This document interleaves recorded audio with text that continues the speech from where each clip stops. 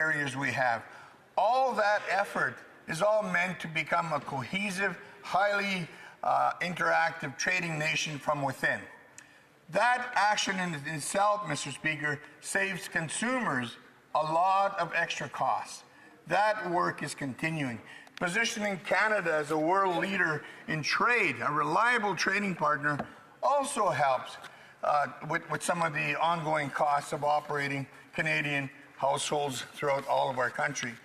So, Mr. Speaker, I rise again today to say that it is important to recognize that Canada is a great country. We're doing a lot of good things. Is there room for improvement? Absolutely there is. But I'll finish on this note, Mr. Speaker. Je suis français, je suis autochtone. I am French, I am Indigenous, but above all, I am Canadian. Questions and comments, questions et commentaires. L'honorable député. The Honourable Member for Sarnia-Lambton. Thank you, Mr. Speaker, and thank you to the member opposite for his speech. But the disastrous policies of this Liberal government have driven the cost of food up over $6,000 in the last 5 years. They removed the consumer carbon tax, yes, but then introduced the industrial carbon tax, which is then being charged back to consumers, and added on the fuel standard tax, which is then increasing the price of gas, which again is increasing the price of food. So why does this government not recognize the damage that they are doing to the price of groceries and affordability in this country? Honourable Secretary of State for Rural Development. Thank you very much, Mr. Speaker. And again, here we go again with some of the made-up taxes of the Conservatives, Mr. Speaker. Our tax cuts are real. Our impact is real. And have we got more work to do? Absolutely. And we're continuing that particular work, Mr. Speaker. Canada is a great country, and yes, at this time we are working to build our reputation even greater throughout the world. And that work, Mr. Speaker, is being led by a very capable Prime Minister and the front bench, Mr. Speaker. All of us caucus members help in many ways, and as Secretary of State, we also contribute in many meetings as well as to how to build that great Canadian economy. I will say this: our incentives are real. We compare any day of the week to your made-up tax situation. Just a reminder to the member to speak through the chair, not the you. Using you or vous en français, ça génère toujours des conversations. It always leads to conversations with the Speaker. Questions and comments, the Honourable Member for Pierre Boucher, Les Patriotes, Verchères. Thank you, Mr. Speaker. I find it interesting to see that the Conservatives have put the topic of the price of food forward today. I'm not convinced about their solution, but I think it's worth talking about the price of food, especially because about a year ago, a government minister, the Minister for Shawinigan, said, "You will judge our work by looking at the price of food."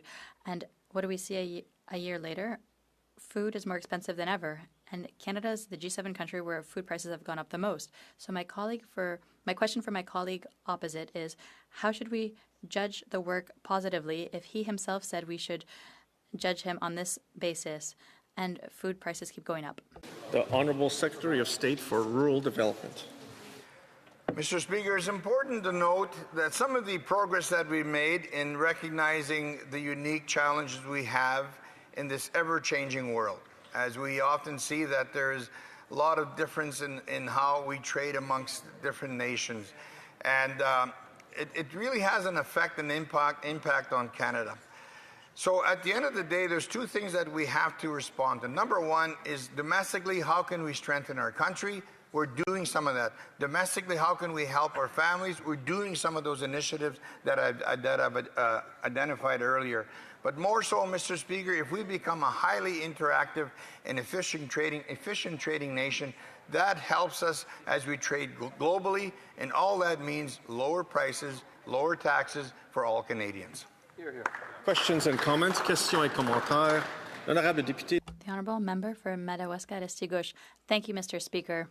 I'd like to thank my colleague and friend for his excellent speech. I know he cares about our rural areas in the country.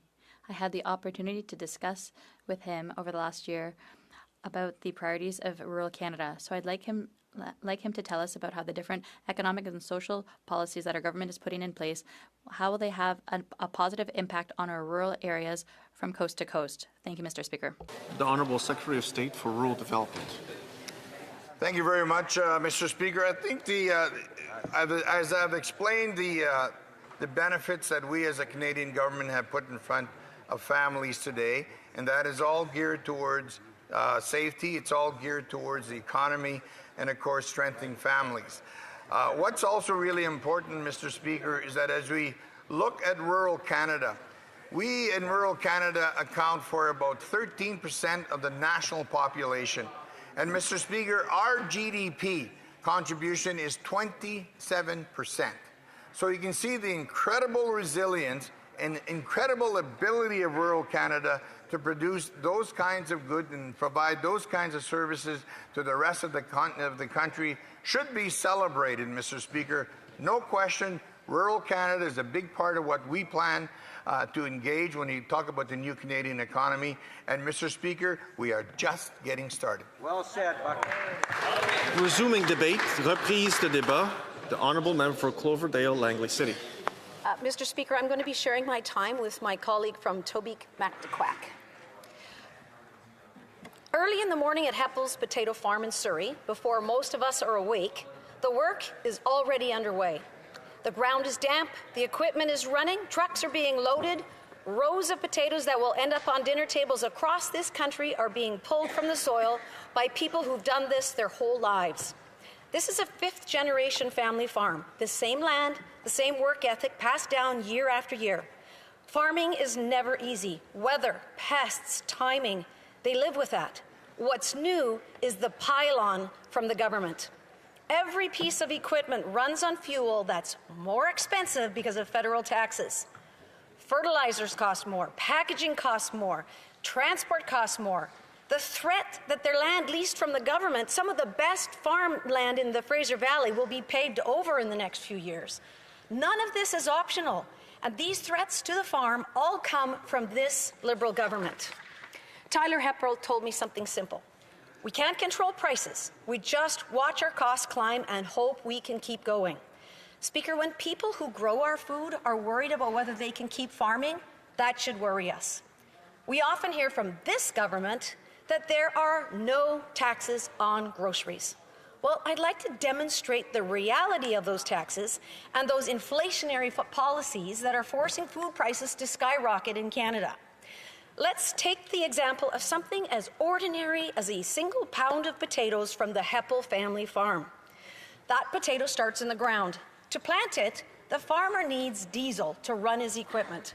That diesel now carries a fuel standards tax. Before the potato has even grown, policy has already added cost. Then comes fertilizer. Fertilizer production is energy intensive, which means it carries the industrial carbon tax. That cost doesn't stay at the factory. It's built into the price that farmers pay. Again, no choice. You can't grow potatoes without fertilizer. Harvest time comes, the equipment runs again. More fuel, more tax. The potatoes dug up, washed, sorted, and stored. Storage requires electricity.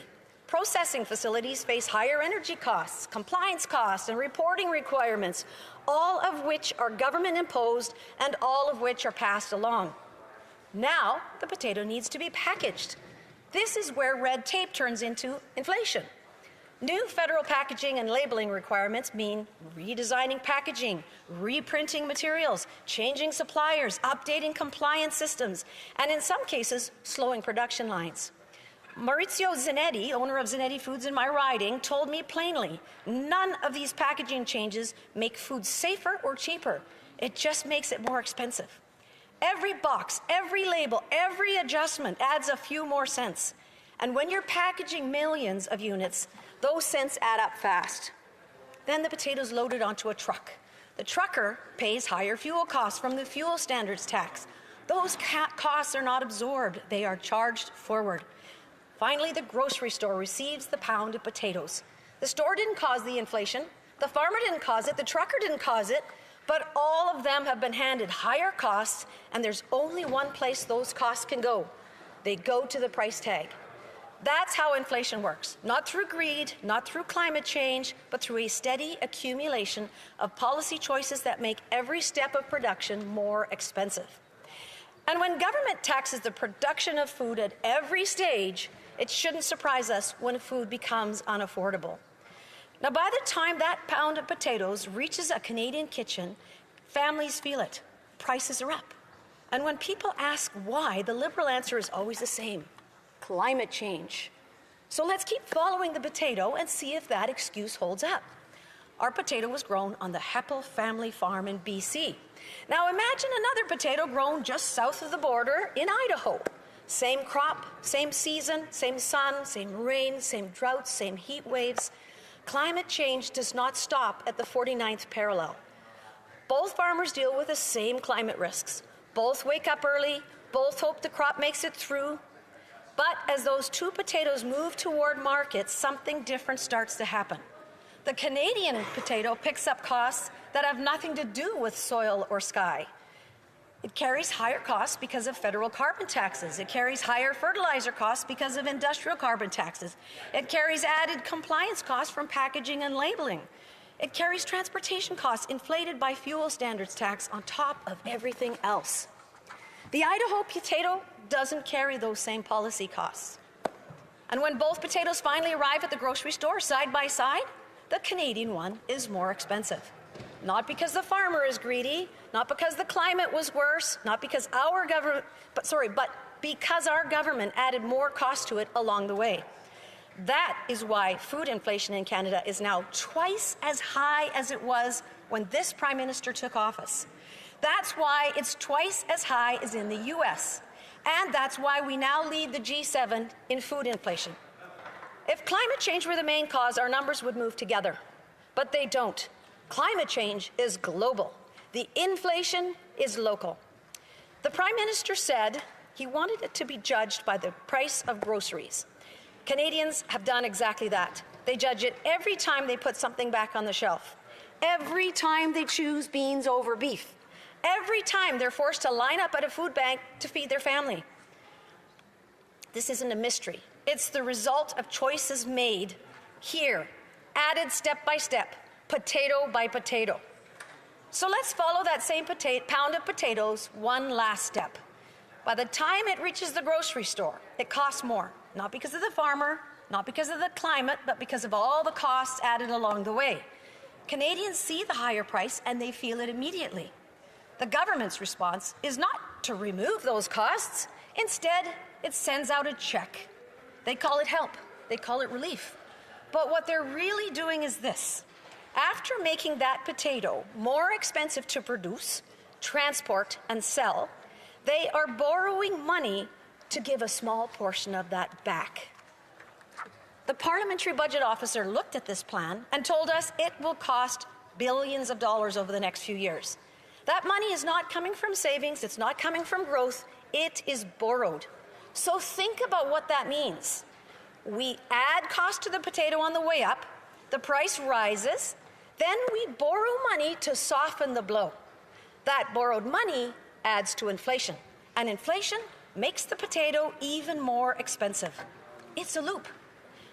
A family might get a check today, it might help for a month, but it doesn't make fuel cheaper for the farmer, doesn't make fertilizer cheaper, doesn't remove the packaging rules and transport taxes.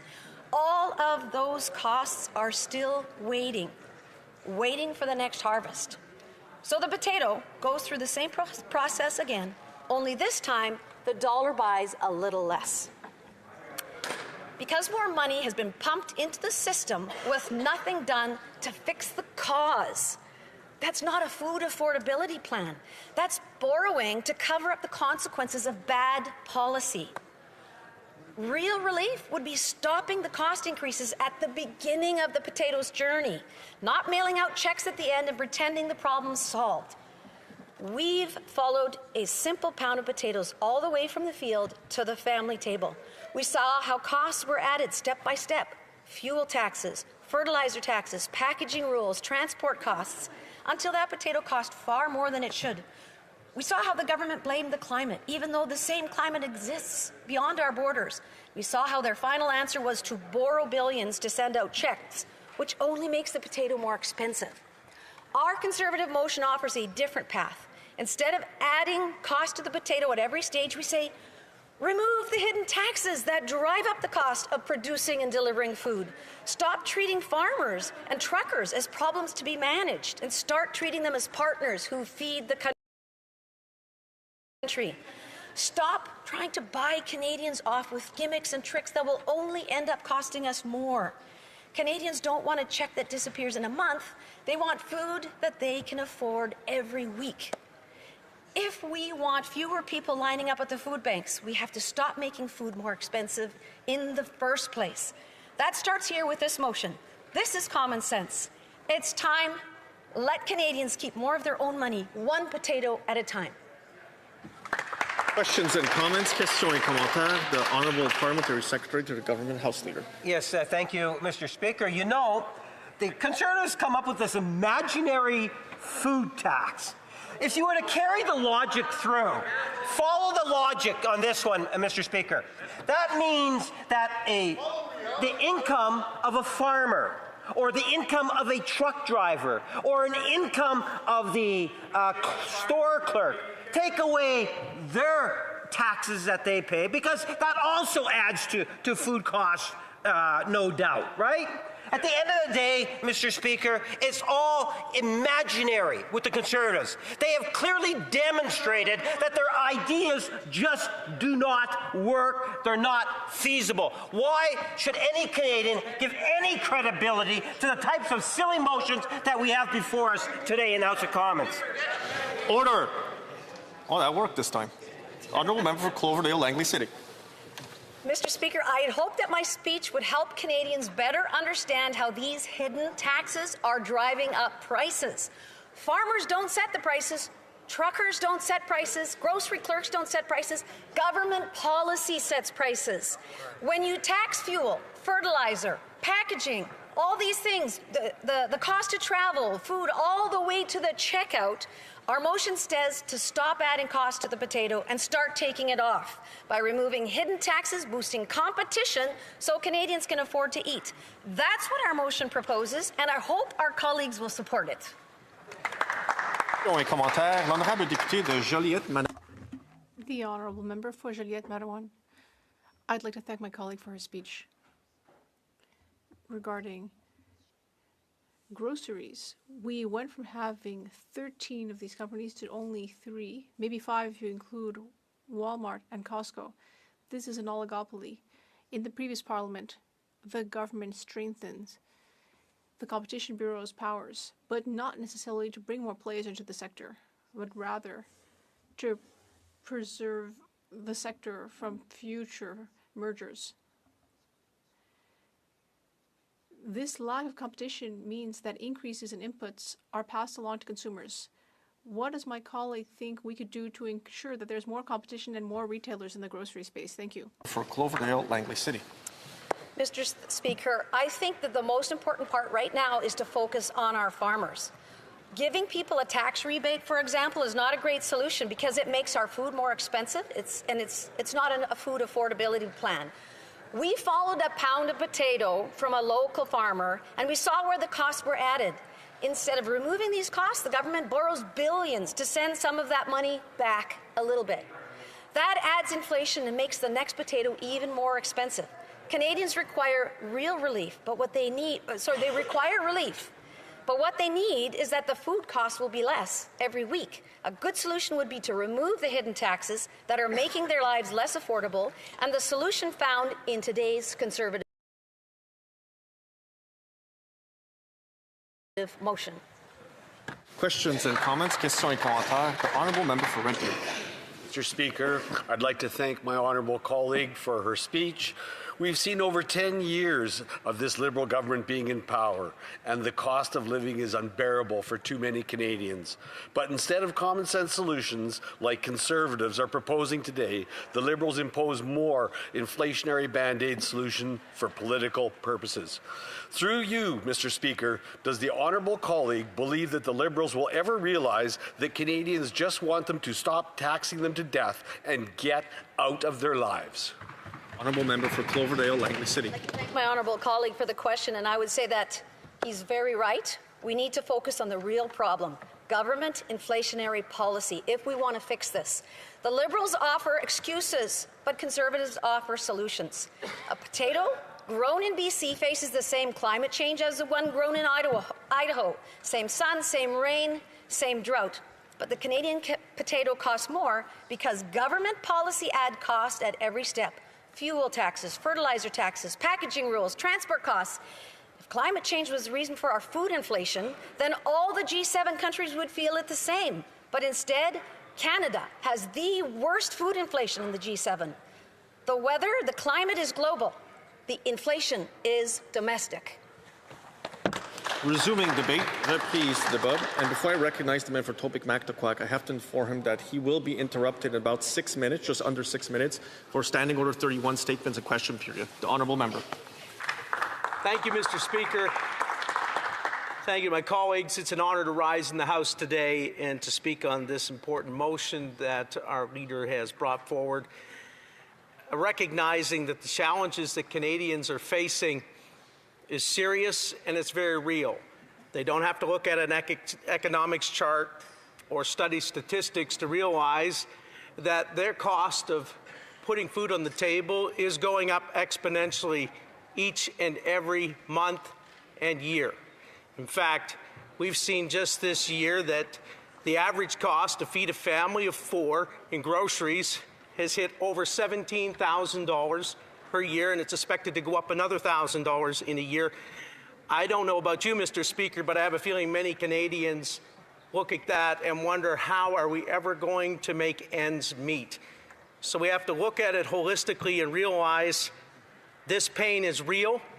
It's not just some table, it's not just some statistic, it's a reality that families are experiencing day in and day out, and we're hearing about it. I'm sure my colleagues on the other side of the House get the same types of calls that I'm getting, and you don't even have to wait in your office for a phone call. You just visit your local grocery store and talk to those who are purchasing groceries. And they recognize the problem is not with the farmer. It's not the farmer that determines the price. And no, it's not the trucking company that determines the price. It's domestic government policy that's impacting the price of food. And it's the government's priorities that is affecting the price of food.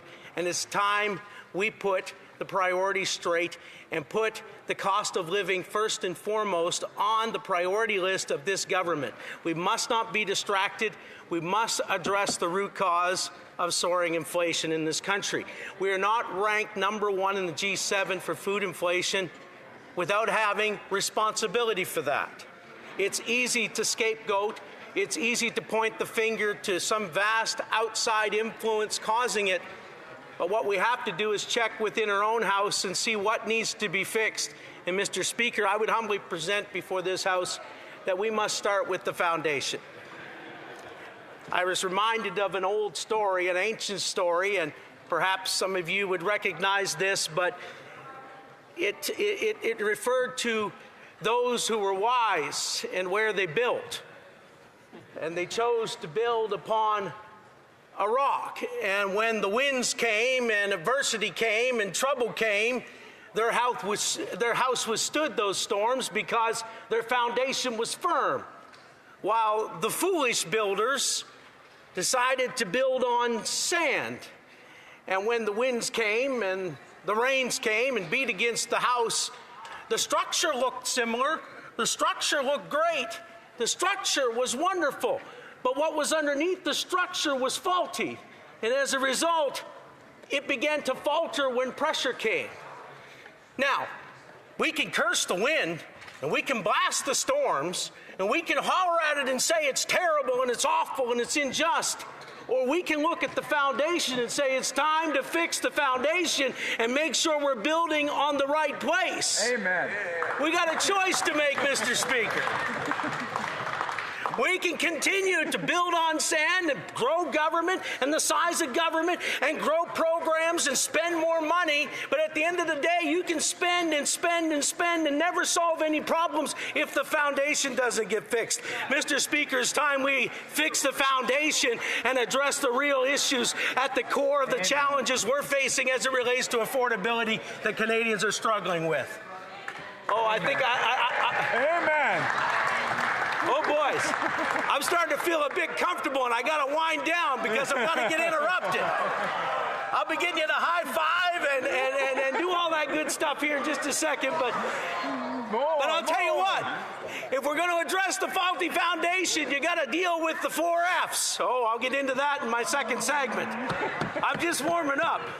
Let's talk about food and the cost of food. Let's talk about farms and the input cost and the soaring input costs that they're facing. And oh yes, we must talk about fuel, because fuel is what drives and gets our food to market and on the grocery shelves. And when the price of fuel goes up, the price of food goes up. So you got to address fuel. And then once you get beyond fuel, you better check the foundation so that you can build a future of prosperity and affordability for every Canadian. Mr. Speaker, it's time to check the foundation and get this country back on the right foundation and stop building on sand and start building on a firm foundation. Amen.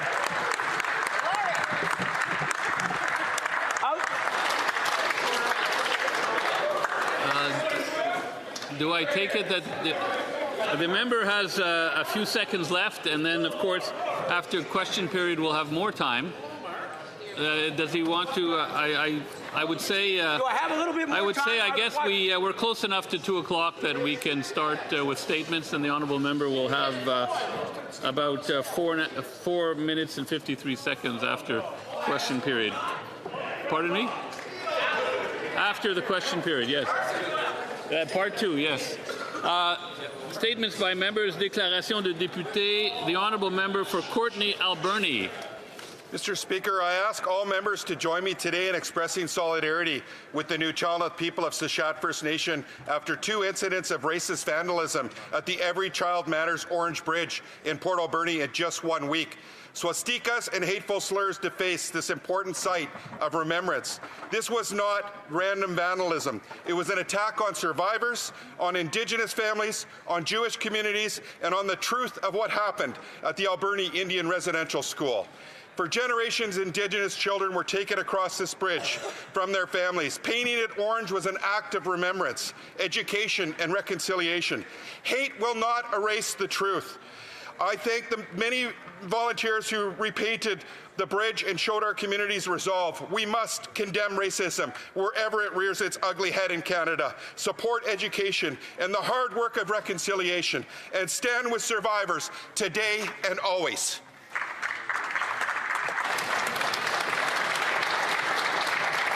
The honourable member for Sydney Glace Bay.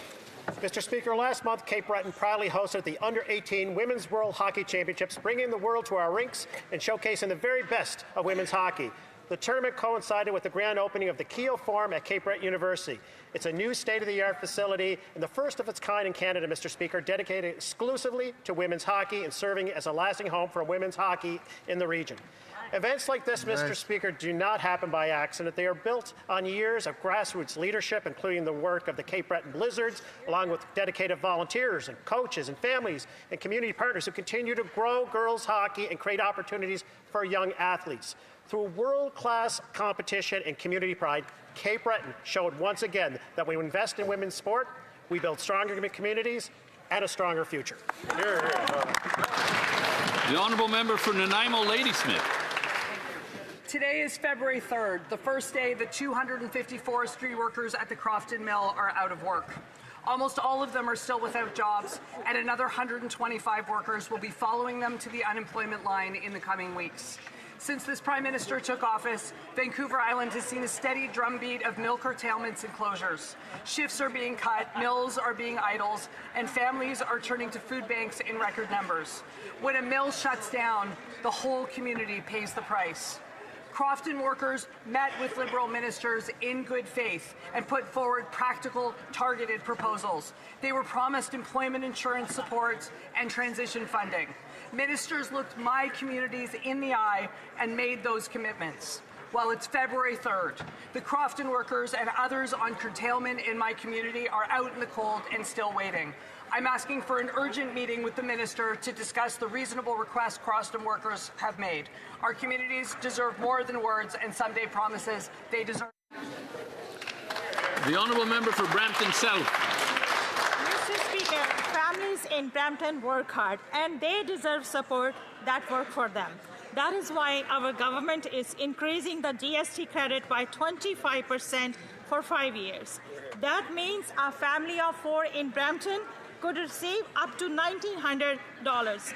It will help more than 12 million Canadians across the country, Mr. Speaker. These measures are paired with $500 million to protect supply chains, support farmers, and help to keep prices down at the checkout.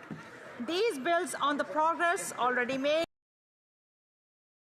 including a middle-class tax cut for 22 million Canadians, Mr. Speaker, $10 day childcare, dental coverage for 6 million Canadians, expanded student loan forgiveness, and school meals for 400,000 children each year.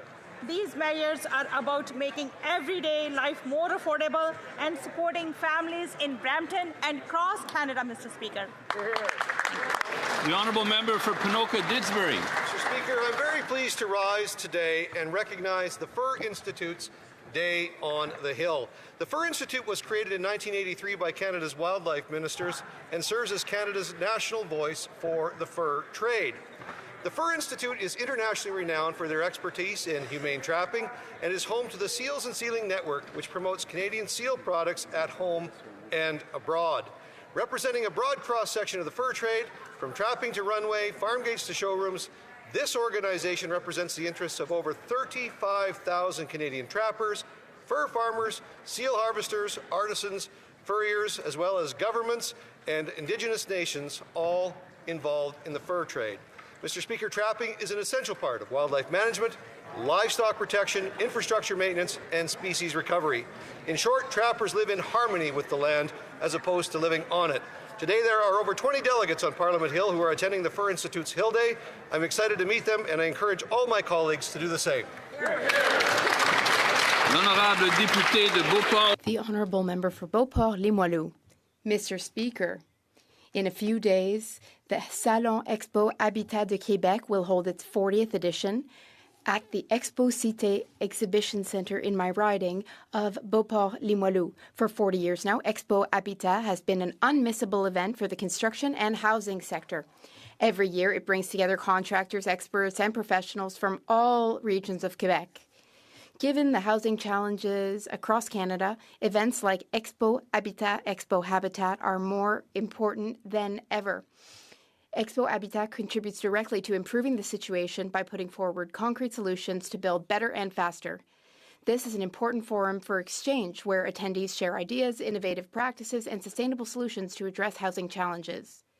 I would like to acknowledge the work of all organizers, exhibitors, and all partners who, year after year, ensure the success and relevance of this event. Thank you. 20 years ago, the Right Honourable Stephen Harper was elected as Canada's 22nd Prime Minister. This week, as his official portrait is unveiled and as Conservatives gather to celebrate the many achievements of his government, I'm proud to rise and remember the legacy he left. One of fiscal know-how, strength, and unity. Prime Minister Harper successfully led our country through the 2008 economic crisis, resulting in the best recovery in the G7 while cutting taxes and saving real money for Canadians. On the global stage, he held firm to his principles, supporting our allies and having the courage to stand up to those who did not allow for freedom or democracy. It was his leadership that united our Conservative movement and opened the door to millions of Canadians supporting our party. The Right Honourable indeed. Thank you, Prime Minister, for your public service and your dedication to Canada.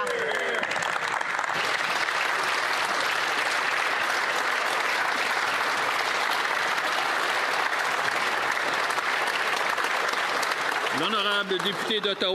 The Honourable Member for Ottawa Vanier Gloucester. It's an honour to rise today to recognize the important work that Canadian civil society organizations are doing around the world in these difficult times. Hear, hear. During this International Development Week, I want to recognize the critical contributions of hundreds of workers from these organizations across Canada, and especially those from Ottawa Vanier Gloucester. L'Inde Internationale. Canadian international assistance has long been a source of hope around the world. Our assistance builds clean water and sanitation facilities. Our assistance trains healthcare professionals to reduce infant mortality. Our assistance also guarantees that children, and especially girls, have universal access to basic education. World, more important than ever, our government is committed to working with our civil society partners to build a strong and prosperous Canada. We know that when we work together, Canadians will deliver for the world. Hear, hear. By investing in overseas development assistance, our government is implementing a pragmatic approach. The honourable member for Kamloops, Thompson-Nicola. Mr. Speaker, with profound sadness, I offer my sincere condolences on the passing of 3 junior hockey players from the Southern Alberta Mustangs.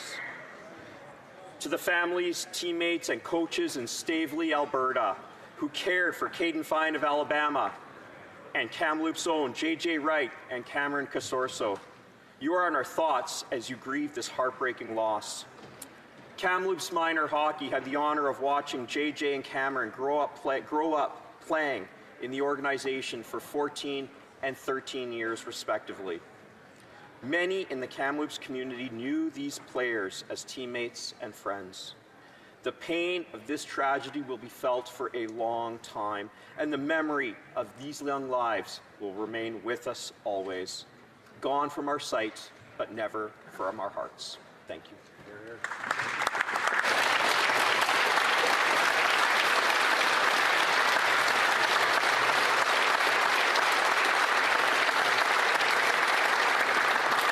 Honorable député de Repentigny. The honourable member for Repentigny.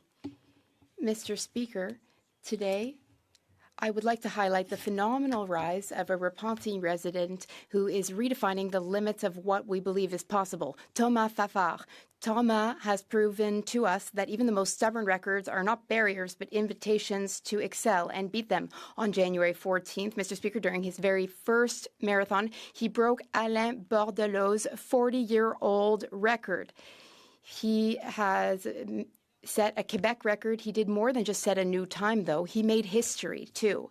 But that's just one chapter in his epic journey, Mr. Speaker. He's already Quebec's record holder for the half marathon. He has shown us that his thirst for victory is insatiable. And he won't be stopping here. His goal is clear.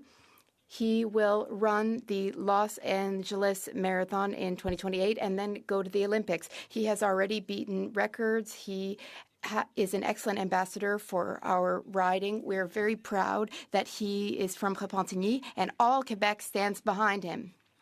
Capilano.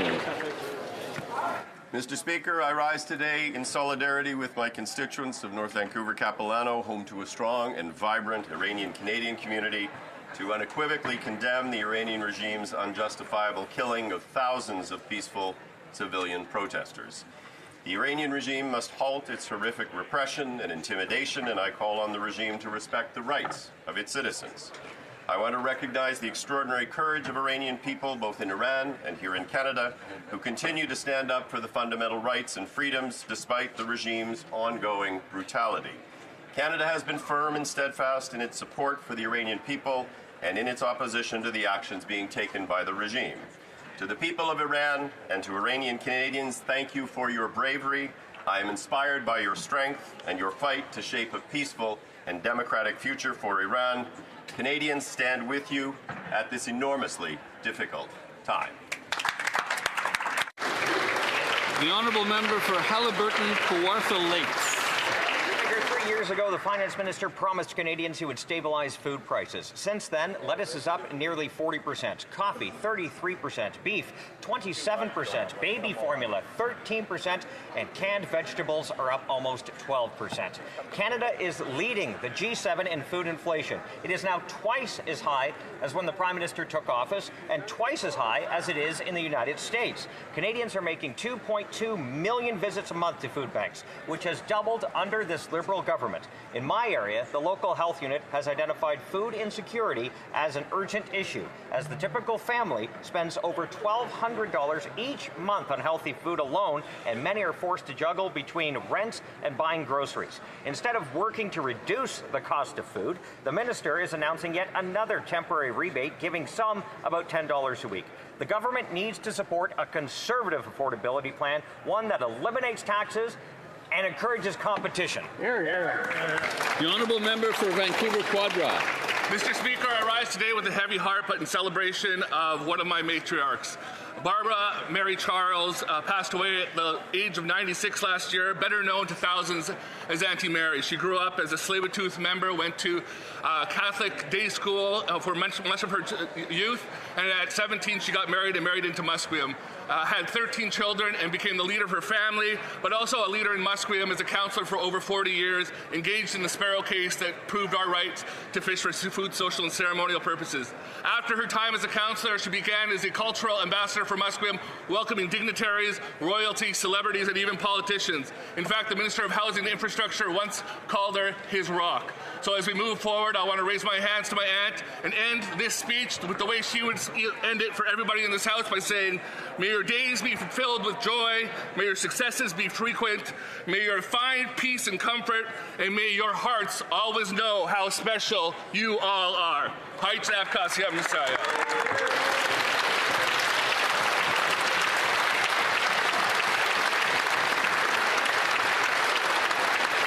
The honourable member for Caribou Prince George. Mr. Speaker, Conservatives are united for hope. After 10 years of Liberal failure, Canadians are struggling just to get by. Groceries cost more, housing's out of reach, energy bills are up, and crime is out of control. The Canadian promise that if you work hard, play by the rules, you can get ahead has been broken. Conservatives are united to restore that promise. While the Liberals offer slogans and photo ops, Canadians are demanding real results. But the Prime Minister's rhetoric doesn't match reality. Food inflation is higher than ever. Housing is out of reach. Dozens of mills have closed across British Columbia, and no new resource projects have been approved or built. Conservatives are focused on delivering real solutions. We will lower taxes, fight inflation, cut red tape, build more homes, and produce more Canadian energy so we can stand on our own 2 feet. We are united for hope. We are focused on results, and we are ready to make life more affordable for the millions of Canadians who work hard and deserve better than this guy's promising. It's not referring to this guy, I hope. Not referring to this guy. Oh, we should go through the chair. L'honorable député de Terrebonne. The honourable member for Terrebonne. Mr. Speaker, Black History Month is celebrating its 30th anniversary in Canada. 30 years to honour stories which, for too long, were ignored. Let's honour the excellence of Black people across generations, from the country's builders to its visionaries. We pay tribute to those who worked to build Canada, workers who built solid communities, those who fought for justice, artists, educators, innovators, and entrepreneurs who paved the way. I'd also like to pay tribute to the members of Nova Scotia's Black community, whose courage paved the way for freedom, respect, and dignity in Canada. I pay tribute to those who left Haiti in the 70s, who left to care for, train, and teach generations of Quebecers and Canadians. They really paved the way, Mr. Speaker. This Black History Month, let's honour these builders and visionaries whose legacy I am proud to carry on today. Thank you, Mr. Speaker. The honourable member for Battle River Crowfoot. Today we unveil the portrait of the great Right Honourable Prime Minister Stephen Harper. Hey.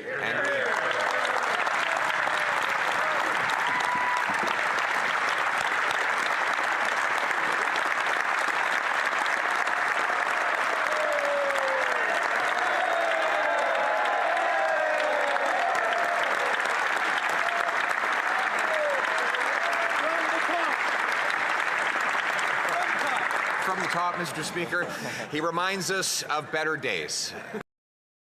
This Prime Minister led Canada's economy through the great global recession with the smallest deficit, the shortest recession, the fastest recovery, and the best balance sheet. He would then go on to successfully lead us through 2 wars, one in Afghanistan against the Taliban and then against ISIS. He also passed laws that kept our streets safe and expanded opportunity for Canadians.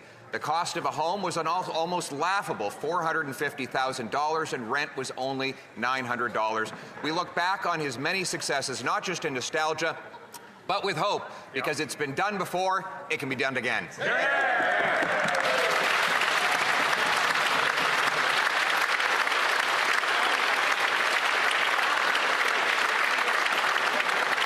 The honourable member for Vancouver Granville. Mr. Speaker, on the 4th of February 2026, Ismaili Muslims across Canada and around the world will celebrate Imamat Day, marking 1 year since His Highness Prince Rahim Aga Khan became the 50th hereditary Imam of the Ismaili Muslims. In that time, Maulana Hazar Imam has worked tirelessly to build bridges between nations, to advance the fight against climate change, to support community resilience, and to improve the quality of life of those living in the most difficult of circumstances. For Ismailis, he has reminded us of the importance of being active, engaged, ethical citizens, and that living our values of kindness, compassion, and service to all is an act of faith. For us all, Hazar Imam has shown us the importance of faith, of maintaining balance in our lives, of taking the time to care for family and community, and above all, of living our physical lives with purpose and intention. These values reflect the best of what unites us as Canadians. I invite all members of this House to join me in wishing His Highness and Ismailis across Canada, Khushyali Mubarak. Oral questions, questions orales, the Honourable Leader of the Opposition. Mr. Speaker, Canadians deserve hope. The hope of a full fridge as well as a full bank account. The Prime Minister told us that he would be judged on the basis of the cost of groceries. Since then, costs have increased higher here than in any other country of the G7. My theory is that the taxes on farm equipment, fertilizers, and the entire supply chain that are responsible for this. That's my theory. That's why we have the highest food inflation in the G7. What is his theory? The Right Honourable Prime Minister. Mr. Speaker, the Leader of the Opposition's theory is false. It is false. The industrial carbon tax does not have an effect on groceries, according to the Canadian Climate Institute. Their assessment is that it stands at zero. There is no tax on packaging in there. It's the impact of the Canadian currency and American tariffs. Opposition. Ça marche pas. That doesn't add up because all other countries in the G7 pay tariffs too.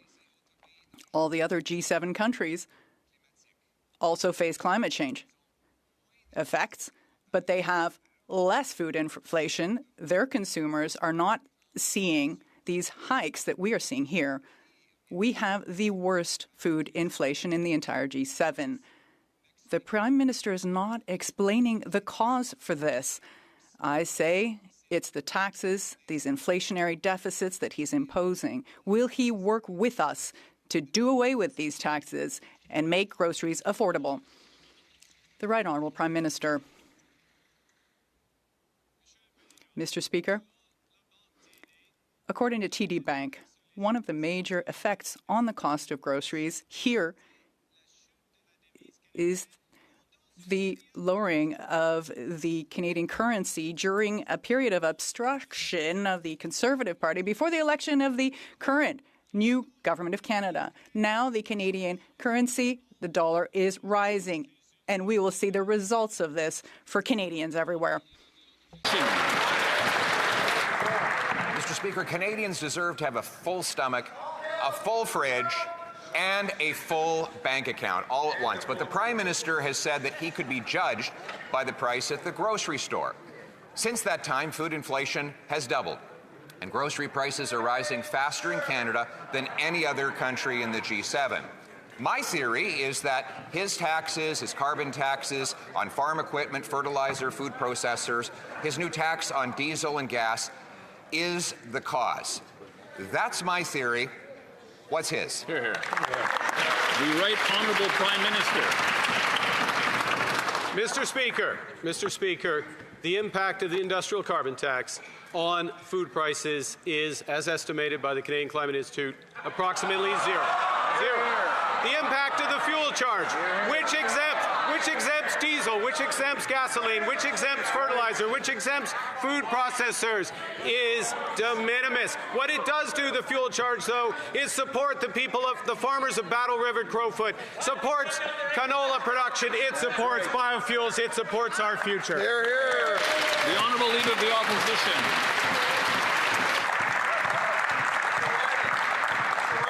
Well, now we'll have to find out if the Prime Minister is telling the truth or whether his Environment Department is telling the truth.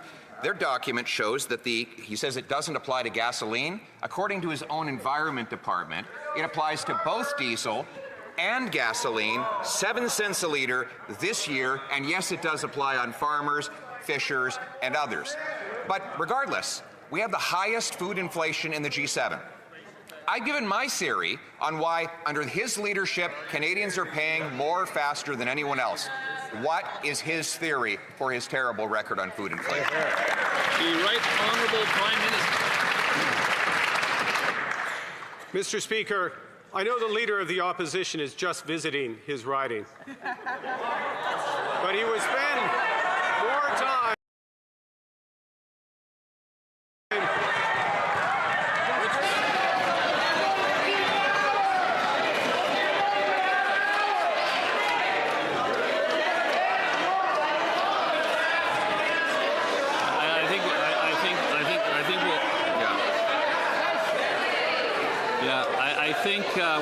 I think we'll have to start that from the top. The Right Honourable Prime Minister. 3 passports.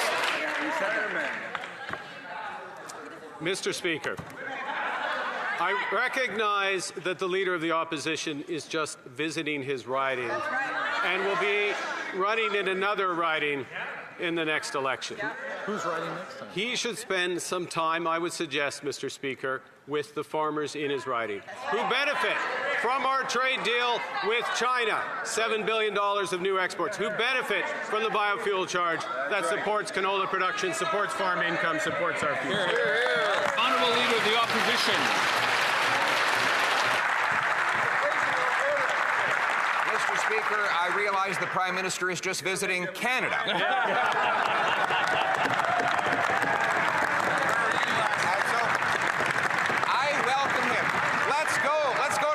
Let's go to Drumheller. Let's go to Camrose. Let's go to Consort, and let's ask them if they believe that when you charge a 7 cent a litre tax on diesel and on gasoline to grow and ship food, when you tax fertilizer and farm equipment, whether that gets passed on in the highest grocery prices in the G7. Is he ready to make that trip and talk about that tax? The Right Honourable Prime Minister. Mr. Speaker, I am always pleased to go back to my home province of Alberta. I am always pleased to go back to Drumheller, to Consort, home of the great Katie Lang, I might add, Mr. Speaker. I am always supporting Canadian farmers, as this government does, with new markets, with support for biofuels, with exemptions from the federal fuel charge, with exemptions from the industrial carbon tax, because we believe in Canada. The Honourable Leader of the Opposition.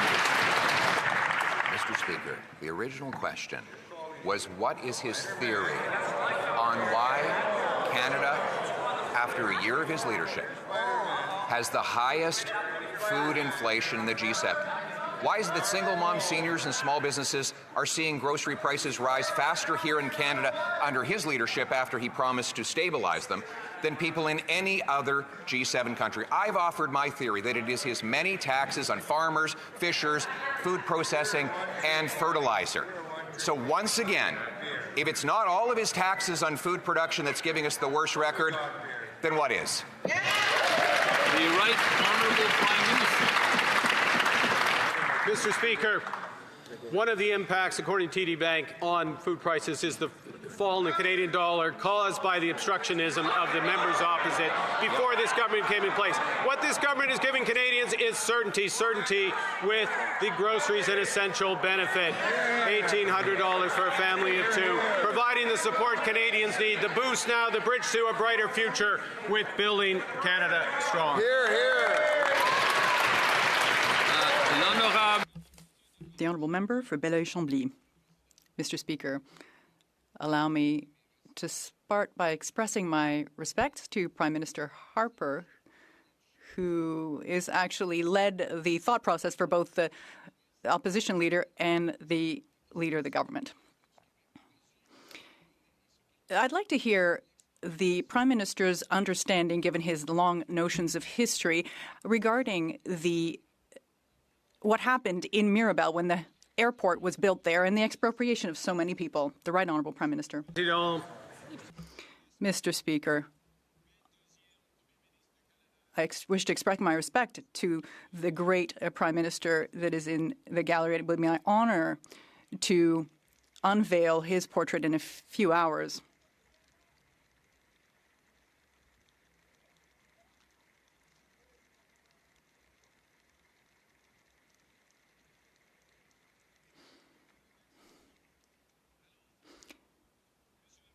Mr. Speaker, this high-speed rail line is a major national project. It will be a national project that will be established in close cooperation with the citizens in Quebec, in Ontario. The Honourable Member for Belleuil-Chambly. I understand, Mr. Speaker, that that's the extent of what the Prime Minister knows about the trauma that was caused by the expropriation in Mirabel. And now he wants to do that all over again today. Does he believe that expropriating people without consent, by email, expropriation with no impact assessments, with no true consultation, are going to in some way reduce the trauma experienced by the people in Mirabel and the Laurentide region? The Right Honourable Prime Minister. Mr. Speaker,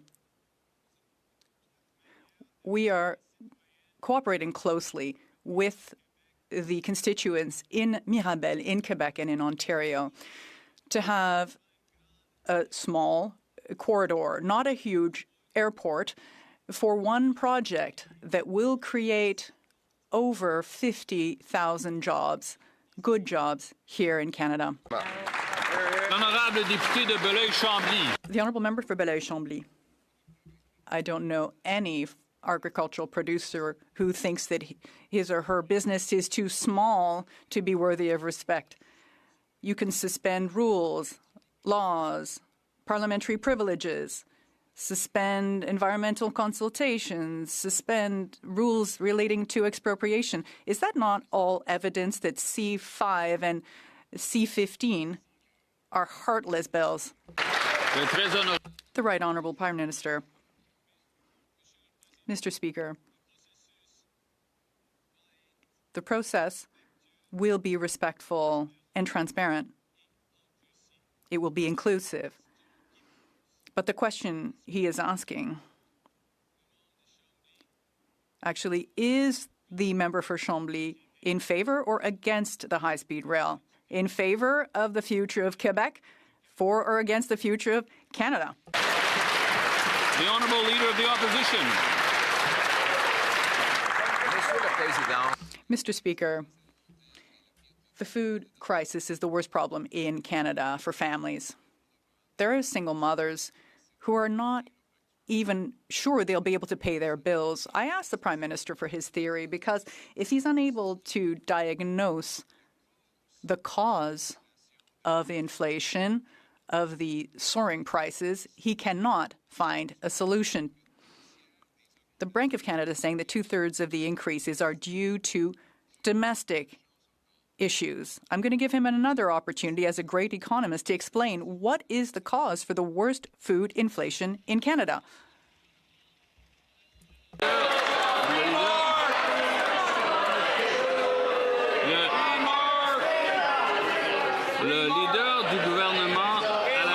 The Government House Leader. Thank you, Mr. Speaker. The Leader of the Opposition knows full well that we have taken measures that will support families, and that is why he agreed with our request to expedite the process for the passage of Bill C-19, which will deliver, Mr. Speaker, no less than $1,800 to Canadians, to Canadian families, precisely to address issues with respect to affordability and groceries. There's another illusion. It will be $10 a week at most for a family. Most Canadians will get nothing at all. $10 a week for $300 of grocery weekly for a family, Mr. Speaker. The question was, why is it that Canada has the worst inflation in food prices in the G7? The Prime Minister claimed it was our low dollar under his leadership. His leadership, he claimed that he was going to be so good with money and so good with protecting the loonie. Why is it that he has stood in the House of Commons and admitted that his leadership has tanked our dollar and raised the grocery prices? The Honourable Government House Leader. Mr. Speaker, I don't know, but the math I have is 1,800 divided by 52 is a lot more than $10 a week, Mr. Speaker. But that's why the Leader of the Opposition knows very well that this is substantial assistance for Canadians who are experiencing affordability issues. That's why he bent over when we asked him to accelerate and pass C-19 and make sure that we can get that aid to Canadians right away. The Honourable Leader of the Opposition. Mr. Speaker, if the Prime Minister is going to dodge questions, you better find someone better than that.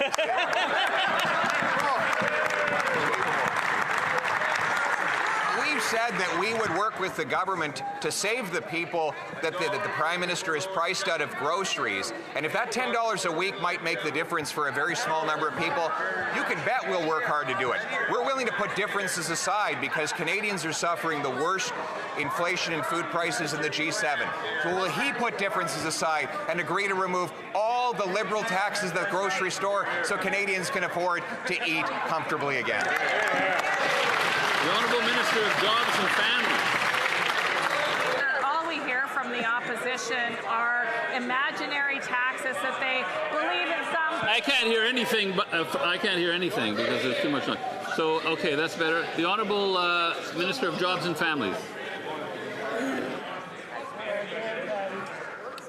Thank you very much, Mr. Speaker. All we hear from the opposition is conversations about imaginary taxes that theoretically are impacting the price of food. They don't want to work with evidence, Mr. Speaker. They don't want to listen to experts who are telling us the very things we need to do is actually to increase the money in people's pocketbooks. And that's what we're doing, Mr. Speaker, whether it's cutting taxes for $22 million or ensuring that people have groceries and essentials benefits or making child care affordable, Mr. Speaker. Families are saving $16,000 a year in affordable child care. The Honourable Member for Regina Luban. It took her a long time to get there, Mr. Speaker. The Finance Minister promised 3 years ago he'd stabilize grocery prices by Thanksgiving of 2023. Since then, coffee's up 33%, beef is up 27%, lettuce is up 40%, and Canada is leading the G7 in food inflation. Now he's announcing another temporary rebate which won't reduce the single cost of a food item. The last rebate is an admission. This rebate is an admission of their failure in a policy. So I want this Finance Minister keep his word and lower the price of groceries so Canadians can afford to put food on the table. Great question. Great. The Honourable Secretary of State for Sport. Thank you very much, Mr. Speaker. Look, never in his more than 20-year career has the new Member of Parliament for Battle River Crowfoot and temporary Member of Parliament for Battle River Crowfoot cared about people who are in financial need, Mr. Speaker. This new feigned approach to affordability isn't convincing any Canadians. The GST rebate makes a big difference for families who need it. They've committed to voting for the bill, but they still want to criticize it and say it's not going to work. It is going to work, Mr. Speaker. As somebody who benefited from that benefit in particular, my family needed that help, and families still need that help, and that's why we're delivering for families in need. The Honourable Member for Regina Luban. Mr. Speaker, these aren't my words. That's the Liberal Finance Minister said he'd have grocery prices under control by 2023. Thanksgiving, Mr. Speaker. So even my kids know that you should do what you say you're going to do. Why can't this Finance Minister figure it out? It's time for them to make sure that Canadians can afford to put food on the table. So when will he keep his word to Canadians so they can afford to feed their families? Great question. Great. The Honourable Parliamentary Secretary. Up until recently, Mr. Speaker, the Conservatives have been frequently quoting Food Banks Canada. They've stopped, and I wonder why.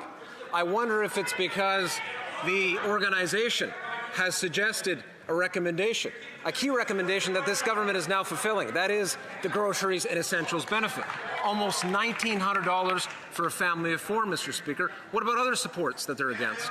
$10 a day child care, the permanency of the National School Food Program, Mr. Speaker, the Canada Child Benefit sustained for middle-income and low-income families. That's what this government is about. That's what we will fulfill for this country. The honourable member for Hastings, Lennox and Addington, Tyendinaga. Since 2023, this very finance minister promised to stabilize food prices. Instead, Canadians continue to face out-of-control grocery costs, something anyone who shops in our communities sees every single day. A temporary rebate will not fix the root cause: poor economic policy. The last time rebates were used, Canada ended up with the highest food inflation in the G7. So why now should Canadians trust this finance minister to actually lower grocery prices? The Honourable Secretary of State for Seniors. You know, it's funny, Mr. Speaker. On the one hand, they chide the groceries and essentials benefit. On the other hand, they're upset that it's not for everyone. I remember when I was Minister of Service Alberta and I had my new baby and I suddenly started getting these child care benefit checks that I didn't need. But families that did need the money weren't getting as much. We are ensuring that the families that need the money are getting the money they need. Families like the families in Esquimalt, Saanich, Sooke, single seniors who are going to get an extra $950 a year to help pay for toilet paper and lettuce and coffee. Those are the families that need this money. Those are the families that they're fighting against. Tell me why. The honourable member for Hastings, Lennox and Addington, Tyendinaga. Bill C-19 is not going to lower food prices, but we won't block a small rebate for those who actually qualify. Over the past 3 years, Mr. Speaker, the prices of beef and lettuce and baby formula, everything has surged. Even basic student staples like Kraft Dinner and canned beans are more expensive. Canadians need leadership that delivers. That means eliminating the industrial carbon tax, removing the fuel standards tax, and strengthening competition in the grocery store. So, Mr. Speaker, when will this government start governing responsibly and lift these burdens so Canadians can afford groceries on their paychecks? The Honourable Minister for Women and Gender Equality. Mr. Speaker, let's break down affordability for an average young family of four in a year.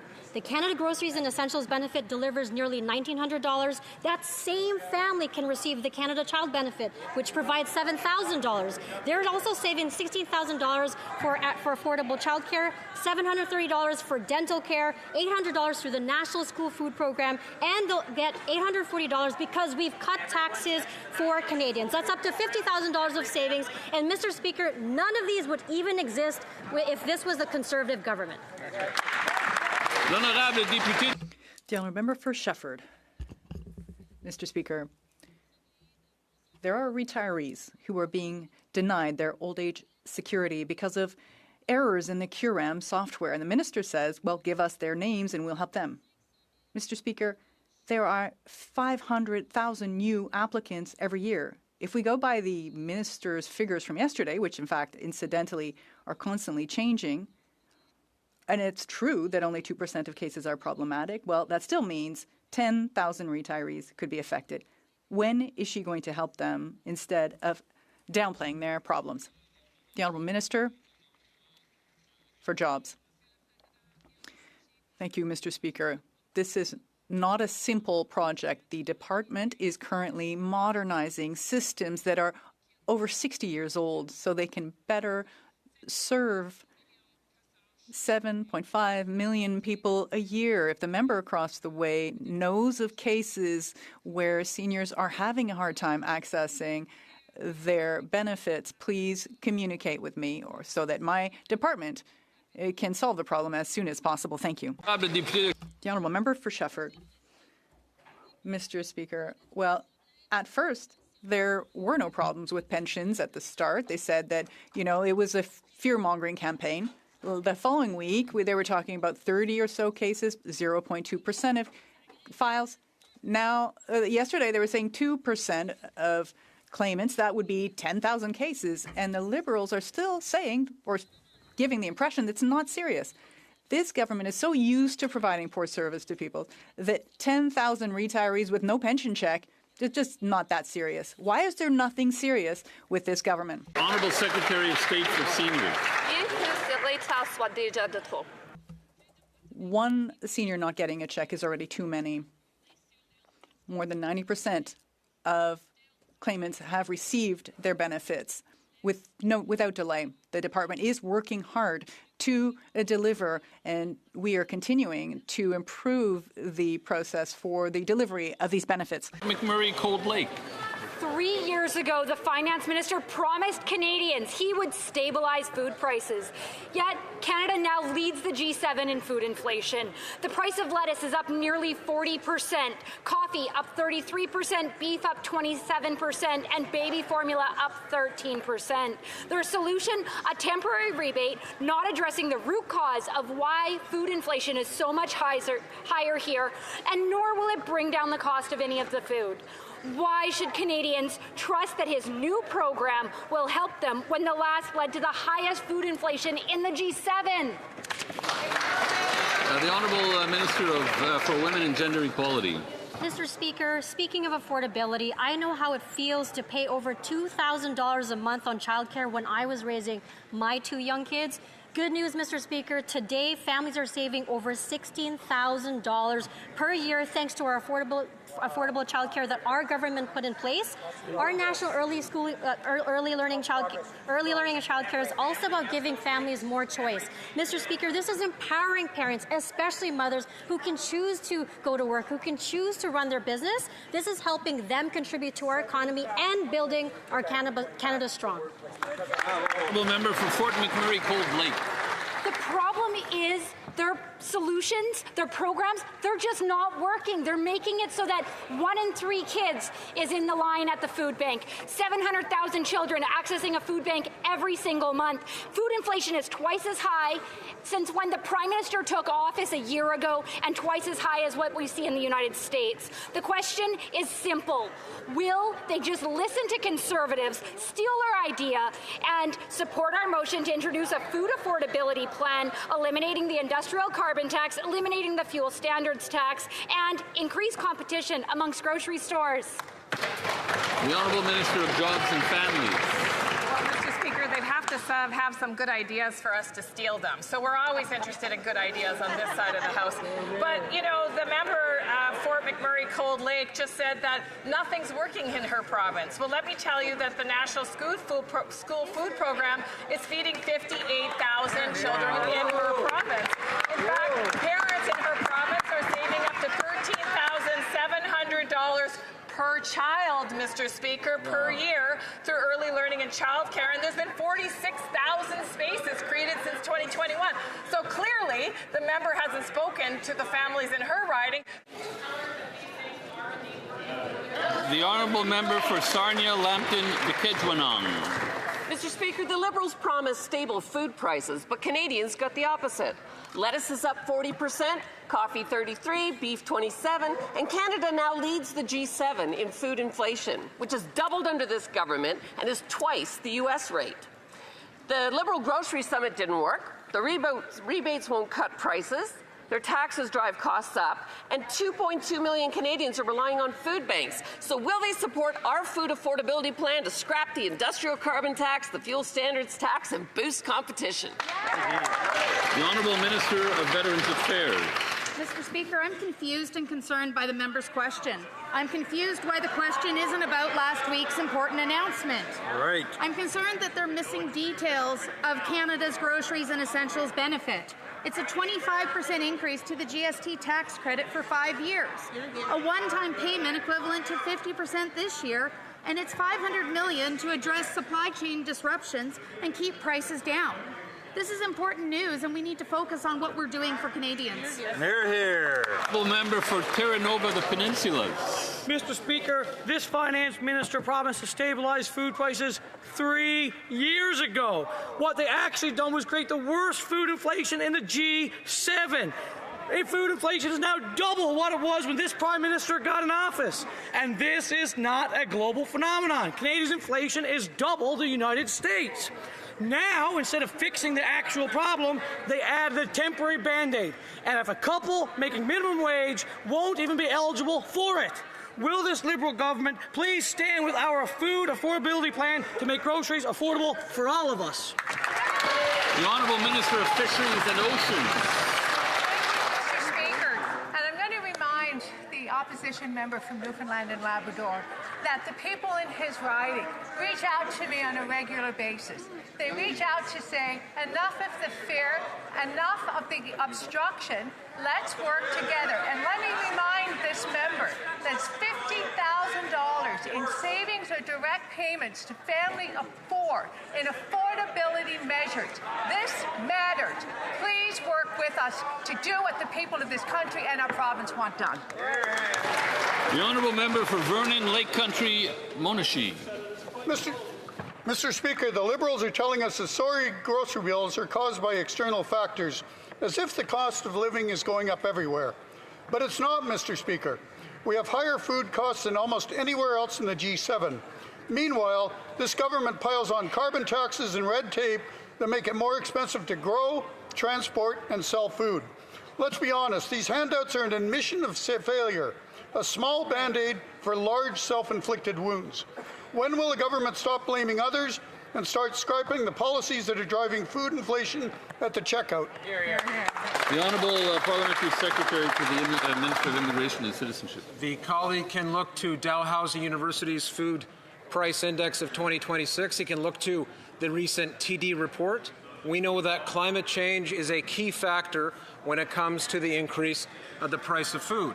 This is admittedly a challenge for this country. This is why the Canada Groceries and Essentials benefit is so important. But let's move beyond the script for a moment, Mr. Speaker. The Conservatives have shown a spirit of collaboration to pass that benefit. Will they go one step further and support Budget 2025? We have an opportunity now to collaborate at this moment. This is what Canadians expect. That's what Canadians deserve. L'honorable député d'Honoré Mercier. Mr. Speaker, recent aggression by major powers towards the Arctic region have underlined the importance of Greenland and Denmark's sovereignty. This rhetoric isn't happening in a vacuum, and indeed, if left unchecked, threatens our NATO alliance and Canada's own Arctic sovereignty. Can the Minister of Foreign Affairs share with this House how our government is working with our allies to protect the territorial integrity of Greenland and defend Canada's sovereignty? The Honourable Minister of Foreign Affairs. Mr. Speaker, this week I will be travelling to Nuuk, Greenland to formally open the Canadian consulate there.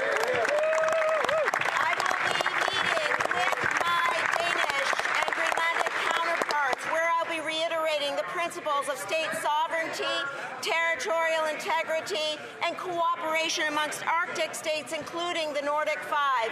Here at home, we are investing more than $80 billion in Canada's defence and security, including Arctic security, and we will build Canada strong. The Honourable Member for Simcoe North. In 2016, Canadians built 2.3 million vehicles. Just last year, that number dropped to 1.2 million cars. And last week, more devastating news for Canadian auto families as General Motors lays off 1,200 employees. So when will this government stop telling people that it's eventually going to be okay and start delivering results for Canadian auto workers? L'Honorable Ministre de l'Industrie. Speaker, of course, our hearts and minds are with the auto workers, and we're there for them. Again, this morning, I was on the phone with Premier Ford and with Vic Fideli, working on new opportunities to bring automaking even more to the country. That being said, what we never hear from the Conservatives is the fact that these auto workers are victims of the U.S. unjustified and unjustifiable tariffs. Why aren't they denouncing that? Why aren't we all working as one team Canada? That's what auto workers want. That's right. The Honourable Member for Simcoe North. Speaker, of course we denounce those tariffs, but with all due respect to the minister, she's had 10 years with her Liberal colleagues to protect the auto sector here in Canada. Now it's being reported that the government is going to reintroduce subsidies for Canadians to purchase electric vehicles. Really? Does the government really think that the way to save Canada's auto sector is to give taxpayers money to Canadians to buy Chinese electric vehicles? L'Honorable Ministre de l'Industrie. Mr. Speaker, what is clear from from this government is that notwithstanding the U.S. tariffs, we were able, after 10 years of creating 3,000 new jobs at the Windsor Nexstar plant, battery plant, which the Conservatives are against. Why being against 3,000 jobs in Windsor? We were able also to create 4,000 jobs in St. Thomas in a Conservative riding. Why are they against it? Why aren't we all working together to make sure that we're attracting new investment in the auto sector? And meanwhile, we're working with the province of Ontario on a great auto strategy. The honourable member for Oshawa. In 2016, Canada assembled 2.3 million cars. By 2025, that number has collapsed to 1.2 million. Under this Liberal government, Canada's auto industry has been cut in half, and on Friday, 1,200 more auto workers in Oshawa worked their last shift. This Prime Minister promised Canadians he was the one to be trusted to get us a deal. So instead of saying who cares, will the Prime Minister commit to protect Canada's auto industry and get Oshawa auto workers their jobs back? L'honorable ministre de l'Industrie. Mr. Speaker, we will get Oshawa's auto workers' job back. But you know what? My colleague is misleading this House because what she's missing in the Trillium report she's referring to is in 2016, Japanese automakers were responsible for 44% of auto making in Canada, auto production, and at this point, it's now 77%. And so we will invest in those who invest in us, and we will support those who are making sure that our auto workers are at work. Member for Oshawa. Mr. Speaker, this minister has sat at the cabinet table for more than 10 years, and under her watch, the Liberal government has deindustrialized Canada, leaving the auto industry to be sacrificed to the U.S. Her inconsistent answers from suing auto manufacturers to saying that the government is getting its money back and restricting access to Canadian market to GM only continues to fuel the uncertainty that auto workers across Canada are feeling. Will the Prime Minister act now and tell auto workers in Oshawa and across Canada how they're going to get their jobs back? The honourable minister responsible for Canada-U.S. trade.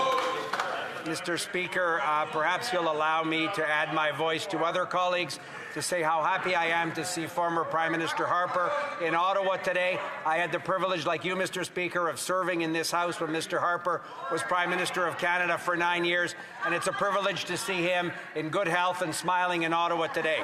And with respect, Mr. Speaker, to supporting the auto industry, I also remember as an opposition MP, even in the far corner over there in the third party, Mr. Harper and his ministers supporting the auto industry at an important moment in our history, and that's exactly what our government will continue to do, Mr. Speaker, as the former Prime Minister did in those years as well. The honourable member for Oxford. Mr. Speaker, Canada once built over 2 million vehicles in a single year, but under the Liberals, that is now down to 1.2 million. That's nearly half. And as production drops, 1,200 more auto workers in Oshawa just worked for the last shift just this last week. CAMI workers who lost their jobs are now getting heavily taxed payouts, and they're struggling to make ends meet while their plant sits idle. There is no production, there is no timeline, and there is no support. So after destroying Canada's auto industry, when will these Liberals finally stand up for auto workers? The Honourable Secretary of State for Labour. Mr. Speaker, I met with Unifor in that member's riding, and I'll tell you something that the auto workers told me. They told me they want opportunities, Mr. Speaker.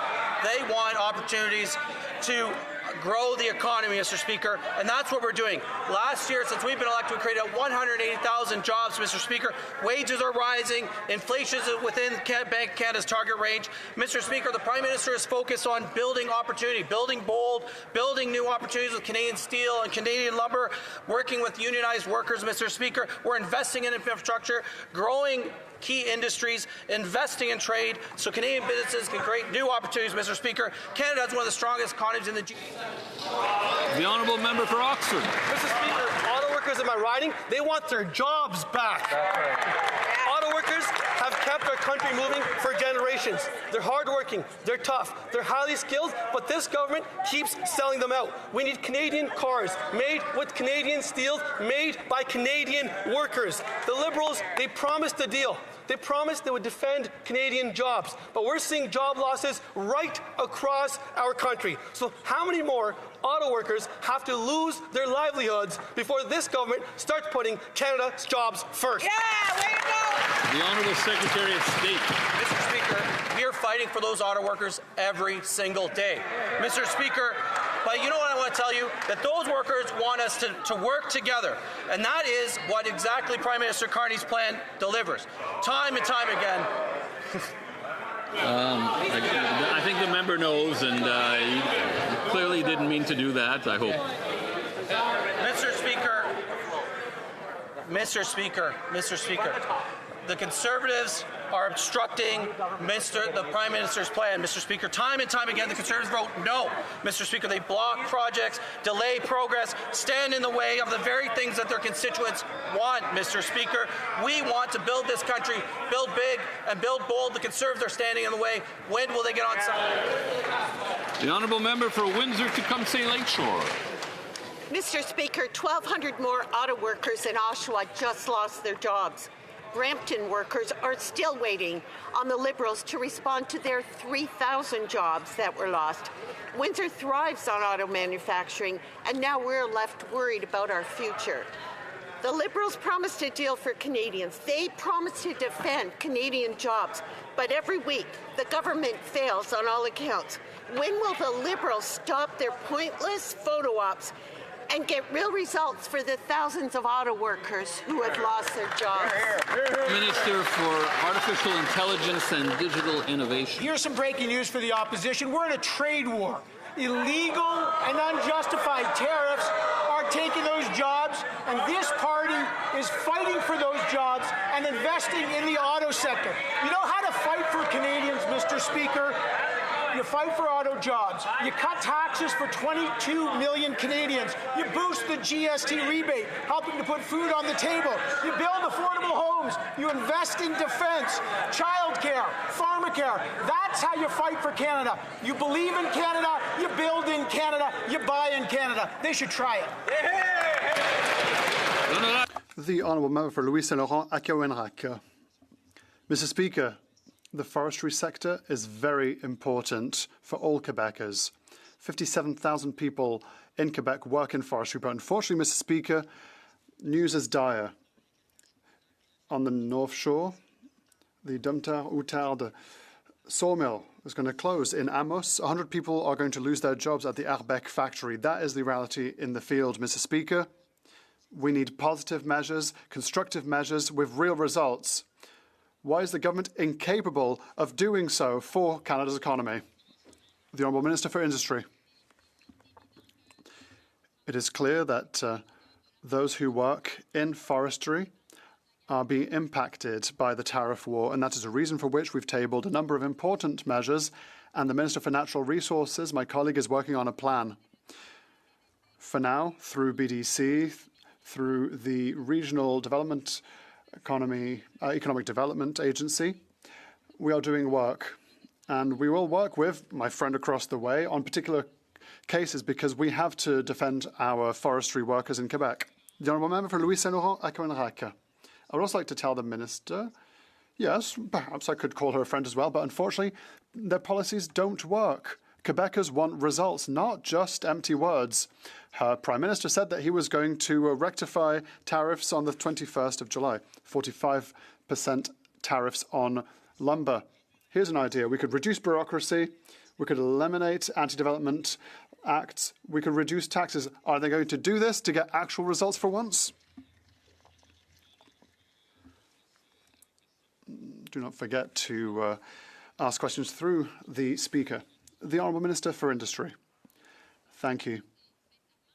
I'm listening to my colleague, and we're already doing a lot of what he's mentioning, including reducing red tape. But what is easy to do as a Conservative is to not denounce the rhetoric coming from the White House. They've never said that the tariffs are unjustified. They've never said that we're in a trade war.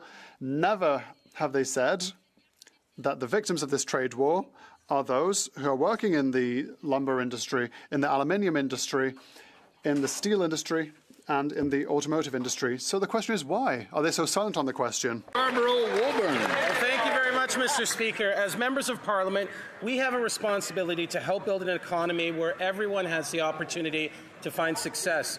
While some Conservatives continue to dismiss diversity, equity, and inclusion, our government knows that empowering underrepresented entrepreneurs strengthens communities and helps build a stronger Canada. As we mark the beginning of Black History Month, can the minister responsible for small businesses speak to our government's programs to support Black entrepreneurs and help start and grow their businesses? Good question.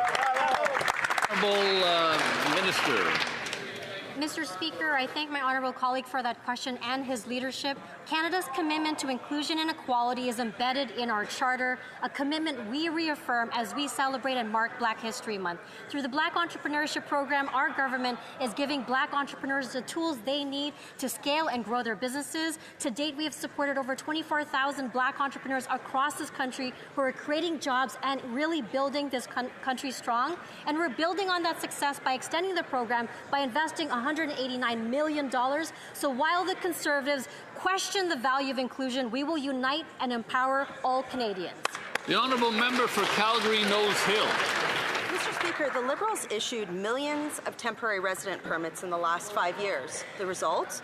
Rents have skyrocketed, emergency rooms are overflowing, and Canada's youth jobs crisis is the worst that it's ever been. 1.5 million temporary residents had their permits expire last year, and that's more than the entire population of Calgary. So a simple question, can the Minister of Immigration tell the House how many of these folks have actually left the country as the law requires them to do?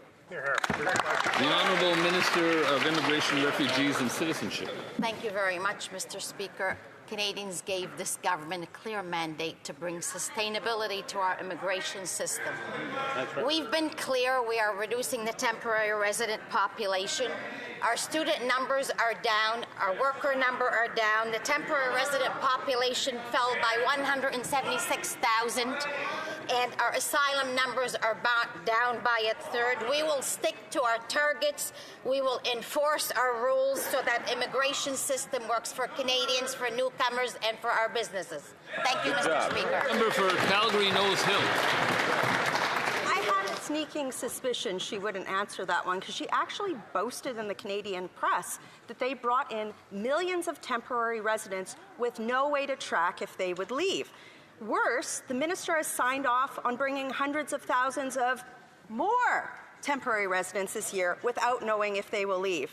At the end of this year, 3 million temporary residents will have had their visas expire. That's roughly the population of Toronto. If the minister has no idea if millions of temporary residents have left, why is she still issuing new permits? The Honourable Minister. Mr. Speaker, again, for the members' benefit, Canadians gave this government a clear mandate to bring immigration to sustainable numbers. That is exactly what we're doing.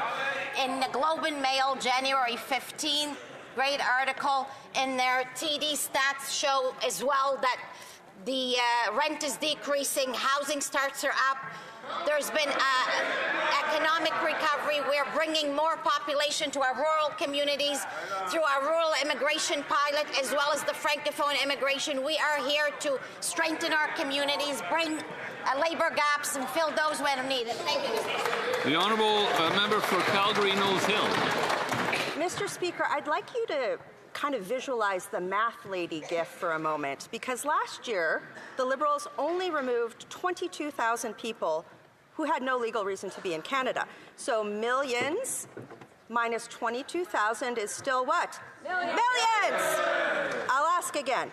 If the minister has no idea if millions of temporary residents have left and has no plan to remove them, why is she still issuing new permits?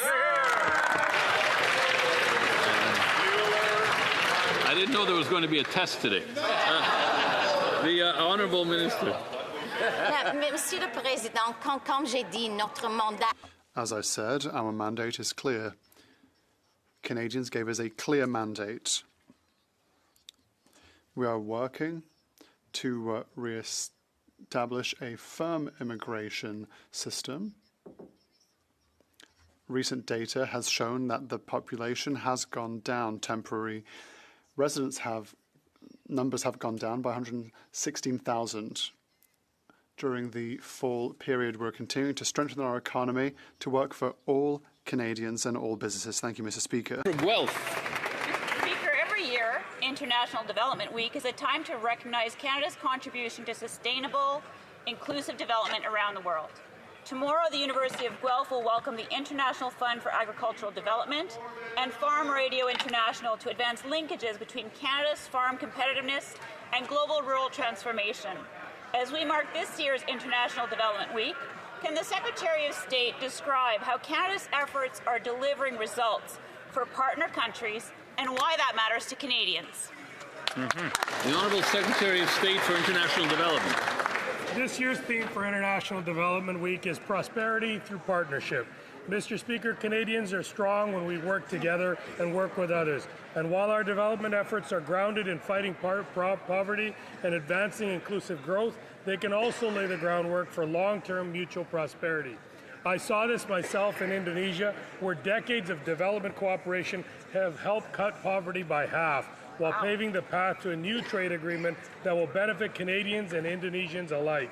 Mr. Speaker, this is how we create opportunity, by building prosperity through partnership.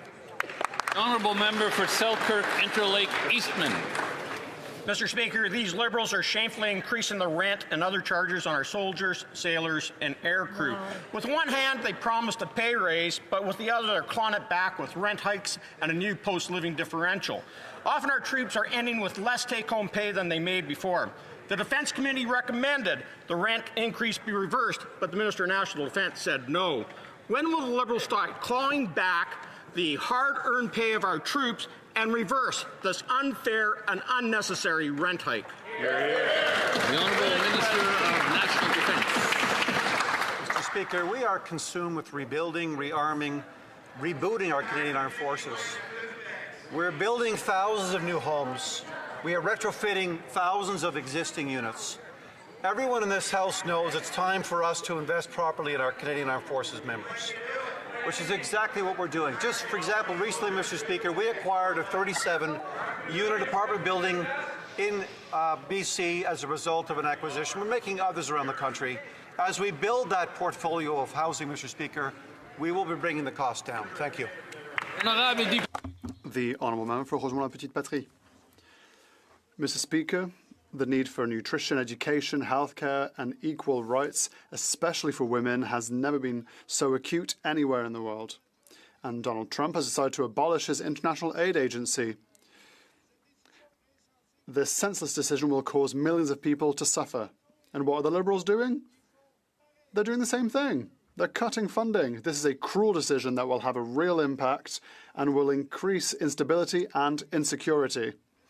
Will the Liberals reverse this decision and invest and be accountable? Secretary of State for International Development. Mr. Speaker, addressing the roots of conflict and instability abroad helps reduce the risks Canadians face here at home. Investing in development helps build stronger allies, new trading partners, and new markets for Canadian businesses. Our government is making generational investments to strengthen the Canadian economy, help Canadians get ahead, and build a more resilient future for our country. And our development efforts are a critical part of that effort by strengthening our international partnerships and supporting a more peaceful, stable, and prosperous world. The Honourable Member for Vancouver East. Maintaining existing affordable and co-op housing stock is essential to address the housing crisis. China Creek Co-op in my riding were shocked to learn that there's no funding in the coming year in CMHC's budget to cover the housing charge subsidies.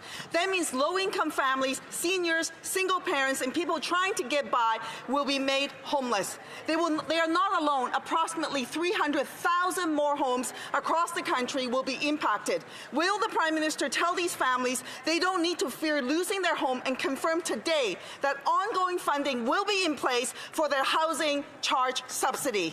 The Honourable Minister for Housing and Infrastructure. Thank you, Mr. Speaker, and I'd like to thank the member for her question and her concern about the challenges for co-op housing. Co-op housing is really at the key priority within Build Canada Homes, and we will ensure that a significant portion of the Build Canada Homes funding will be targeted for stabilizing and investing in new co-op housing. As someone who has co-op housing in my riding, the most in BC, I obviously want to make sure my constituents and those in her constituency and co-ops across the country feel the strong support of this government. We're focused on delivering for co-ops. Je voudrais signaler aux députés la présence. In the galleries today, I would like to inform members that the Right Honourable Stephen Harper is here today. Is here today on the occasion of the unveiling of his official portrait.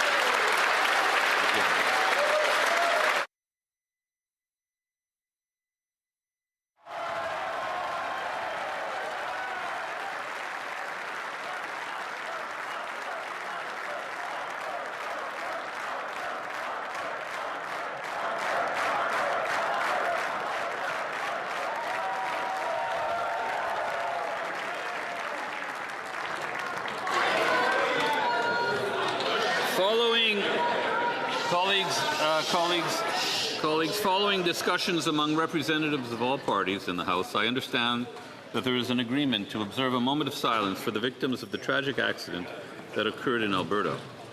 I now invite honourable members to rise.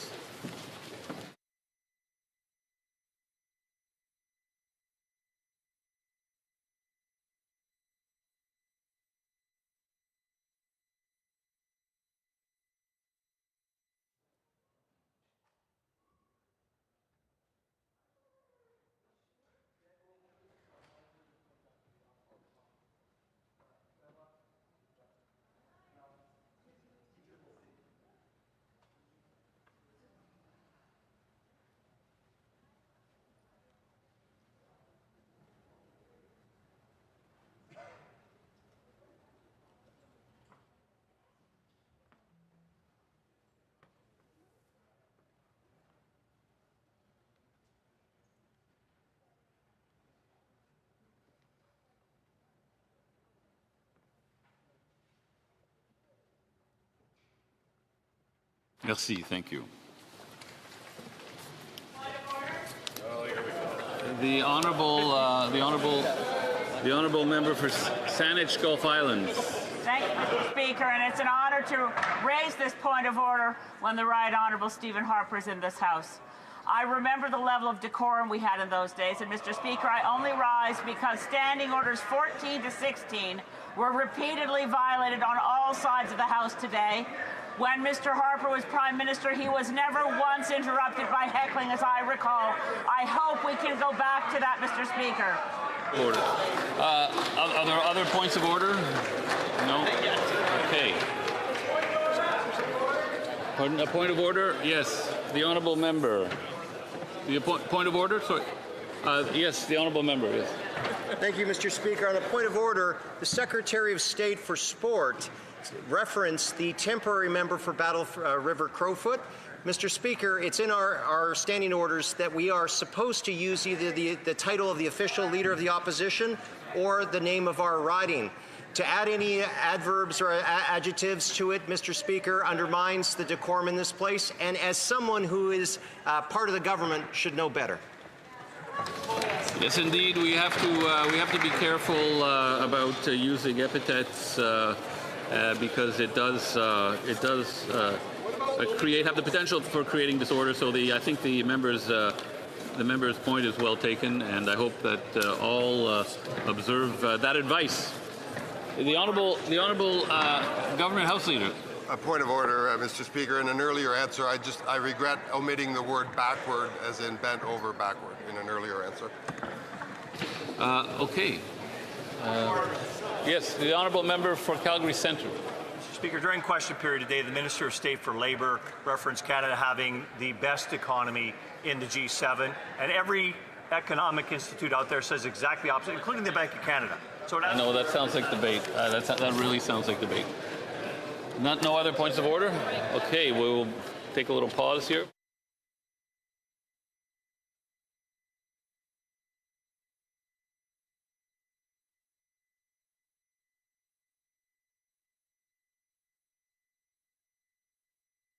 Orders.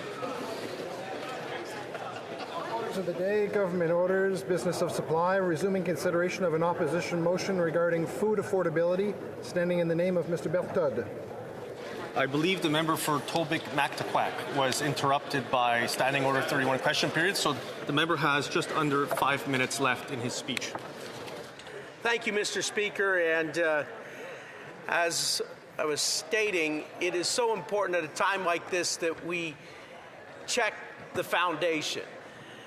I think many times if we just continue to build and build and build without going back and making sure that the foundation is right and upon which the thing upon which we're building is sure and sound and secure, we're going to have even more problems. And Canadians are demanding that we check the foundation and make sure we get it right. And what are those foundations I'm talking about? Mr. Speaker, it's the very sectors that helped build this country in the first place. The foundations of farming, forestry, fisheries, and the fuel sector and natural resource development. Those things help provide food security and economic security for our people. But what we've seen since that time is an ever-expanding growth in government and dependency upon government and growing the programs of government without growing and developing and ensuring that the economics upon which those are built and established are firm and secure. And that is those very sectors that provide the revenue and the strength to sustain those programs. Too many times, we're looking to another new and expansive government program that costs Canadian taxpayers more and more money. It's nothing the member has done. There's a lot of noise in the chamber, and I believe outside in the courtyard more so. So I would invite persons in the courtyard to leave expeditiously so that the chamber can continue its business. The member for Tobic Mactaquac can continue. Thank you, Mr. Speaker. And with that, I want to draw our attention to go back to exactly one of the big challenges we're facing, because we've gotten away from our foundations. And what is that? That's the affordability of food. When you look at the cost of groceries that is affecting each and every Canadian right now in their households, when you look at the fact that Canada now has the highest food inflation in the G7, that's not bad luck. That's just plain bad policy. Food inflation is twice as high now as when the Prime Minister took office. After nearly a decade of Liberal rule, life costs more, not less. So food inflation is also said to be now double that of the United States. And it's obviously more than all of our other G7 countries. Well, they face the same weather and climatic changes that we do. They face the same global supply chain challenges and shocks that we do. What's the difference? It's a difference in governments and the approach and fiscal policies that they undertake. When you consider the fact that our food banks are being overrun, we have a situation where it's no longer just an urban issue, it's also spread into our rural communities. And I've talked to the food bank workers in our areas. They're exhausted. They work harder and harder, put in more and more hours. They give out more food than ever before. And yet, with these growing challenges, we are finding that 2.2 million visitors go to food banks every month. These are historic numbers, and they are troubling numbers. And when you consider the fact that food processing and its costs have continued to soar, and that the input cost on our farmers have continued to soar, you realize we're expanding in all the wrong indicators at all the wrong times. It's time we check our foundation and get back to what works and get away from the things that are detrimental to the growth of the very sectors of our economy that built this nation into the greatest nation that there is. But this great nation that we live in is facing a great challenge. and it's because we've expanded in the areas we should be pulling back from. We've retreated in the areas where we should be growing in. And those areas are the areas of our future prosperity, which were the same as our past prosperity.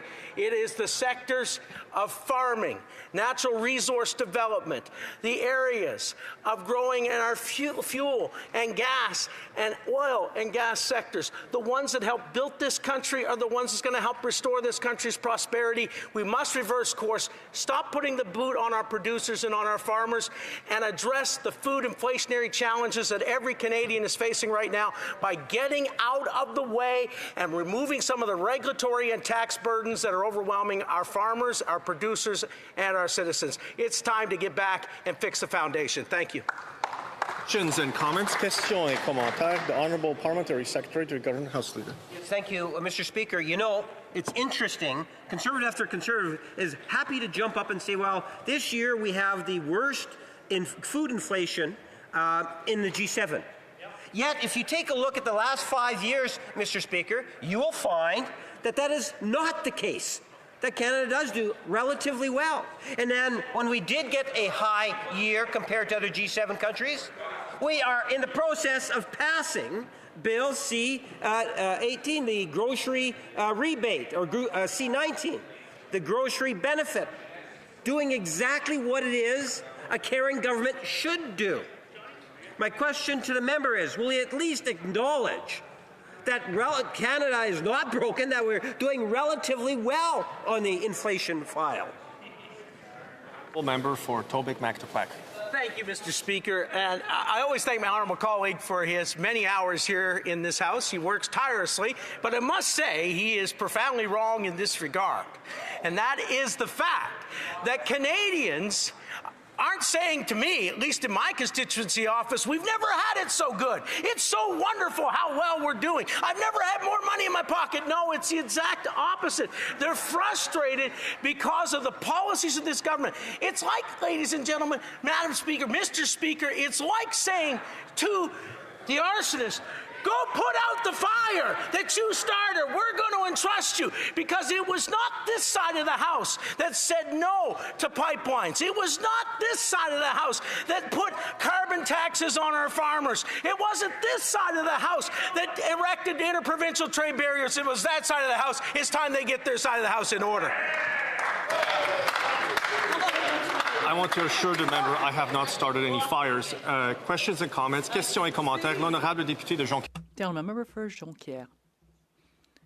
I'm always surprised, Mr. Speaker, by the cynicism that is hidden behind the Conservative Party motions to use something that is a real problem, like food inflation, but then to identify a cause for it that makes no sense. If there is food inflation today, it's because there's a carbon tax. Only the Conservative Party can, in a problem like this that affects everyone, try to back oil companies' agenda. What are the businesses that have made the most money since the end of COVID?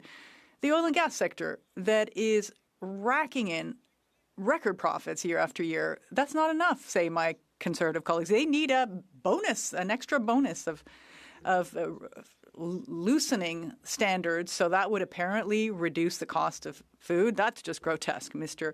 Speaker. Thank you, Mr. Speaker, and thanks to my honourable colleague from Quebec. I will say this, though. It's a bit beyond rich when recipients of transfer payments that come from the oil and gas sector to the tune of $13 to $14 billion a year, then turn around to that very sector and say they're the cause of food inflation? No. If you're so principled against those who produce our oil and gas, say no to the transfer payments and we'll redistribute it to the provinces that appreciate it. Thank you, Mr. Speaker. Questions and comments. The Honourable Member for Lakeland. This member has been such a passionate advocate for nation-building projects that would tie Alberta to New Brunswick and everybody in between economically, materially, and through national unity. I know he knows the inextricable links between food security, energy security, economic security, and therefore national security, which is imperative for Canada. And I wondered if you might want to make some comments about that. Good question. Honourable Member for Tobic Mactaquac. Thank you, Mr. Speaker. Thanks to my honourable colleague from Lakeland.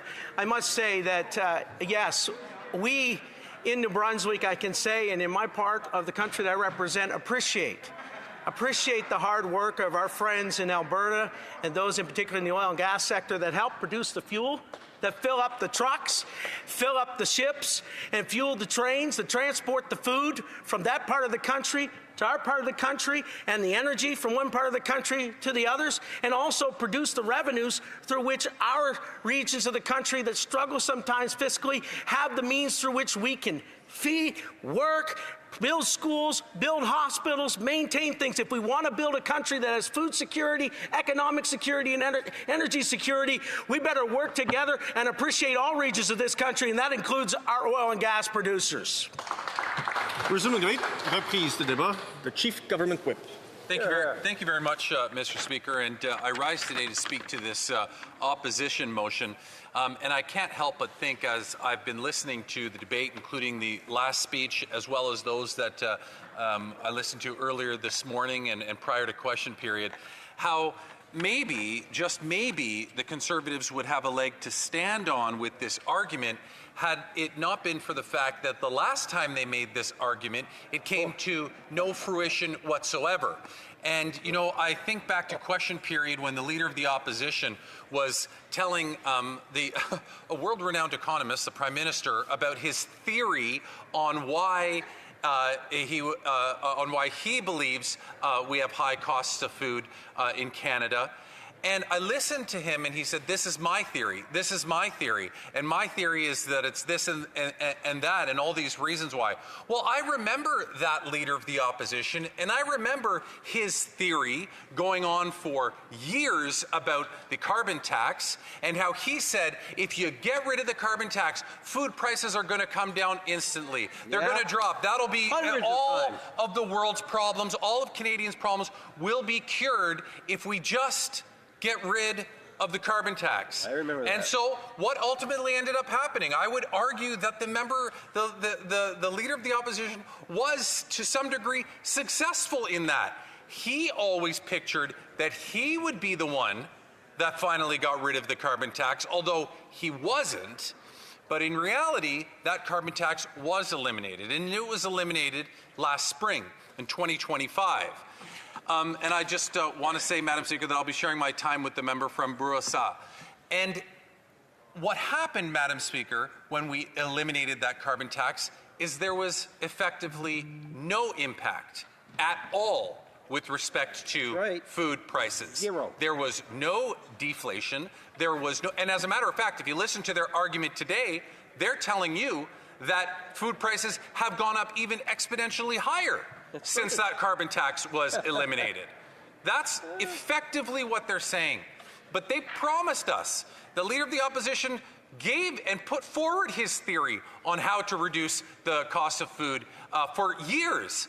And then as soon as the carbon tax was gone, it didn't change anything. And who had been saying all along, who repeatedly got up on this side of the House and said, economists are telling us that there is virtually no impact from the carbon tax on food. Right. The governor of the Bank of Canada made that comment that it was like 0.25% or something like that. And what did they do? They just attacked the governor of the Bank of Canada and said he had no idea what he was talking about and that he should be fired. That's what the Leader of the Opposition was saying. Yeah. So then he comes in here, and as do all of his members, and say, this is my theory. My theory is that it has to do with more taxes and these hidden taxes and these made-up taxes, these taxes that don't even exist when you actually try to break them down. And so he actually comes in here with such pomp and circumstance and conviction and stands there and tries to lecture the Prime Minister on how to solve the problems, because again, it can only have anything to do with the federal government and its supposed imaginary taxes. But the reality of the situation, Madam Speaker, is it has to do with so much more than that. The three main causes that drive prices up have to do with global impacts. Now, it doesn't fit the conservative narrative. They'll certainly never talk about any of them because it doesn't fit their objective, but it never fit their objective years ago either, and it didn't stop them then, so I don't expect them to stop it now. But for the purposes of having a debate and trying once again, after years of doing the same thing over and over, I will once again attempt to put forward my position, which, by the way, is supported by economists throughout the world, but heaven forbid we would have to listen to those elites, I'm sure the Conservatives are saying right now, those experts. But the three main causes are climate and weather impacts. Extreme weather, heat waves, droughts, and climate-driven crop failures remains one of the biggest contributors to rising food costs. Right. That is just a fact, okay? And that is being reported by economists of all political stripes from throughout the world. The second leading cause, global supply chain distributions, shipping delays, rail bottlenecks, port inefficiencies, and higher international freight costs are adding to the expenses because it's being even harder for product to reach Canada. And the third one that I've talked about many times in this House as we've talked about the rising costs of food, is geopolitical events. The war in Ukraine disrupted global grain and fertilizer markets, raising the input costs for Canadian farmers and food processors. All of these things matter. And they matter, Madam Speaker, if you've come here from a genuine place of trying to make the situation better for Canadians. They matter because if you want to have an informed, intelligent debate on this issue, you need to be able to accept some reality of what's actually going on.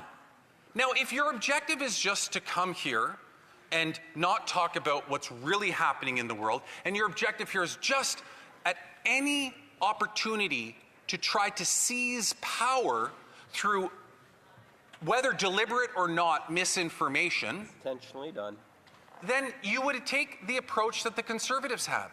And you would try to paint this, as they have for years, just saying the Liberals created this problem, they're the only ones that can possibly be responsible, and therefore it's all their fault. But it just doesn't jive with what's going on throughout the rest of the world. It doesn't jive with what economists are saying or anybody that has any kind of expertise. You know, if I have to hear the food professor quoted one more time in here by Conservatives because that's their only source of information to try to back their claims, like it's becoming an ongoing joke on this side of the House.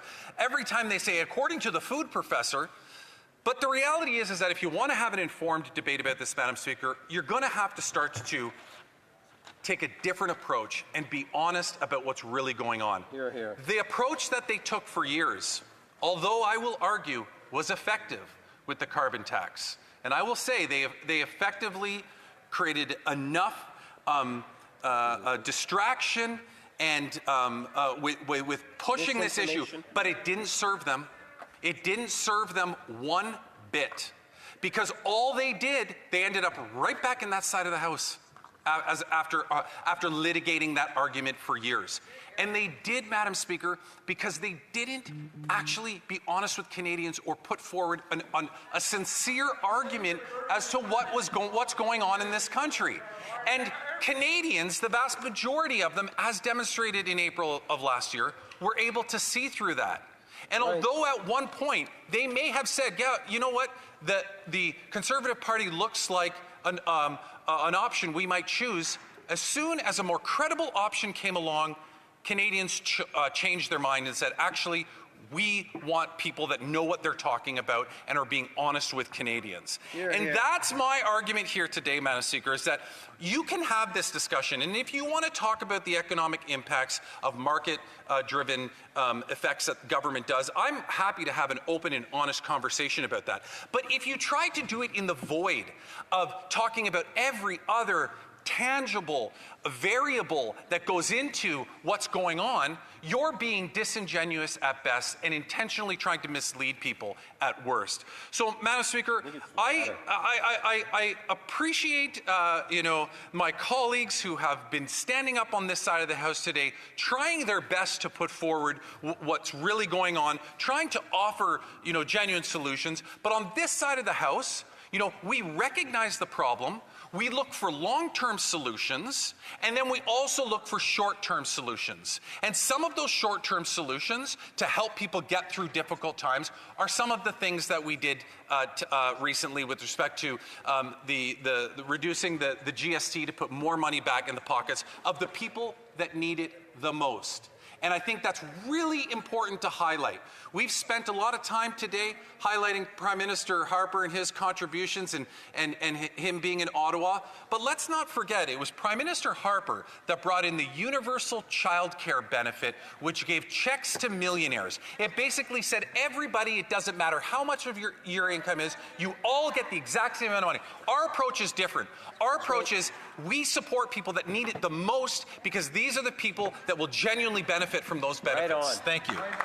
Questions and comments, Honourable Member for Foothills. Thank you, Madam Speaker. And just to my colleague's point, he was talking about honesty and how important that is. But I recall sitting in this House for the past 10 years or so when the Liberals were telling Canadians and telling us that opposing the carbon tax while the world was burning.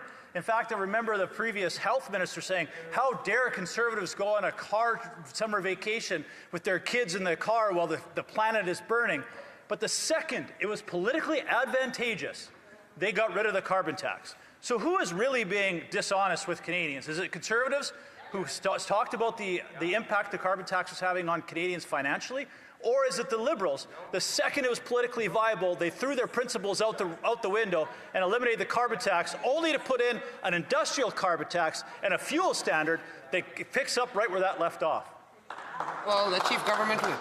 This is the key difference between that member and I, Madam Speaker, is I'm standing here right now, and I'll tell you, as somebody who studied economics, as somebody who believes in market-driven solutions, I believe, as others have said on this side of the House, that you can drive market behavior through government intervention. And I still believe that, Madam Speaker, and I stand by everything that I previously said. But to his point about how he asks the question of who's being disingenuous, if he's unwilling to talk about the global climate and weather, global supply chains, and geopolitical events in the context of a discussion on this, then he's being disingenuous to the argument, because he's just trying to paint it as Liberals created this problem writ large and just forget about what's going on in the rest of the world because none of it matters. That's being disingenuous. Hear, hear. The Honourable Member for Jonquière. Thank you, Madam Speaker. I will believe my colleague because he said that we have to be honest with Canadians. The government's strategy to get us out of this tariff crisis is to invest in more infrastructure, oil and gas infrastructure. That's what they said. They invested $34 billion in a pipeline, and they're ready to support the industry so that it develops new infrastructures. I don't know if my colleague knows this. 60% of the oil and gas sector belongs to American interests. Is my colleague ready to be honest with Canadians by saying that this is a strategy that is doing everything but severing us from the American market?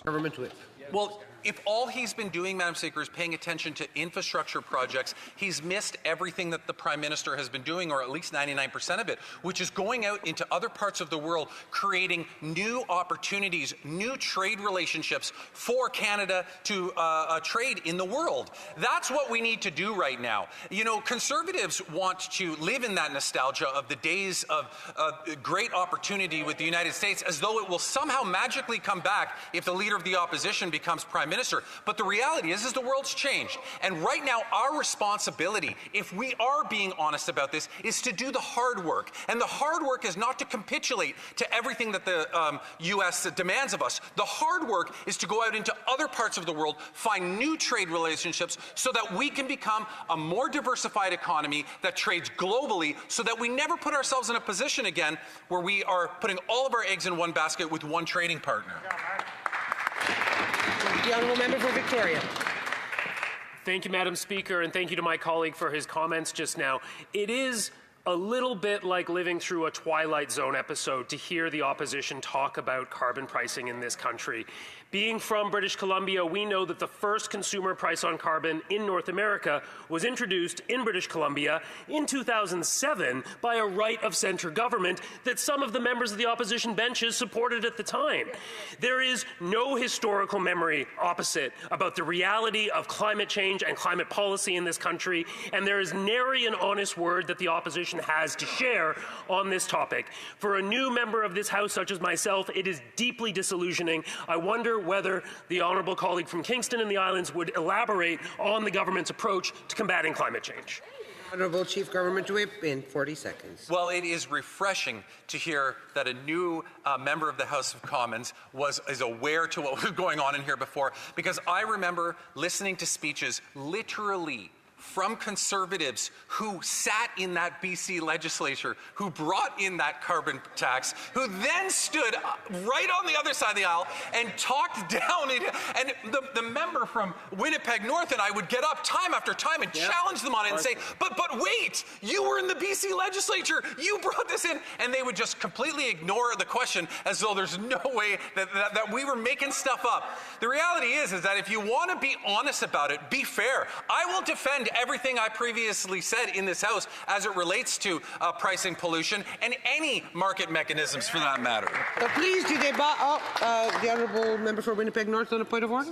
Thank you, Madam Speaker. The member from Foothills had posed a question.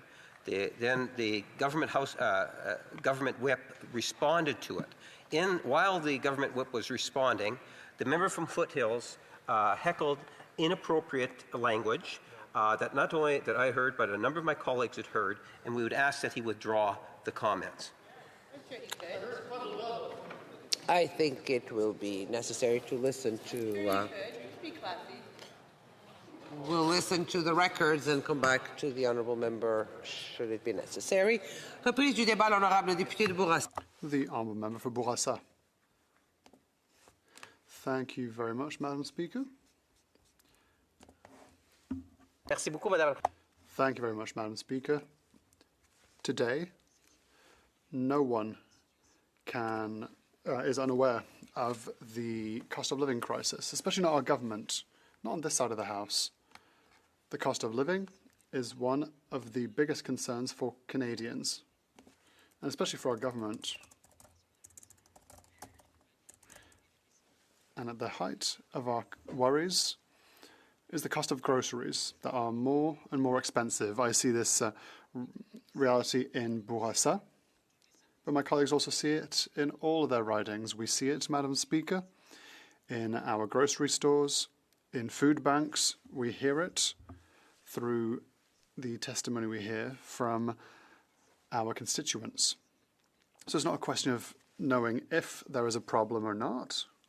Contrary to the opposition and the other side of the House, instead of politicizing a human question, we are acting. The real question is to know who is truly acting in a responsible and effective way to meet these challenges.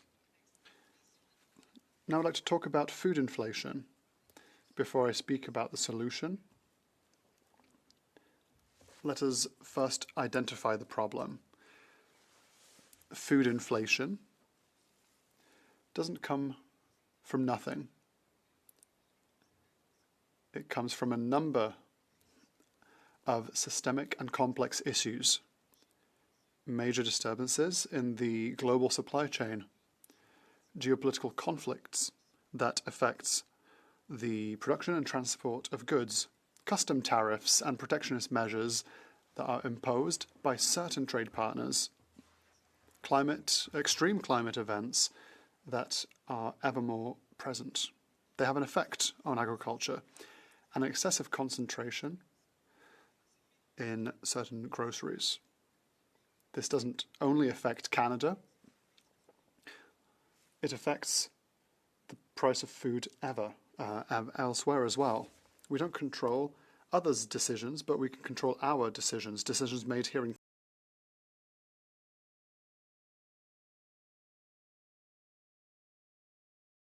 Canada. We control the decisions made by the Canadian government. And that is why we have made a decision to act. We have an immediate assistance for Canadians, this grocery benefit. Against this reality, our duty is to help households weather this affordability storm, and that's why the Minister for National Revenue tabled Bill C-19 that creates the new Canada Groceries and Essentials benefit. This benefit will replace the GST credit, but will be much more predictable, generous, and tailored to the current situation. Tangibly, the government is going to strengthen this benefit by 25% for 5 years. This will begin in July. There will be an automatic indexing of this amount to interest to protect households' purchasing power. An extra payment that represents an increase in 50%. This will be dispersed in spring.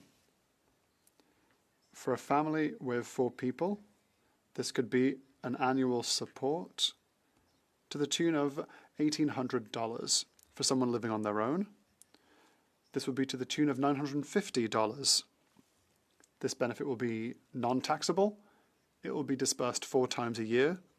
It will target low-income households. In total, more than 12 million Canadians will benefit from this strengthened support. Madam Speaker, these are tangible measures, immediate measures, and responsible measures. For them to be implemented, they need to be adopted rapidly. If the opposition want to simplify the life of Canadians, they need to help us adopt this bill as rapidly as possible.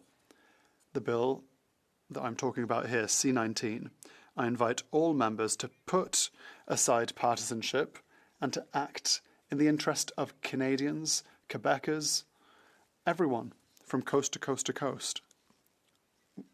We need to target the source, and we want to help households. If we want sustainable results, we also have to tackle the root causes of food inflation. We have to support food production in Canada and strengthen our supply chains. That is a reason for which the government will use the Strategic Investment Fund to the tune of $500 million that will be invested in food and agri-food businesses. This investment will allow us to increase our production capacity, will allow us to modernize our facilities, absorb part of the cost increase without them trickling down to the consumer. We will also earmark $150 million to support SMEs in the food sectors. SMEs are essential for our economic vitality. It's also essential for the security of our food supply chains. $20 million will also be earmarked for the Food Infrastructure Fund to help food banks. This is an essential and ad hoc solution to meet the challenges that families are experiencing now. Madam Speaker, we're also seeking to reduce production costs and strengthen competitivity, and that is why our government is working to reduce the cost of producing food in Canada. The Prime Minister announced the creation of measures for greenhouses that will allow producers to immediately deduct the cost of their new greenhouse.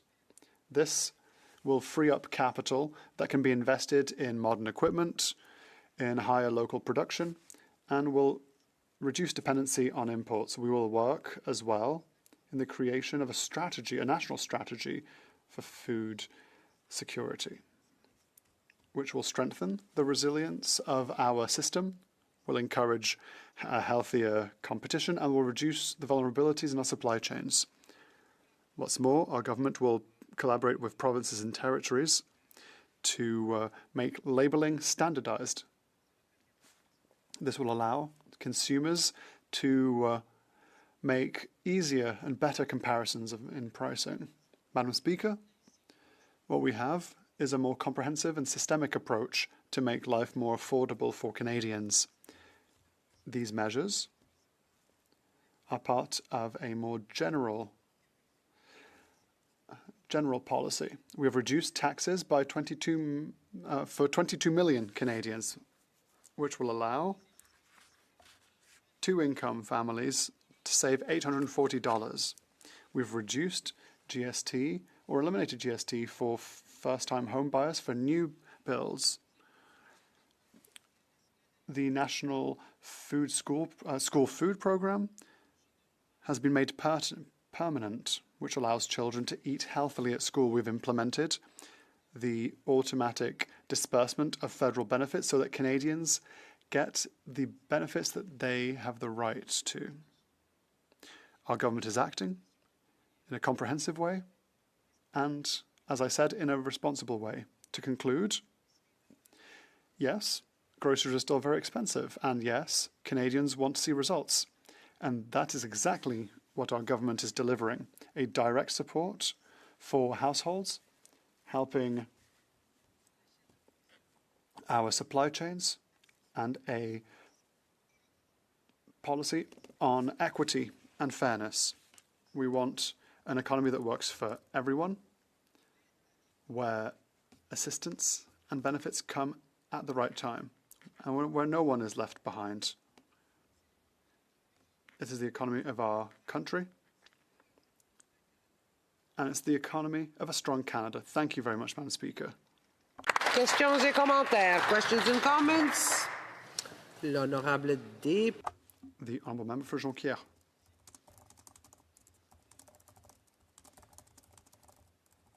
My colleague talked about affordability, and if we want to help the most vulnerable, one way to do so is to increase OAS. Often seniors have the lowest incomes, and the government has been dragging its heels on the matter. They've never accepted this increase. What we've seen with Curam is that it's even more difficult now for seniors to have access to their benefits and to OAS. I don't know what my colleague has to say, but this is a fairly simple solution. I'm disappointed that he didn't mention it. The Honourable Member for Bourassa. Thank you, Madam Speaker, and thank you to my colleague.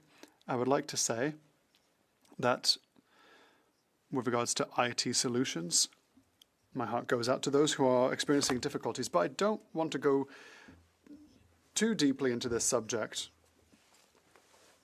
I'm not here to teach anyone anything. I don't want to be pedagogical. My colleague is intelligent enough to know that we are acting on that which can be the most effective to help seniors, and that on which we can have the biggest impact. So our government is acting on elements that will have an ad hoc impact and a permanent impact as well. Thank you, Madam Speaker. Comments. Sorry, the honourable member for Souris Mousmelton. Thank you. Thank you, Madam Speaker. We hear over and over again when we bring up the industrial carbon tax, we bring up the clean fuel standards, the packaging tax. The Liberals say that these are imaginary taxes and they don't exist. Yet today in the Agriculture Committee, we asked directly to those affected in the food processing industry, and they said these have immense costs on their bottom line. I'm just wondering how the member opposite can square that circle. Honorable député de Bourassa. The honour for Bourassa. Madame la Présidente. Madam Speaker, food inflation exists everywhere. We are implementing targeted measures. We have chosen measures that are much more significant because the issue is current, like they say on the other side of the House during every question period, but we are acting on the matter to have a more significant impact on the issue. What my colleague has forgotten to say is that the measures I mentioned earlier, so he forgot that we acted on the supply chain, we acted on agriculture, and that is something that is very important of groceries. when the previous Liberal government brought together the top executives of the big grocery chains that have been price gouging Canadians since the pandemic, they showed up with no plan. The grocery executives actually offered nothing but pictures of their weekly sale flyers and were held to no accountable commitments. The meeting was all for show, Madam Speaker, and while the government patted themselves on the back, they walked away with nothing to show for it and no relief for Canadians. Now, regarding C-19, helping people matters, but without an excess profit tax, families pay twice. They pay once at the store and again through taxes. Do you not agree, through you, Madam Speaker, does my colleague not agree that it's time for an excess profit tax and make those that are profiteering off of people pay their fair share? The honourable member for Bourassa. Thank you very much for that question. I would just like to reiterate something that I said, and I want it to be clear. Our government will work with provinces, will work with territories in order to standardise labelling. And that's a very important element to keep in mind, because unit prices are very important because it will allow consumers to compare prices more directly and more easily to choose the most affordable product. And that's an element that I raised in my speech and that I reiterate to make it even clearer. The honourable member for Mirabel. Thank you, Madam Speaker. It's interesting to hear what my colleague has to say in response to questions. When we asked him if he wanted to increase OAS for 65 to 74-year-olds, he said we're concentrating on what will have a real impact. So he's saying that increasing OAS will not have an impact. So I ask him again, why does helping seniors through increased OAS not have an impact? The honourable member for Bourassa. I was going to understand what an impact indicator is, first of all. When you make a choice, you choose the measure that will impact the most people in Canada. I talked about 12 million people, and that's what I'm talking about when I'm talking about impacts. We're not forgetting seniors. Everyone is Canadian, and everyone has a right to benefits. Member for Foothills. The honourable member, the honourable Parliamentary Secretary to the Government House, Leader on a point of order. Yes, Madam Speaker, I arise on a point of order because I do think it's appropriate. The member, I had made an accusation to the member from Foothills, and I'd like to apologise. It wasn't him that made the unparliamentary remarks. It was, in fact, the member from Miramichi Grand Lake, and I would ask for him to take the opportunity to apologise for making the unparliamentary language.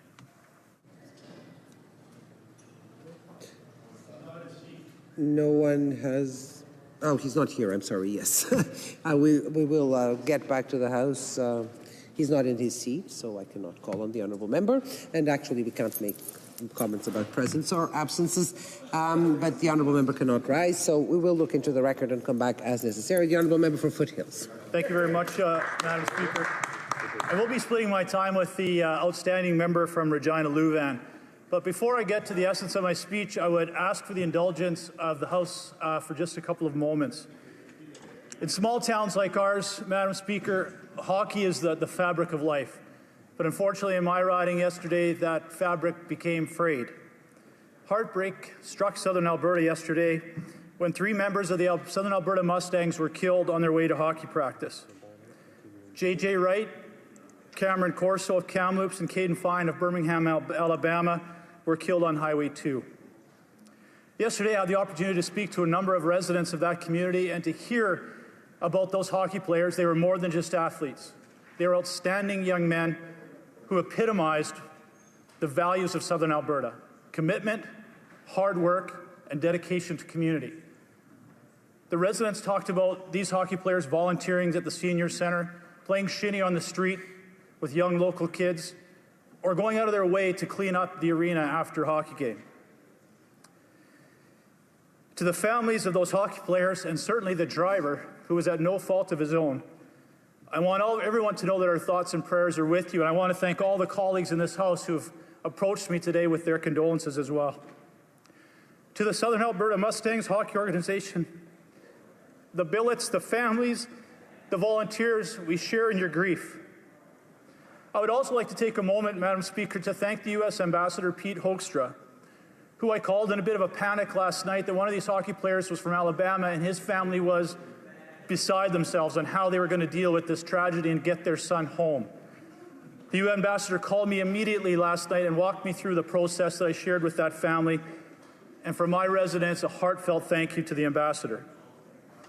And finally, Madam Speaker, on behalf of the entire Foothills community, we send our deepest condolences to the hockey organization, the families and people and volunteers in Staveley, and all of Southern Alberta.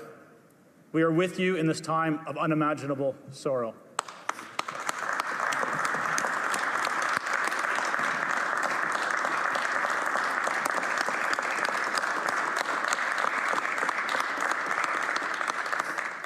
Now it gets kind of hard to move on, but thank you very much for that moment. Now, Madam Speaker, we are talking about another big issue, certainly for families in Foothills, but right across the country, and that is food inflation and the inability for families to afford to put food on the table. Now, I'd like to go back to where this debate actually started, and that was before Thanksgiving of 2023, when the now Finance Minister got up in front of this House and said, "I will stabilize food prices by Thanksgiving." Well, that didn't happen. Then Prime Minister Trudeau got up and he announced these GST rebates once again to stabilize food prices. The second promise broken. They got up and they said, we have this grocery code of conduct. It will be a vital tool that once implemented will lower grocery prices. Well, that's been implemented, and every single expert that we've talked to said the grocery code of conduct was never designed to lower food prices. So every single time this Liberal government stands up and talks about their promise to Canadians to lower and stabilize food prices, it's another promise broken. So you have to excuse myself and my colleagues and certainly many Canadians when the Prime Minister got up in front of a grocery store and once again brought out the same tired Trudeau GST rebate that didn't work the first time and try and sell this to Canadians, that this is once again going to be the salve for their inability to afford grocery prices. And as the Leader of the Opposition said earlier in his speech, I found it very interesting that before the Prime Minister got up and made his announcement, all the grocery prices were removed from the shelves behind him. Because it's probably the first time he's been in a grocery store and had to actually look at the prices. He said that during the campaign, that he doesn't grocery shop for himself and didn't know the price of strawberries. He has people do that for him. Well, real Canadians are facing real problems, and that is their inability to afford groceries.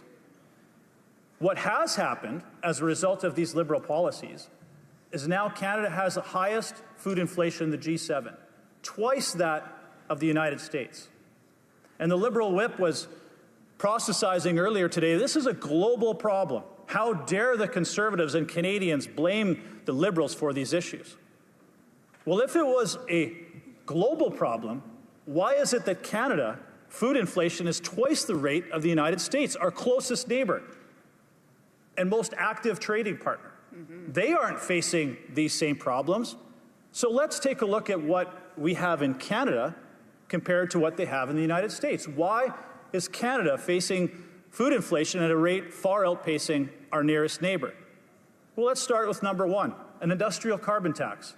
Does the United States have an industrial carbon tax? No, it does not. An industrial carbon tax that increases costs on every link in the supply chain. I'm sorry, but I don't know of any economy on the planet where you increase taxes and expect that not to also increase prices of the products of which that economy produces. Exactly. That's number one. Number two, a fuels standard tax. Now the Liberals will say this is a hidden tax, or we will say it's a hidden tax. The Liberals say it doesn't even exist, it's imaginary. Well, how do you have an imaginary tax that is in your budget? Yeah.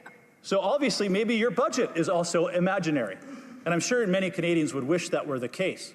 But in that budget, it says it will cost Canadians 7 cents a litre on gas and diesel. A tax that will go up to 17 cents a litre in 4 years. Again, I would ask any economist, if you increase taxes on fuel, would you not expect that to also increase the cost of products at the end of that production line? Well, of course you would. The gas station, I can guarantee you, Shell, Esso, Petro-Canada, Costco are not eating that 17 cents a liter. It is going directly to the drivers who drive the food, farmers who grow the food, processors who process the food, and certainly retailers who sell the food. The United States does also not have a plastics ban on food packaging. The United States does also not put tariffs on fertilizer that it imports into the United States. The U.S. also does not have new bulk labeling rules on fertilizer. Right. Canada is bringing in those new rules. So, Madam Speaker, just on the P2 plastics ban, the bulk labeling on fertilizer packaging, and the new plastics labeling rules, the experts in the industry say those three things combined will add $15 billion to the costs of products in Canada. That is not imaginary.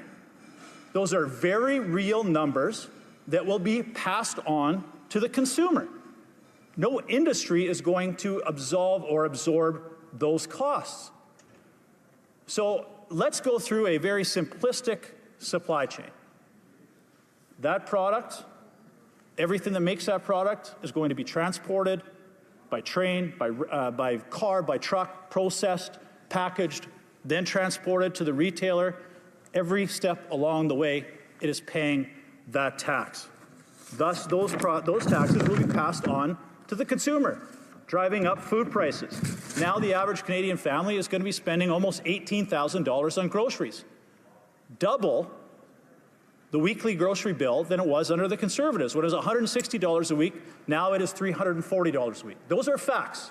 Those aren't imaginary. And they are a result of these taxes that are brought on by the Liberals. But I want to mention a point in my last minute that the Liberals, we had the Minister of Foreign Affairs yesterday make a comment, and she said, at the time when certain countries are cutting research, at a time when academic freedom is under attack, we believe in science and we believe in research.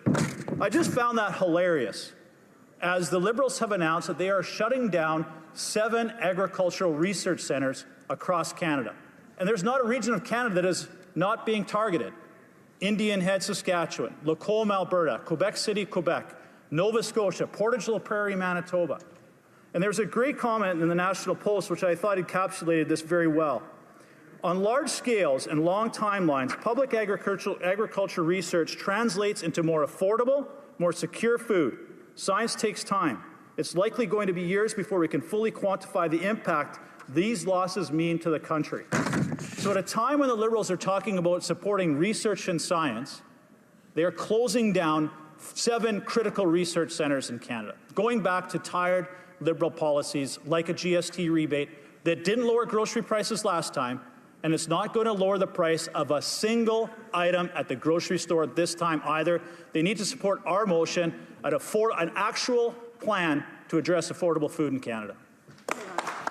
Before we go to questions and comments, I just remind the honourable members not to use the papers too close to the microphones. It is very upsetting for the interpreters, the noise. The Honourable Parliamentary Secretary. Yes, thank you, Madam Speaker. I'm wondering if the member can explain to me how it is, using his logic, that, you know, there were years, 2022, 2023, I believe, where Canada's food inflation was less than the United States food inflation, and we had the carbon tax at that point put into place. Think in terms of the comments that you made, implying it's our taxes, the industrial carbon tax, that has caused our food tax to be higher than the United States. What happened to that principle before, when Canada's food inflation was less than the USA food inflation? A little reminder to the Honourable Parliamentary Secretary that I didn't imply anything. The Honourable Member for Foothills. Perhaps Canadian consumers will wish the Liberals stopped at the consumer carbon tax. But when you have the consumer carbon tax, and then you add an industrial carbon tax, a fuel standard tax, a P2 plastics ban, bulk labeling on fertilizer, and now bulk new labeling rules that, as I said, add $15 billion to the cost of producing food, that is where you see food inflation go from maybe something that was manageable to now being 6%. twice the size, twice the rate of the United States, that doesn't have the same regulatory regimes and uncompetitive tax policies. Questions and comments? Questions et commentaires? Non. Questions and comments. The Honourable Member for Jonquière. Thank you, Madam Speaker. Earlier, I told a Conservative colleague that I found it shocking that they're linking the carbon tax and food inflation. What we can link is the cost of energy, because if the cost of energy is high, that can lead to inflation. If we look into the cost of energy, we realize that since 2021, oil and gas, the industry has significantly increased its refining margins to earn $131 billion in profits between 2022 and 2024. Would my colleague agree with me that big oil and gas should do their part by reducing those margins to decrease inflation rather than ending standards which are essential for our energy transition? Thank you, Madam Speaker. Just a little delay on the translation there, but I do want to thank my colleague for his question. And it does give me an opportunity to comment on another point by my colleague, the whip of the opposition, or the leader, the whip of the Liberal Party, who talked about how he doesn't like to hear from the food professor. They only like their experts, not ours. But I want to articulate the fact that when we quote the food professor, we are many times talking about the food price report. As my colleague had mentioned, energy was an issue in there about the cost of food and the reliance that we need to ensure that we have more options when it comes to energy security, which means food security. But the food price report was written and put together by dozens of different scientists from across the country. This isn't just one expert that we're quoting. This is a document produced by the work of dozens and dozens of scientists and experts right across the country. The Honourable Member for Moose Jaw, Lake Centre, Lanigan. Thank you, Madam Speaker, and I'd like to thank my colleague from Foothills for his intervention, and I'd like to share with him that the thoughts and prayers of those that are in Moose Jaw, Lake Centre, Lanigan are with him and his riding. Madam Speaker, during his intervention, my colleague was talking about the increased costs in food. And I just received an email from someone in my riding saying that their old age pension went up $2.43 a month, which is $29 a year. Now, their plea was, how do we get by with all the increases that we have? And we've talked about the carbon tax. Well, this carbon tax is embedded in the costs that are throughout the food supply chain. So I'd like for my colleague to just share a little bit more, and would he think, or would he agree with me that maybe those costs should be revealed to the people of Canada that go to the grocery store, and when they see the labels, they understand where the taxes are going and what. Time, the Honourable Member for Foothills in 15 seconds. Thank you very much. I think that's an excellent point. And this was the difference of why the Liberals were willing to throw their principles away and get rid of the consumer carbon tax, because they made the mistake of actually having it on receipts and bills. Canadians could see it. That's why they have no problem increasing the industrial carbon tax and the fuel tax, because they're right. They can say it's imaginary because consumers can't see it because it's not on the bill. If they want to do it right, put it on the bill. Resuming debate, the Honourable Member for Regina Lua. Thank you very much, Madam Speaker, and I want to thank my colleague from Foothills for the amazing speech. And the start is something that hits home for me. Obviously, being from Saskatchewan, we had the Humboldt bus crash a few years ago, and whenever there's a tragedy in the hockey community, it does hit everyone very hard. And I used to think about it from a few years ago from the point of being a hockey player myself and playing some hockey and traveling buses, but now I think about my kids being on those buses. So our hearts are with you from Regina Louvain and all across Saskatchewan, to the member from Foothills and to the families and to the Mustang hockey team and all their extended families. It's a very tough time, so our heart goes out to everyone involved, and best wishes, and God bless them. Now, transitioning, like my colleague did, to talking about our opposition motion. And I really want to start with reading out what the opposition motion is, because I think a lot of times some of our colleagues maybe just get their the direction on how to vote from the whip's office over on the Liberal side, and they haven't read the motion. So then I'd like to see what they disagree with in the motion. So the text of motion, and I'm going to read the motion, Madam Speaker, is that given the Finance Minister promised in October 2023 that food prices would stabilize soon, and that the Prime Minister stated in May 2025 that he'd be judged by the prices at the grocery store, and that 1, Canadians face the highest food inflation in the G7. 2, food inflation is twice as high as it was when the Prime Minister took office. 3, food inflation in Canada is twice as high as it is in the United States. 4, Canadians make 2.2 million visits a month to food banks. 5, food bank use has more than doubled since the Liberals took power. The House called on the government to immediately introduce a food affordability plan that A, removes the Liberals' hidden taxes on food, including the industrial carbon tax on farm equipment, fertilizer, and food processors that drives up the cost of producing food and are passed on to consumers. 2, the fuel standard tax, which is 7 cents a litre, according to Environment Canada's own numbers, Madam Speaker, and will rise to 17 cents a litre on farmers, truckers, and those who bring us our food. And 3, the food packaging tax that will cost Canadians $1.3 billion, and B, boost competition in an overall concentrated grocery sector. So my question and comments are going to be around what is there to disagree with in this? And they always say there are no hidden food taxes. So I'm going to read a quote from Sylvain Charlevoix, who is on the Evan Bray Show in Saskatchewan, one of our most popular call-in shows, I might add, Madam Speaker. And this is exactly what Sylvain Charlevoix, the food professor, said on the Evan Bray Show. I've always believed that taxing food is immoral. It shouldn't happen, but it is happening, and a lot of people think that we're only taxing bad food. That's not actually true, because for inflation, there are more and more products being impacted. We have some goofy fiscal rules in Canada. For example, if you buy 2 muffins and it's over $4, it's not taxable.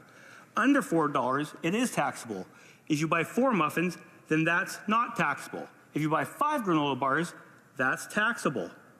6 is not taxable. I mean, it's all over the place, and it's very confusing. And I've always believed that when you get to the till, a lot of people don't even look at the receipts. But you'd be surprised how much taxes you actually pay. So, Madam Speaker, that combats some of the conversation we've had from the Liberal side of the aisle when the food professor has laid out some of the taxes that are paid on groceries when you're at the grocery store. Because I think I pack lunches, not as many lunches as my wife packs, obviously, because I'm here a bit more, but our kids take muffins and granola bars and sandwich meat and bread and cheese to make sandwiches, and they all take that for school lunches. And those are all taxed because they're processed, which the Liberals never really complete that end of the story, Madam Speaker. And I know it's hitting people harder and harder. We have a lot of families, and as I said off the top when we were talking about hockey, my 3 kids all play hockey, and many, many parents now are packing groceries to take on these trips when we're going to different towns. And one of the parents was amazed. We were going on a trip for 2 days, and they went and bought fruit, vegetables, sandwich meat, cheese, buns. It was 2 bags of groceries, Madam Speaker, and it was $187. That makes it harder and harder to get by. And I think, I'm not sure if some of my colleagues across the way aren't having these same conversations with parents or with seniors, which my colleague from Moose Jaw, Lanigan, Lake Center just brought up an excellent point of how little the increase that seniors have been getting and how they expect to keep up with the rising cost of groceries. As it has been stated, groceries are going to go up $1,000 this year for a family of 4. I don't know any benefit is going to keep up with that rising cost in food, Madam Speaker. And another comment that I'm wondering about is the fuel standard tax, which will cost 7 cents a litre and rising to 17 cents a litre. My colleagues across the way are always saying there is no hidden taxes. There are no hidden taxes on groceries. Well, that comes from, and our leader informed the Prime Minister, who did not know that in question period today, that it came from Environment ECCC, Environment Climate Change Canada. That is from their documents. So the leader had a very good question for the Prime Minister that wasn't answered as, are we supposed to believe what the Prime Minister said, that there is no clean fuel tax, or ECCC's documents that said the clean fuel is going to add 17 cents a litre to gasoline by 2030. I think I'll take the department's advice, who have the experts, and as my colleague from Foothill said, if anyone thinks that increase in fuel prices doesn't affect the price at their grocery store, either they're lying to themselves or they're lying to each other, as people used to say, Madam Speaker, because all material, all food at grocery stores is trucked from all over this country and all over North America because we have interconnected supply chains. And one thing that I want to make very clear right now to all the 6 to 7 people watching this is that, Madam Speaker, tariffs don't affect the food price. There is very minimal tariffs on any food coming into this country. And for the Liberals to try to conflate that and make it a global problem, it's actually just simply untrue. There are very few tariffs that are affecting the price at the grocery store, and they should take responsibility for what they have caused over the past 10 years. Because I remember in an Ask and Question period, this finance minister stood up in 2023 and said, we will stabilize grocery prices by Thanksgiving. That's almost 3 years ago, Madam Speaker. And they brought out the same program as they brought out a couple of days ago, Madam Speaker, a rebate program, which this rebate program, so everyone out there knows, you're going to get $10 a week, which most Canadians are spending $300 a week on their grocery bill. So it's like getting a $10 coupon for a $300 bill.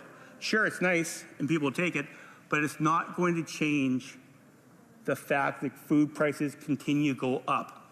So we want to look at the root problem of this issue, Madam Speaker, the food price inflation, and the fact that we need to look at what we're doing domestically. TD brought out reports that said 2/3 of the cause of food price is domestic policy. 2/3 of that. That means that we need to look at what we're doing and what these Liberals have been doing to not combat food prices. And that means the industrial carbon tax, the fuel standards, the packaging price that my friend talked about. That's $1.3 billion to change plastic packaging.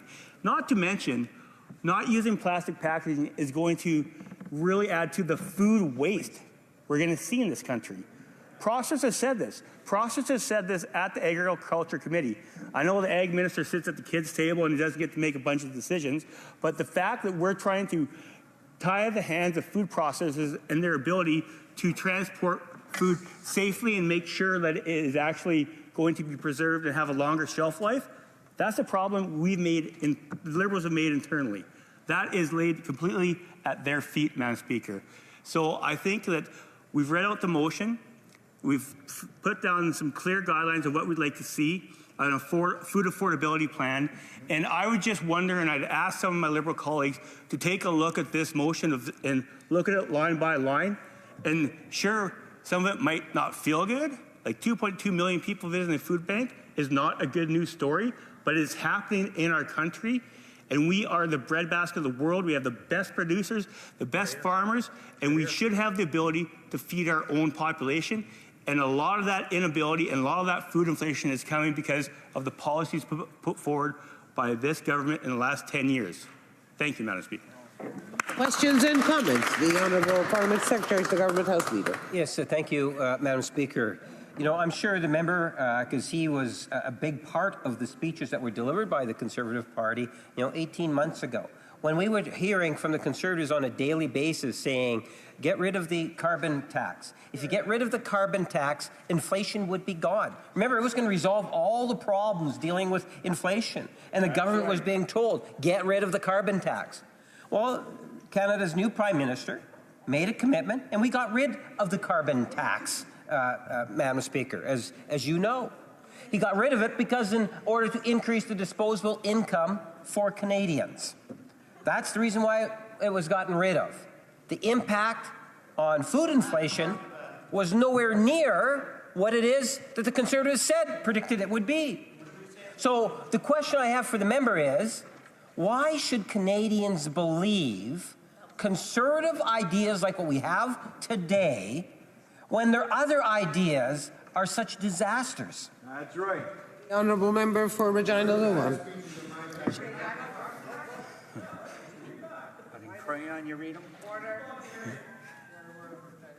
Madam Speaker, I think that question would have a little bit more validity if they would stop stealing our ideas, taking the GST off of first-time home buyers. Our idea in the campaign plan, they took it. Removing the carbon tax, the consumer carbon tax, our idea, they took it, Madam Speaker. Yep. Giving a first-time home buyer account where you can save money to buy a first-time home, our idea, they took it, Madam Speaker. So, as our leader has said, we want to work together and get better results for Canadians. So for that member to stand up and say, we don't have any good ideas, that would have a lot more credibility if they'd stop stealing the ideas, which we're okay with, but they should go all the way. They should get rid of the consumer and the industrial carbon tax. Scrap the food packaging tax. We have so many more ideas. If they want to take them, go ahead, but just do a better job of implementing them. Questions, commentaires, questions and comments. The honourable member. Okay. The honourable member for Lakeland. I'm sorry. Thank you, Madam Speaker. Now, it's not news to anybody that, and certainly won't be to this member, that the Prime Minister really loves to self-identify as a European. So it seems that he came back for European countries, but not necessarily for ours. To that end, I think every farmer and expert would tell you over the last 10 years, the same government that he advised, that they implement, when it comes to agriculture, policy-based evidence, not evidence-based policy. So I wonder if the member might comment on some of those European policies around grain production, around livestock transportation, and all those other policies, taxes, and bans they try to apply here that just drive up costs for farmers, producers, and the people who buy the food. It's almost like they don't know where their food comes from. What does the member comment on that? The honourable member for Regina Luan. That is a tough but very fair question, Madam Speaker. And I thank my colleague for being a continuous advocate for her people in Lakeland. And I think the problem is, Madam Speaker, is there is less and less rural representation on the Liberal side. So I think they are getting further away from the people that have produced the food and the fuel and the fertilizer that run this country. So I think it would be wonderful if they'd take some more opportunities and maybe get out of downtown Toronto and downtown Vancouver, downtown Halifax, Moncton, and get out and actually go and see, especially some of the colleagues talking. I hit a nerve, I think, Madam Speaker, because I think some of them couldn't find rural Canada with a compass. And that's something they find direction with, Madam Speaker. So I think if they took some time and actually visited some of the producers on the ground, they'd actually hear from them and say, you know what, the industrial carbon tax is affecting my fuel. The fuel standard is affecting my fuel, is affecting my bottom line, and is making things more expensive. So some of those practical... Questions et commentaires. We have to give some space. The honourable member for Yorkton Melbourne. Thanks so much, Madam Speaker. We all know that they want us to buy from Canada. And food in Canada is the best. However, it requires fertilizer. We heard about the number of issues where this government is attacking our farmers, all types of foods that farmers grow. Now, on top of what has been mentioned already, this government wants them to grow more canola, more grains, but use 30% less fertilizer by 2030. That's in 4 or 5 years from now, Madam Speaker. So our food security is at risk here, and I would like the member to just speak a little bit about that issue. 5 seconds, maybe? That's a great question, and this government is always asking our producers to do more with less, and that fertilizer reduction is an example of that, and I think our farmers would do better, and I hear my member from Northern Saskatchewan chatting. I just want to say I've worked with him for many years, and everywhere he goes, I have to clean up his mess. Resuming debate, but before we do, order, conformément à l'article. It is my duty, pursuant to Standing Order 38, to inform the House that the questions to be raised tonight at the time of adjournment are as follows. The honourable member for Courtenay Alberni, Natural Resources. The honourable member for Saanich Gulf Islands, Finance. Please resuming debate to the Honourable Parliamentary Secretary to the Government House Leader. Yes, thank you, Madam Speaker. And first, I must respond to the comment from my colleague across the way, and I'll be sharing my time, by the way, Madam Speaker. But to respond to his comment about my friend and colleague from Northern Saskatchewan, who's actually done more in the last 10 months than the 13 members of Parliament that are sitting representing Saskatchewan in the Conservative Party in the last decade. Quite frankly, Madam Speaker, it's truly amazing. And maybe that's a good area to kind of pick up on. Let's take a look at what I would classify as a reality flash here for members opposite. You know, Madam Speaker, I've had the opportunity to ask a few questions today. And I've been asking members as to why it is Canadians should believe the Conservatives on the type of ideas that they are presenting today. We can do a reflection on some of the ideas that their current leader has made over the last number of years. Remember the cryptocurrency? And how many seniors lost money possible because of the leader of the Conservative Party saying, I love cryptocurrency, and maybe even implying that it should be a great alternative to the Canadian dollar. You remember that? Remember that idea years ago? And people lost a lot of money on that, Madam Speaker. Then you had the other idea. We are going to fire if I was... The Honourable Member, can I call everyone to order when we're making speeches? Thank you. The Honourable Parliamentary Secretary. Then, Madam Speaker, he said, well, you know what? I am going to fire the Governor of the Bank of Canada.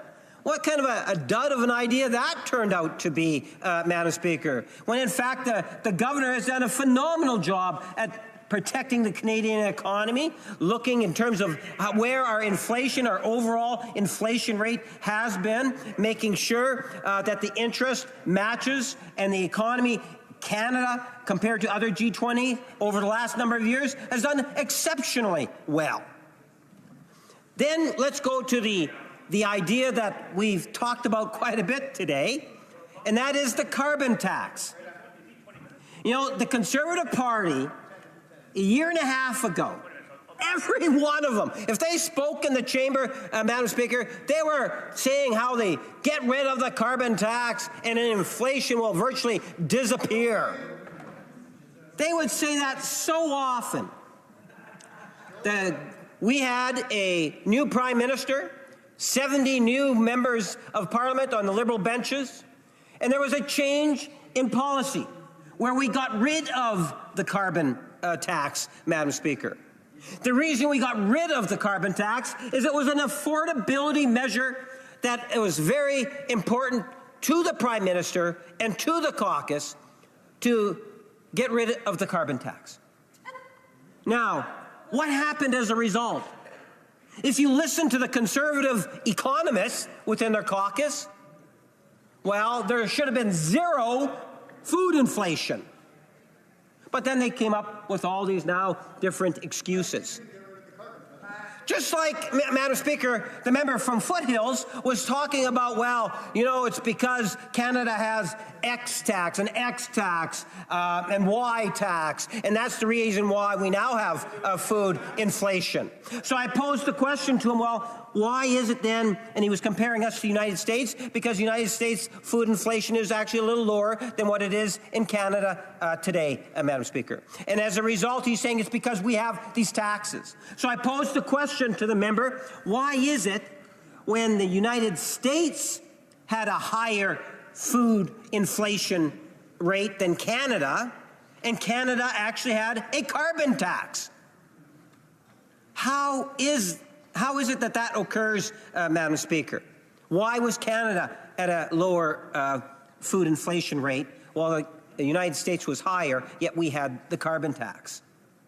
At the end of the day, the Conservatives tend to get these bumper sticker type mentality slogans in an attempt to try to deceive Canadians, when in fact they know full well their imaginary taxes are not going to have any sort of impact that they truly try to state to Canadians, whether it's through the House or through social media, Madam Speaker. I would suggest to you the principle of the motion that we're debating today is yet another example where the Conservatives say things knowing full well that it's not going to work. Name one. Your industrial tax. You want one? Industrial tax. You know, as a province of Alberta, a progressive Conservative government that first introduced an industrial tax in Canada? Possibly the fourth jurisdiction in North America. I agree. And that was a progressive Conservative. Why didn't they get rid of it? In fact, the honourable members that this is not a conversation. Honourable Parliamentary Secretary. But you see, Madam Speaker, that does not matter for the far-right Conservatives today. Because all they want to do is fly up the flagpole some form of information, usually misleading, Madam Speaker, all in an attempt to try to agitate Canadians. Yes, every member of the Liberal caucus is concerned about food inflation. We all are. That's why we've introduced Bill C-19, a bill that provides grocery and essential service benefits, real, tangible benefits to help Canadians, Madam Speaker. That is a reality. That will, in fact, make a difference. And the Conservatives, well, they're kind of being brought into it because they don't want to be seen to be voting against it. You know, they didn't want a recorded vote, but they were okay just to have it pass on division. So now they're trying to backtrack a little bit. They're trying to tell, yeah, well, we support it. Of course they should support it because it is helping Canadians, Madam Speaker. 11 million plus Canadians will benefit by this, Madam Speaker. That is a positive thing. The Prime Minister and this government have recognized through policies, whether it's legislative policies or budgetary policies, on ways in which we can support Canadians and build Canada strong. And I say that, Madam Speaker, because I ultimately believe it's being well received in all regions of the country. You have Canadians in Conservative ridings that are supporting many of the initiatives that this government is bringing forward, Madam Speaker, including Bill C-19, dealing with supports for groceries and essentials, including things like the tax break that the Prime Minister implemented, one of the first initiatives back in June for the middle class. 22 million Canadians benefited by that. I've already talked about the cutting of the carbon tax, Madam Speaker. Looking in terms of the youth, we have first-time home buyers being able to have a new home built and not have to pay the GST, Madam Speaker. These are all initiatives that are there to help people, to help Canadians, Madam Speaker. So when we hear the type of ideas that are being demonstrated today by the Conservatives, my best guess is, even though it's a minority government, I don't think it's going to pass. Do they have any support coming from members of the Bloc, the NDP, or the Green? I hope not. But we'll have to wait and see, Madam Speaker. But I can tell you that the Conservatives as a whole, when they bring forward legislation or motions, that they tend to try to frame it in such a way that it has more to do with raising money for the Conservative Party, getting people upset, getting people angry, and raising money. And I can tell you, I witnessed it because somehow one of my email addresses ended up receiving the fundraising letter requests. And you know, the number of emails that I get asking to raise money, and I can tell you, Madam Speaker, I haven't given a dime, nor would I. This Conservative, you know, former Prime Minister Stephen Harper was up in the gallery, as we all know, earlier today. I'm sure he is truly amazed to the degree in which this current crop has moved to the right. They are so far to the right, Madam Speaker. Their line is, let's get out of the way. Government plays no role in society. My time's already up, Madam Speaker. I don't think I'll get leave to continue on. Resuming debate. Questions and comments. The Honourable Member for Regina Lewin. It's always entertaining to see my colleague from the Liberal side from Winnipeg North on his feet, and the louder he gets, the more I wonder if he's telling the truth or not. But I just add this is, if this was such an important policy, if the new old food rebate was so important, why wasn't it in the budget a couple months ago? Why didn't they budget it? There's a $3 billion price tag. If this was so important and such a central plank to this new government, new old government, why wasn't it in the budget?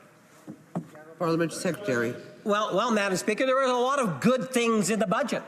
You know, let's talk about the National Food School Program, which feeds 400,000 children, Madam Speaker, in Canada.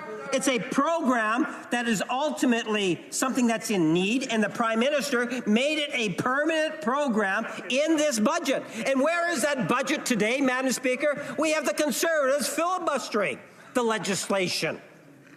So they talk about it, but when it comes down to the reality, and there's a lot of things that are within that budget, and I would encourage members to rethink their position. Because if you believe, if there's any of you within the Conservative Party today that believe that the government does have a role to play, you might want to consider, I would suggest to you, a leadership change, even though it might be somewhat all late given the 87%. Not the business of the House. Questions et commentaires, l'honorable. The Honourable Member for Jonquière. Thank you, Madam Speaker. Earlier, I asked a Liberal colleague who was trying the best way to help the most vulnerable if he didn't find it rather strange, because increasing OAS should be a good idea, but he said that the impact would be not interesting enough. That's what they said. I would like to reiterate my question to my colleague. When it comes to an increase in food inflation, shouldn't the government support the Bloc Québécois in increasing OAS for those between the ages of 65 and 74? And perhaps at the same time, they could rectify the Curam issues that is unacceptable. The Honourable Parliamentary Secretary. The good news, Madam Speaker, is that with the grocery and essentials benefit, the biggest benefactors, I would ultimately argue, will be individuals that are on that fixed income, and we're talking a lot about seniors. So they will benefit, I would suggest to you, in a very big way on it. In regards to the OAS issue, the previous government had increased by 10% for those that were 75 and over. And the rationale for that was because when there's a difference between 65 and 75 in terms of things like medical requirements, ability to work, and so forth. So I think it was a justified move. Plus, back in the 2000 and I believe it was the 19 election, Madam Speaker, that then the Prime Minister made a commitment to do that, to give that 10% to seniors on the OAS that were 75 and above. So all in all, I think this is a government, in particular, this is a Prime Minister that is supporting our seniors, and the Canada Grocery Essentials Benefit is a good example of that. Honourable Member for Victoria. Thank you, Madam Speaker. I think we should all in this chamber sympathize with the fact that our Conservative colleagues are having a bad week. The polling clearly shows that Canadians are rallying behind the leadership of the Prime Minister. The polling clearly shows that most Canadians do not have confidence in the Leader of the Opposition. And to add insult to injury, just today, the last Conservative to serve as Prime Minister was in this House reminding our colleagues opposite of that vanishing sensation of winning an election. So my sympathies are with them. But I think it's intolerable, Madam Speaker, to hear our Conservative colleagues working so hard to divide Canadians. As we heard just a few minutes ago, dividing rural Canada from urban Canada, as though many of our ridings don't straddle both, and as though the members of this chamber don't have an obligation to represent all of our constituents, as though urban MPs don't know and love rural Canada. And so my question for my honourable colleague from Winnipeg is whether or not he would agree that the reason that Canadians are supporting the Prime Minister in this time is because he is deeply committed to to bringing Canadians together, as he did when he announced last year that the consumer price on carbon would be removed because it was divisive. Divisive because Conservatives had been attacking it relentlessly for years. The Prime Minister wants to bring Canadians together, Madam Speaker. Does my colleague agree? Very brief answer from the Honourable Parliamentary Secretary. Thank you, Madam Speaker. I think the Prime Minister over the last number of months has demonstrated very clearly to all Canadians that he wants to build a Team Canada approach, bringing provinces together, Indigenous communities, looking at ways in which we can build a stronger and a healthier country. At the same time, supporting Canadians where they're at on the issue of affordability, like the grocery and essentials. We have to resume debate. The Honourable Member for the Honourable Parliamentary Secretary. Thank you very much. Madam Speaker, it's a privilege to rise in the House today to speak to this opposition motion. It's a motion that reflects what we've been hearing, frankly, from the opposition for several months now. Food affordability and bringing down the cost of living generally are worthy priorities. And in fact, food affordability is a key priority for this side of the House, which I'll come to in a moment. But what continues to disturb me, Madam Speaker, about this motion and indeed about the approach taken by the Conservatives is how when you scratch even a little bit below the surface, you discover that the opposition doesn't stand for affordability at all, that they block it at every turn. And rather than raise the level of debate to how we can work together to tackle the complex and very real challenges facing Canadians, we are instead treated to claims, repetitive claims of hidden and imaginary taxes, and the demonization of regulation that is aimed at a healthier environment and competitive industries. Once upon a time, these objectives, a healthier environment and competitive industries, were objectives shared by Conservatives. But blaming food prices on the actions that we're taking to reduce plastic waste, Madam Speaker, it might be easier than explaining global inflation or climate change or Canada's long, beautiful and glistening winters. But it's not accurate. Our actions to reduce plastic waste and pollution are not the reason that food affordability is under pressure. We should be talking about fertilizer prices. We should be talking about transportation, about labor costs, about global supply chain shocks, about the war in Ukraine, and even about price volatility in the energy sector. We should be talking about tariffs from our southern neighbor, and even about climate change. Climate change increases the frequency and severity of extreme weather, droughts, heat waves, floods, and other extreme events that damage crops and reduce agricultural yields. Climate change, Madam Speaker, is a driver of food prices increases not just in Canada but also around the world. Extreme events have been directly linked to spikes in prices: potatoes in the United Kingdom, cabbage in South Korea, cocoa in West Africa. Extreme weather such as heat, drought, or heavy rain disrupts processing, transportation, and storage. It can also spoil perishable foods during handling and transportation. This leads to higher costs throughout supply chains. Sudden shortfalls, production risk can lead to market tightening, export bans, and price volatility. But plastic policies? Plastic policies protect places. They reduce waste, they clean up communities. When I talk to people in my riding of Toronto-St. Paul's, they want to reduce plastic waste and pollution. They know that plastics are in our Great Lakes and our watersheds, in our landfills, in our own bodies, affecting us and our kids in ways that we're still learning about. So let's be serious and find a path to reduce our plastic pollution and protect the environment and human health. And let's recognize, let's recognize that we are a mature, capable country where we can work to address affordability and also work to protect a pristine environment that defines so many regions of this beautiful land. In another era, Madam Speaker, Conservatives knew this. They fought against acid rain. They fought against the depletion of our ozone. They brought in Canada's Environmental Assessment Act and Environmental Protection Act. But these actions are 40 years ago, Madam Speaker. Today's opposition approach sells division, and it sells blame. It sells the environment as a villain. It's short-sighted and it's cynical, because whether it's plastics or fuel emissions, there is a reasonable path to making progress on these issues while making life a little easier for Canadians too.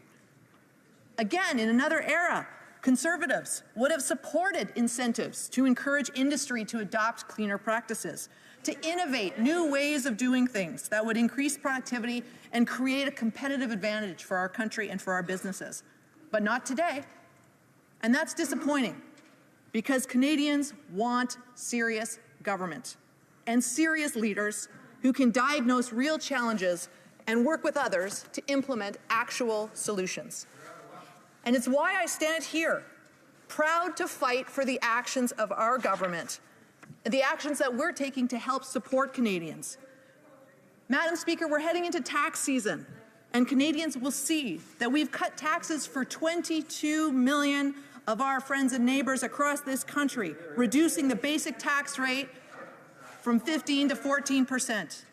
Or our Canada Child Benefit, indexed to inflation, helps 6 million children in Canada and their parents with roughly $8,000 per year per child. Over 6 million Canadians today are part of our dental care plan, Madam Speaker, saving Canadians on average close to $800 per year on dental fees. The National School Food Program, which we've recently made permanent, can help a family with 2 kids save over $800 per year on school lunches. Our Early Learning and Childcare Plan has brought fees down right across Canada, with families in my riding in Toronto St. Paul's often saving over $10,000 a year on childcare costs. That's the kind of saving that changes lives and opens up new possibilities for families, Madam Speaker. What do these programs have in common? The opposition voted against them. They call these government supports for them wasteful, even garbage. So I'm glad that the opposition has decided to help us pass legislation to put our new Canada Groceries and Essentials benefit into action. I welcome that cooperation because that is what a plan on a food affordability should look like. Our new benefit is going to help 12 million Canadians with the cost of food and essentials. It's a 5-year boost that we're delivering to the former GST credit. A one-time extra boost just this year that's going to increase the benefit by 50%. So, Madam Speaker, if you're a family right now, you can look forward to $1,900 this year. If you're a single senior, you're a young adult, you can have $950 with this new grocery benefit. But that's not the end of the plan, Madam Speaker, because it also includes a national food security strategy. And that plan is going to help us increase food production in Canada. We're going to be offering immediate expensing for greenhouses. We're going to be improving our supply chains, working with industry. We're going to be increasing competition in the grocery sector, working with the Competition Bureau, implementing unit price labeling, and enforcing action against anti-competitive practices so that over time, not only are we increasing Canadian food production, but we are bringing down the costs for consumers at the grocery store. The bottom line, Madam Speaker, is that the federal government has a serious plan that we are putting into action. It's not a quick fix. It is part of a plan to grow our economy and create prosperity. It is a plan that is about reclaiming control over supply chains, protecting our public balance sheets, positioning domestic industry where global demand is headed. And it's building economic opportunities and increasing collaboration and competitiveness globally. Madam Speaker, a stronger, more competitive economy does a lot of things. It lowers production and transport costs. It reduces exposure to global shocks. It keeps markets competitive. It builds climate resilience. And most importantly, it stabilizes prices over time. This is what this government is doing to build Canada and for Canadians. We're building a stronger, more competitive economy, working for Canadians, supporting the most vulnerable, enhancing our social security net when people need it the most. We are helping Canadians put food on the table because economic strength, Madam Speaker, is one of the most effective tools for keeping food and keeping lives affordable. And that's what we're delivering. That's what we're going to continue to deliver while helping to create a cleaner, healthier, and safer environment for all. Madam Speaker, that is the beauty of Canada. and of working with Canadians and for Canadians, that they know that it is with a serious government that they can count on to make change, to do the hard work, the heavy lift of introducing the programs and supports that are going to help strengthen our economy, make life more affordable, protect our environment, and build a Canada that is prosperous for all. Thank you, Madam Speaker. Questions and comments? The honourable member from Moose Mountain. Thank you, Madam Speaker. There was so much wrong in that speech, and so much that I found deeply offensive as a farmer, as a rancher, someone who raises livestock and grows crops in the beautiful coulees that lead into the Qu'Appelle Valley in Saskatchewan. In the summertime, if you go to my ranch, it's almost deafening, the sound of insects and the trees moving and the grass moving and the beautiful nature we have that's looked after by the farmers, ranchers. There's no more environmentalists in Canada than there is the agriculture producers we have. And yet we have someone lecturing us who lives in downtown Toronto, probably the most man-affected place in Canada. It's cement, it's asphalt. There's nothing there that's got to do with nature. And they're telling us about how to run agriculture policy. How on earth could she square that circle telling farmers in Canada that they have to pay tax on fertilizer, on the fuel that produces food for Canadians, while meanwhile they're living in the middle of a concrete jungle? Yes. Parliamentary Secretary. Madam Speaker, first and foremost, I did no such thing. What I did was challenge this Conservative opposition to work with us, to debate this issue with facts, not fiction. And Mr. Speaker, I would have the member opposite know that I may proudly represent a downtown Toronto riding, but that I grew up in the heartland of Alberta. So I know a thing or two about this country from coast to coast, and I'm proud of it. And Madam Speaker, I would have the member opposite know that this government is building one Canadian economy, that this isn't about dividing farmers from urban centres or rich from poor. This is about ensuring that our country gets through the tough times of the next few years, that survives and prospers. And to do that means building an economy that works for everyone. Questions and comments? The honourable member for Yorkton Milk. What this individual does not understand is the beauty of this country that already exists and was totally ignored by this government when they came into power. If this country, if our agriculture, any industry did anything of significance, which was done extensively in agriculture across this country to make us the most innovative and clean country to grow food, we in this country entirely create less than 2% of the greenhouse gases in the world. I've said this to classrooms. If you took a pie, you cut it into 100 pieces, we would be less than 2 of those little slivers. Are we still continuing to innovate? You better believe it. But at the same time, we are being accused of not contributing to a situation where, I'm sorry, there are not boundaries around Canada when it comes to the environment. What is this government doing about relationships with India, with the U.S., with China, when it comes to greenhouse gases? We are the top of the pile, not at the bottom, and she should be ashamed of herself for her behavior. Parliamentary Secretary. I think that our policy as a government and our plan involves the type of supports and initiatives that farmers and that industry would welcome, from building our supply chains to investing in rail and ports, ensuring that our biofuels are supported. Madam Speaker, I'm someone who knows how much even Albertans care about the environment, how much concern there is when the pristine nature in our national parks or in the foothills of the Rockies, these places matter too. And all I'm saying is that Canadians are a serious, mature, and capable people who know that we can both achieve food affordability and make progress on that front while at the same time protecting the wonder and the nature that is the beauty of Canada. The honourable member for Victoria. Thank you, Madam Speaker, and thank you to my honourable colleague from the beautiful riding of St. Paul's in downtown Toronto. It is, again, disappointing to hear that the leading strategy of the opposition party is nothing less than pitting Canadians against each other, trying to convince rural Canadians, trying to convince Canadians from across the prairie provinces that the government doesn't care about them.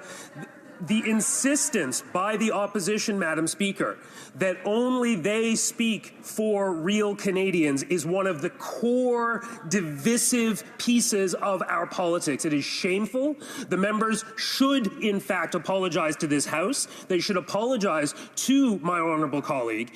And so I will ask my colleague from St. Paul whether she would like to elaborate on the way in which affordability challenges related to food is an issue that many Canadians face, Canadians in cities and Canadians in rural Canada, and how the government is addressing those needs while bringing the country together. Brief answer from the Honourable Parliamentary Thank my Secretary. colleague for that question, because I do think food affordability touches all Canadians. And I have to say that in my own riding of St. Paul's, whether it is seniors on a fixed income, whether it is young people or newcomers, they are going to benefit from this new groceries and essential benefit that we have. And it's one of the reasons the policy is in place. The benefit is a part of it. And then the other piece of it is building the food security strategy to go with it to ensure that we are actually creating a long-term solution. And we have to resume debate. The Honourable Member for Souris-Mount. Thank you, Madam Speaker.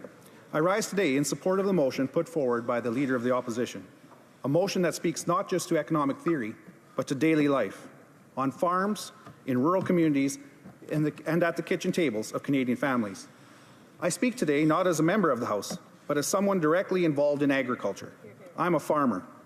I deal with input costs, fuel bills, freight invoices, and the realities of producing food in this country.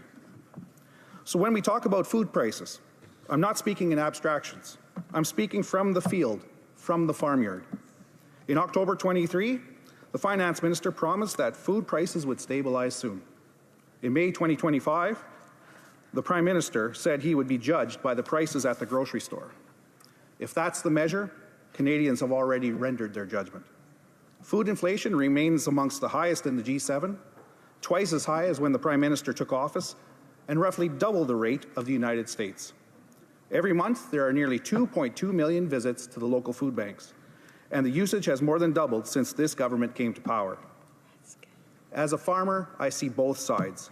Families struggling to afford groceries and farmers struggling under the rising costs to produce food. Mr. Speaker, I want to share an example from my riding. Not long ago, I met a young farm family who run a mixed operation. They work long hours, help their neighbors, and quietly support their community, sponsoring the local rink, donating to fundraisers, and stepping up when others are in need. They're proud, stoic people who do not look for handouts. Yet their input costs, diesel, fertilizer, machinery repairs, and freight have risen far faster than the prices they receive for their grain and livestock. Their margins are being squeezed. Today, that same farm family now relies on the local food bank to help feed their own children. It's deeply uncomfortable for them to admit that.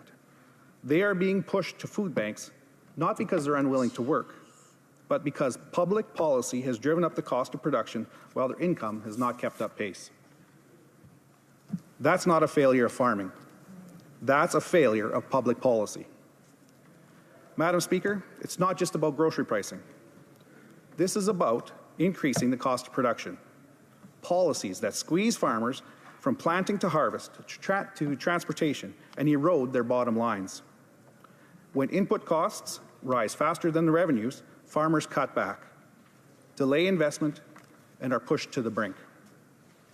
So when the government layers on the industrial carbon tax, higher fuel costs under the clean fuel regulations, and new taxes on food packaging, they're not just raising grocery prices. They're directly hurting the viability of family farms.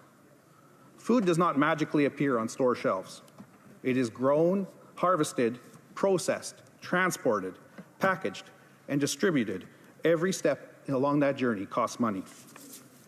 When government policy raises the costs, consumers pay more. The industrial carbon tax applies to farm fuel, fertilizer production, grain drying, and food processing.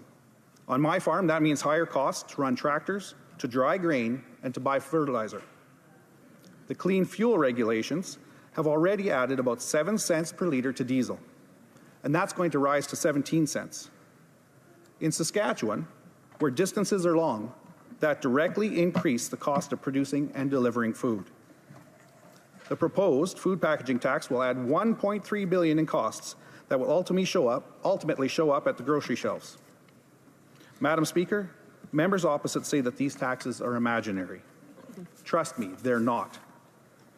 They show up on my fuel invoices, my fertilizer bills, my freight costs, and machinery parts, and ultimately in food prices. In fact, in Saskatchewan, there's a line item on your natural gas bill that says carbon tax.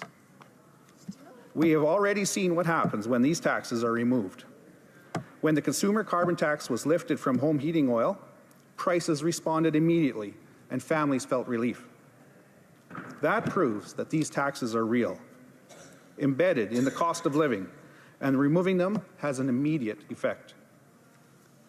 If removing one portion of the carbon tax helps families, then removing the industrial carbon tax and clean fuel regulations from food production and transportation would meaningfully help bring down the cost of grocery prices.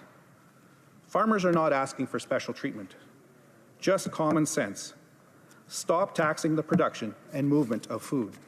In fact, this morning at the Agriculture Committee, I asked directly to some of our witnesses, I said, is there an effect? Do you see a direct effect from the industrial carbon tax, from the food packaging tax, and from the clean fuel standards? And my goodness, they had a lot to say. It's directly cost. It's crushing their operations. The regulation, the over-regulation, the over-tax burden that they're feeling is putting them in real risk of losing their businesses. You cannot make food more affordable by making it more expensive to produce. The second part of the motion, boosting competition in our grocery sector, is also critical. More competition would benefit both farmers and families. Madam Speaker, this motion is pro-common sense. It recognizes that federal policy sets the framework within which food is grown, moved, and sold. And right now, that framework is making food more expensive. Canadians need practical policies that balance environmental goals with affordability, competitiveness, and food security. You cannot decarbonize and deindustrialize agriculture. You cannot lower food prices by taxing the tools that farmers use to feed this country. This motion is a clear path forward.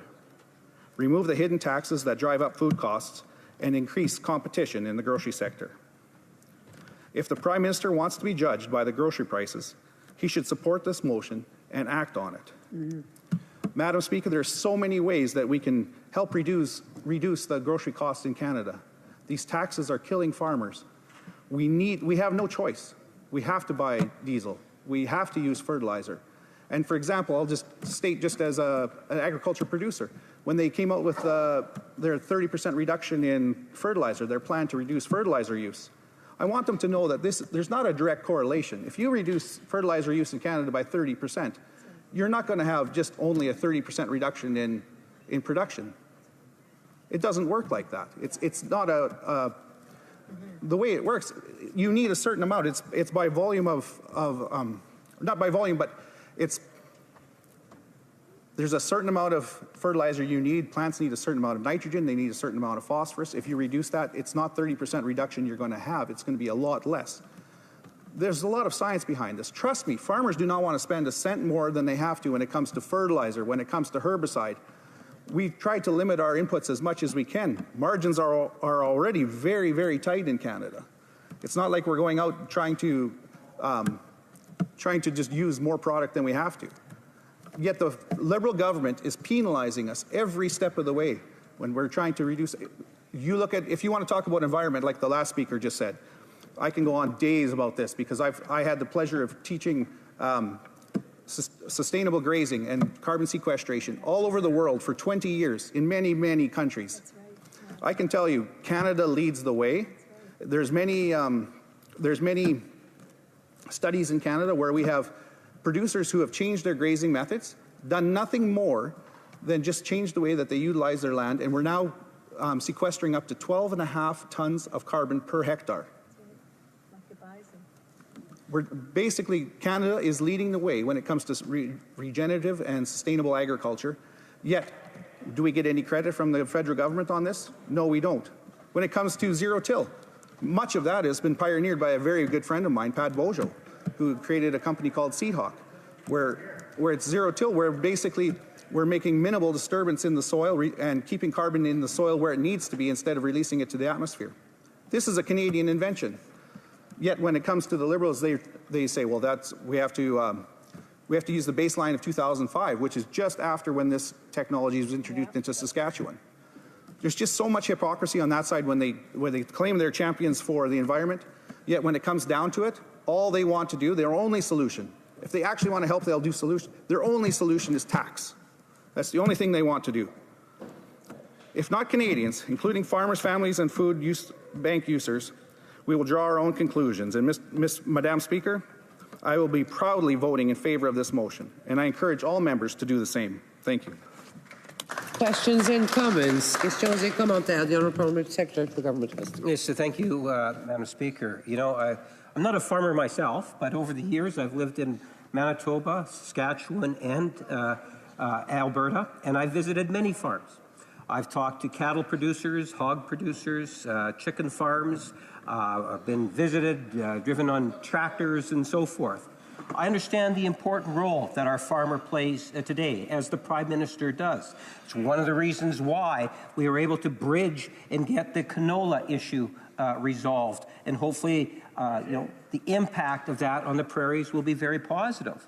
The question that I have for the member opposite is that at the end of the day, it is, for all intents and purposes, imaginary taxes. Because if you go to a grocery store and you buy a dozen eggs, and you buy some hamburger, and you buy some milk, there is no tax. And that is the impression that Conservatives are trying to give, is that in fact there is a direct tax on those bills.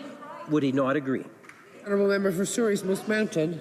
I most definitely do not agree with that statement. It's just, for example, if the member opposite was to go on a trip and he calculated all the costs of his trip, and part of his costs were fuel, and he knows that there's tax on that fuel, does that not increase the price of his trip? It's very simple math. I don't know how the Liberals can square the circle of thinking that by making food more costly to produce, that it's actually going to bring down the price. Questions and comments? The Honourable Member for Regina Luvan. So, Madam Speaker, you just saw exactly the lack of common sense when it comes to this discussion from the Liberal side. And my colleague gave a wonderful speech as a producer, and they were very quiet because there isn't as much farming knowledge on that side. And he just laid out perfectly. The price of beef has gone up 33% in this country. The price of coffee, 30%. The price of lettuce, 40%. That is a direct effect of it having to cost more money to grow and raise that food. I don't know why the Liberals do not understand that point. Can my colleague please, and one more thing, can my colleague please touch on the fact that there are no tariffs on food. They're trying to scare everyone into saying this is an American problem and it's a made in Canada problem. The Honourable Member for Surrey's Most Mountain. It's just common sense. When you have more tax, more regulation, the price of everything goes up. And primary producers in Canada are some of the best in the world, and we find it so offensive when we have Liberals who have no connection to agriculture whatsoever in any shape or form, telling us how we should manage our farms, how we should be thinking of the environment, when you will not find anyone who is more concerned about the environment than the people who make their living from it. In fact, we call ourselves in the prairies green conservatives, not blue conservatives, because we're so concerned with the health of our land, the health of our soil, and the health of our grasslands. It being 5:15, it is my duty to interrupt the proceedings and put forth with every question necessary to dispose of the business of supply. La question est la suivante. Monsieur Berthold. The question is as follows. Mr. Berthold, seconded by Mr. Abou-Taïf, moves that, given that the Finance Minister promised in October 2023 that food prices would stabilize soon, and that the Prime Minister stated in May 2025 that he would be judged by the prices at the grocery store, and that 1. Canadians face the highest food inflation in the G7. 2. Food inflation is twice as high as it was when the Prime Minister took office. Inflation in Canada is twice as high as it is in the United States. 4. Canadians made 2.2 million visits a month to food banks. 5. Food bank use has more than doubled since the Liberals took power. The House called on the government to immediately introduce a food affordability plan that A. removes the Liberals' hidden taxes on food, including 1. the industrial carbon tax on farm equipment, fertilizer and food processors that drives up the cost of producing food and are passed on to consumers. 2.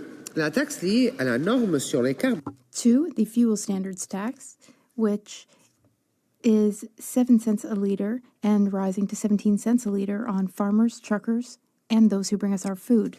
3. The food packaging tax that will cost Canadians $1.3 billion. And B. Boost competition in our overly concentrated grocery sector. If a member participating in person wishes that the motion be carried or carried on division, or if a member of a recognized party participating in person wishes to request a recorded division, I would invite them to rise and indicate to the chair. The honourable member for Foothills. I'd like to request record division, Madam Speaker. Thank you. Thank you. Pursuant to Standing Order 45, the division stands deferred until Wednesday, February 4th, 2026, at the expiry of the time provided to oral questions. The Honourable Parliamentary Secretary is rising on a point of order. Yes, Madam Speaker, I suspect if you were to Canada South, you'd find unanimous consent to call at 5:30 at this time so we could begin private members' hour. Agreed? Agreed. It being 5:30, the House will now proceed to the consideration of private members' business as listed on today's order paper. Ordre du jour. Ordre du jour, private members' business, consideration of motion M16, use of underused and surplus federal lands and buildings for services for veterans, standing in the name of Ms. Hurdle. Ms. Hurdle, seconded by Mr. Kellaway, moves that A. The House recognize, 1, that the government is making historic investments in the Canadian Armed Forces to meet our NATO funding targets earlier than committed. 2, the assumption that an increasing number of CAF service members will lead to a growth in the ranks of Canadian veterans over the next few decades. And B, une instruction soit donnée au...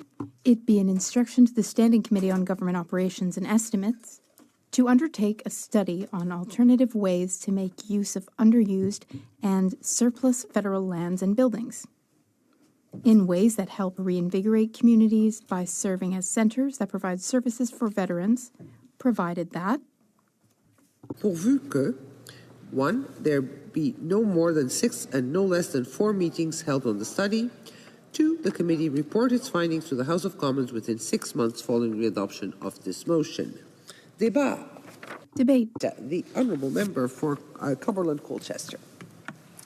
Madam Speaker, right now in my riding of Cumberland Colchester, there's a building that tells 2 stories at once. The Colonel James Leighton Ralston Armory in Amherst, Nova Scotia, named for a decorated war hero and former Minister of National Defence, sits empty today. At the same time, veterans in our communities struggle to find affordable housing and access the physical and mental health services they've earned through service to this country. That gap is a problem, but it's a problem we have the power to solve if the folks in this room are willing to work together.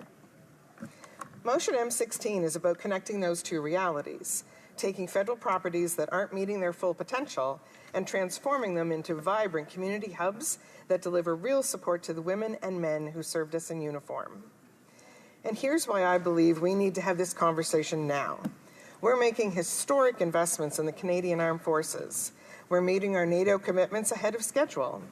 That means over the next decade, we need to prepare for thousands of new service members to one day become veterans. This isn't just about addressing today's challenges, it's about getting ahead of tomorrow's needs with smart planning that works for veterans, for communities, and for taxpayers. Let me paint you a picture of what's possible. The Ralston Armory is an historic building with deep roots in Nova Scotia's military heritage. The North Nova Scotia Highlanders called it home. This is the regiment that landed on Juno Beach in D-Day, facing down the 12th SS Panzer Division in the wheat fields of Normandy, where they paid a devastating price. 80 dead, 200 wounded or captured in those first brutal days of the campaign. 13 of their captured soldiers were executed by the SS. These weren't abstract statistics in our communities. These were sons, brothers, and fathers, and their sacrifice helped liberate Europe. That building, their building, now sits in administrative limbo, declared surplus in 2016, then closed unexpectedly in 2020 due to structural concerns, closed again in 2025 due to environmental concerns. The community has fought to save it, but without long-term commitments towards a clear path forward, it will remain unused while its potential goes unrealized. Now imagine this. What if the Armory became a veteran resource center? Affordable housing units designed for veterans transitioning to civilian life, mental health services, peer support groups, career counseling offices, meeting rooms where local veterans groups can gather, and a revamped museum honoring the Highlanders' legacy, reminding everyone who walks through those doors what service and sacrifice really look like. It's not a fantasy. It's what this motion is designed to explore, how we take buildings like the Ralston Armory and turn them into solutions that honor the past while serving the present. And Cumberland Colchester isn't alone in having this potential. In the riding of Brandon-Surrey, my colleague across the aisle represents a community where the Canada Lands Company has already identified federal property available for housing development. What if that becomes another veteran service hub, delivering wraparound support in Manitoba? In the riding of Kamloops, Shuswap, Central Rockies, my colleague in this chamber has similar federal properties sitting underused. British Columbia veterans deserve the same level of coordinated support we're talking about building in Nova Scotia. The list goes on and on. Coast to coast to coast, I could point you towards federal real estate that could be doing more, not someday, right now. This motion directs the Standing Committee on Government Operations and Estimates to examine the best ways to make this happen. We'll hear from veterans. We'll consult with real estate and housing experts. We'll look at successful models from other jurisdictions.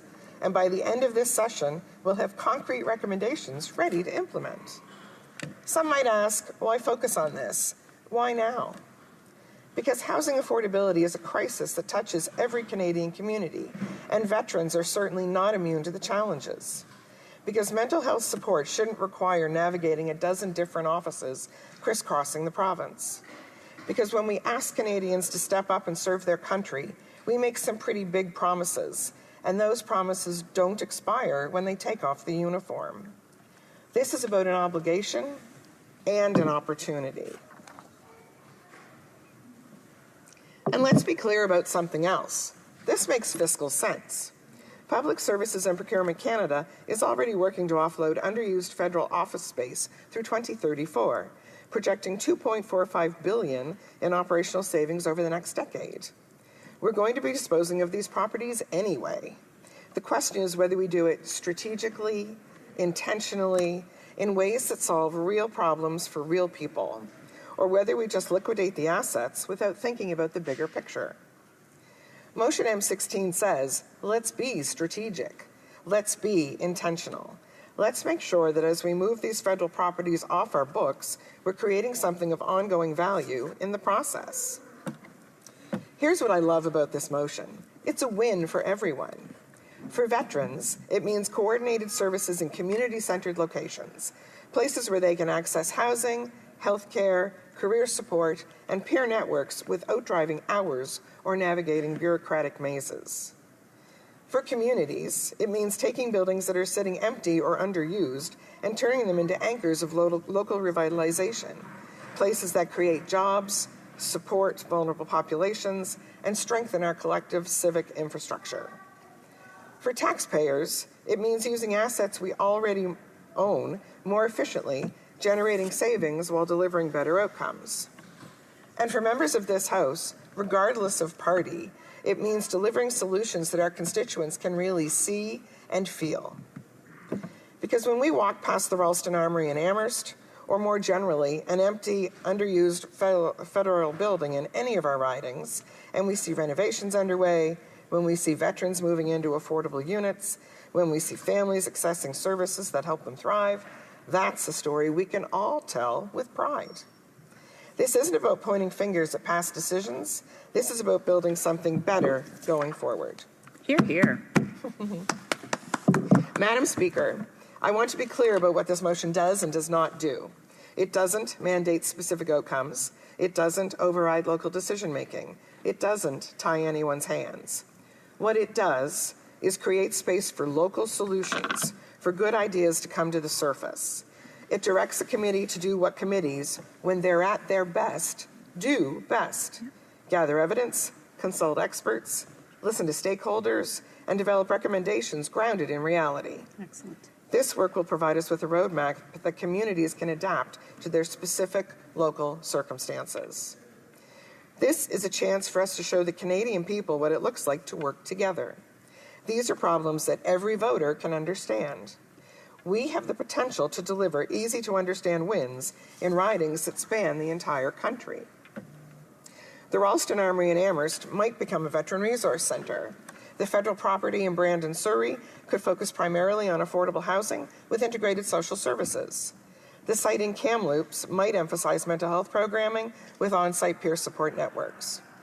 Even if a member doesn't know these specific locations, we all know about the type of properties I'm talking about. One size doesn't have to fit all, but the principle is universal. We have assets, we have needs, and we have an opportunity. So here's what I'm proposing every member of this House consider. I'd ask all of us to take a minute right now, put down our phones, maybe even close our eyes a short, still moment for consideration. Consider if we have federal property in our riding that could better serve the community. I'm willing to bet the answer is yes. Consider if we have veterans who would benefit from more coordinated, accessible services. I'm willing to bet the answer is yes. And consider if we owe something to the Canadians who step up, put on the uniform, and serve. I'm quite certain that answer is yes. Absolutely. For all of us. Yeah. So with those questions in mind, I now ask for support of the motion being put forward today. I invite the full membership of this chamber to participate fully in this process. Come to the committee meetings, share important insights, tell us about the distinctive realities on the ground in ridings across the country. This kind of participation will help us build the best possible recommendations. Because here's the truth. We're going to have more veterans in the coming years. Our NATO commitments mean a larger Canadian Armed Forces, which means more people who will eventually transition to civilian life and deserve our support when they do. We can wait until the need becomes a crisis, or we can plan ahead. We can let underused properties continue gathering dust, or we can transform them into community assets. We can talk about supporting veterans in the abstract, or we can take tangible action. This isn't abstract for me. I grew up with a visceral understanding the price so many veterans pay as they sacrifice their bodies in service to their country. My grandfather, Private Ralph Hurdle, served as a dispatch rider in World War II, carrying critical information between the front lines in France and Central Command. He returned home with shrapnel in his chest. A price paid, made front and center for us kids before every Christmas, Thanksgiving, and birthday celebration, as we were reminded to not jump up on Grampy's lap.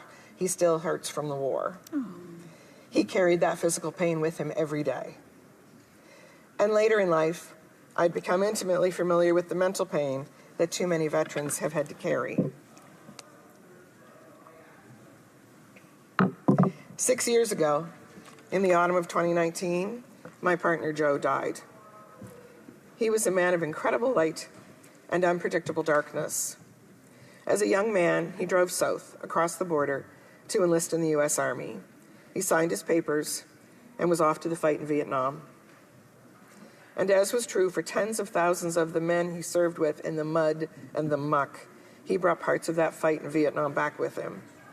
Through PTSD, Joe would relive parts of that fight for decades. Long after returning to the safety of Canada, he carried that mental shrapnel the rest of his life. I couldn't help Joe. I couldn't offer him much more than the equivalent of mental Band-Aids. But this motion, this is a step that we can take together to help us move beyond mental Band-Aid solutions. This is a step that might allow us to unlock creative solutions to better serve veterans across Canada. Mr. Speaker, the North Nova Scotia Highlanders landed on Juno Beach 82 years ago this June. They fought their way across Northwest Europe. They liberated villages. They paid an unbearable price. and they came home to build families and communities across Nova Scotia. The building that bears Colonel Ralston's name, the building where those Highlanders gathered and trained and kept their legacy alive, deserves better than the red tape of administrative limbo. I believe we can do better, and this motion is how we start. Let's embrace the opportunity. Let's study this thoroughly. Let's learn from best practices. Let's develop recommendations that communities from coast to coast to coast can implement. And let's prove that when we make commitments to the women and men who serve, we keep them, not just with words, but with action. I ask every member with us today to see and embrace this opportunity. Motion M16 says we have assets, we have needs, and we have an opportunity. It asks, how can we be more strategic? How can we be more intentional? I ask now for the House's support on Motion M16. Let's show the Canadian people that when we work together, we can get good things done. Thank you, Mr. Speaker. Questions and comments. Questions et commentaires. General Member for Banff Airdrie. Well, thanks, Mr. Speaker. Heard the speech, and I'll say this. What I often find happens when you hear a politician talk about wanting to do a study, it's a way of avoiding taking action. With these underused properties, I know there's one in my riding. I listen to my community. I know what they need. I don't need to have a study of Parliament to be able to decide what needs to be done with those properties. I would suggest that any member who has one of these properties in their riding, they should know what their community needs. We don't need a study of Parliament to be able to decide what needs to be done. Same thing goes for when we talk about serving our veterans. If this member, she's a member of the government, if she wants to see more services for veterans, she should walk over to the Minister of Veterans Affairs and say, let's get more services for veterans, rather than trying to gum up Parliament with a study when we could be just taking action. And she's part of a government, why doesn't she just take action? The Honourable Member for Cumberland Colchester. Well, Mr. Speaker, I'd like to thank the member across the way for his question, but I'm not sure that I want to. Point taken, there certainly have been studies done, and as the need for veterans housing is obvious, and the government understood that, and in this year launched Build Canada Homes, which will help us to provide housing for individuals, including veterans, by identifying the federal surplus buildings in each of our ridings. We are going to be better able to service those individuals and get it moving faster. Thank you. Questions and comments. Questions et commentaires. Questions, comments? The Honourable Member for Victoria. Thank you, Mr. Speaker, and thank you to my honourable colleague from Cumberland Colchester for her speech in the House and for her touching and personal remarks shared with all of us in this chamber today. I also represent a riding that has a significant number of Canadian Armed Forces and Department of National Defence properties. And while the honourable member opposite's point is taken that many members, I'm sure, do have an idea of what we might do in our ridings with some of those properties, I would suggest that the merit of my colleague's motion is to have a systematic review of all of those properties across Canada, so that instead of an ad hoc process where individual MPs are putting forward their own favourite projects, we might actually have a more broad, wide-reaching and systematic assessment of properties that the federal government could use to better effect for Canadians, and in this case, for veterans. Would my colleague care to comment? Thank you. The Honourable Member for Cumberland Colchester. I thank my honourable colleague from Victoria, and he hits the nail on the head.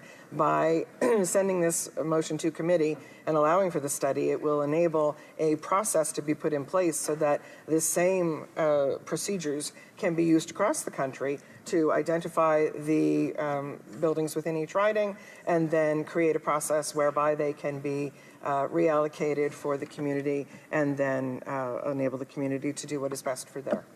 Thank you. Questions and comments. Questions et commentaires. The Honourable Member for Vernon Lake Country, Monashee. I'm sure the member is aware that the Department of National Defence is expanding rapidly right now, and that the unused properties are generally World War II heritage leftovers. What would the member say, Mr. Speaker, if, about the coming expansion and how that may conflict with her bill? The Honourable Member for Cumberland Colchester.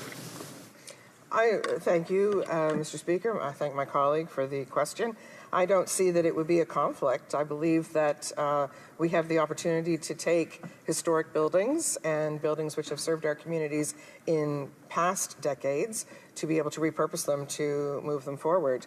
And with things like food, I can't think what they're called. Heat pumps, that's right, heat pumps and solar power and better energy efficiency, we can transform these buildings into units that can be occupied for decades to come. Nous avons assez de temps pour une petite question. A short question. The honourable member. Go ahead. The question's simple, Mr. Speaker. Why discuss M16 here rather than with my colleague at OGO? Chester, about 20 seconds. Je voudrais remercier. I'd like to thank my colleague for the question. Say that because OGO is an opposition-chaired committee, it makes perfect sense for everyone to work on a non-partisan basis to review the opportunities and to see what we can do to move it forward. Thank you. Resuming debate, reprise du débat, the honourable member for Carleton Trail, Eagle Creek. Thank you very much, Mr. Speaker. I am pleased to rise today to speak to the motion introduced by the member for Cumberland Colchester, M16. While this motion appears to be related to the current and future use of federal office space, it calls upon the House to recognize, among other things, and I quote, that the government is making historic investments in the Canadian Armed Forces to meet our NATO funding targets earlier than committed. Clearly, Mr. Speaker, this is nothing more than a Liberal talking point that doesn't add value, nor can it be substantiated in any way. It is not clear whether there has been an increase in CAF members over the past few years, let alone in the past 6 months since this government announced its new spending policies. I would also ask what the member means by historic investments. The Liberals have been in power for over 10 years, and on this issue, what do they have to show for it? Simply recommitting to make progress after 10 years of inaction is a convenient way of avoiding accountability. For example, a report tabled by the Auditor General last fall revealed that there are significant shortcomings in the living standards of our military. She identified that only 5% of major repairs were completed of the more than 227 high-priority repairs needed across 3 bases. These were not insignificant: lack of potable water, malfunctioning sanitary waste systems, and deteriorating external walls. But on this, there was no apology for or even acknowledgement of these deplorable conditions, while they continued with their reckless spending and avoided their commitment to defense spending for a decade. One of the first things this government could do, if they truly plan on making generational investments, is to start investing in the living quarters that meet basic standards for our military.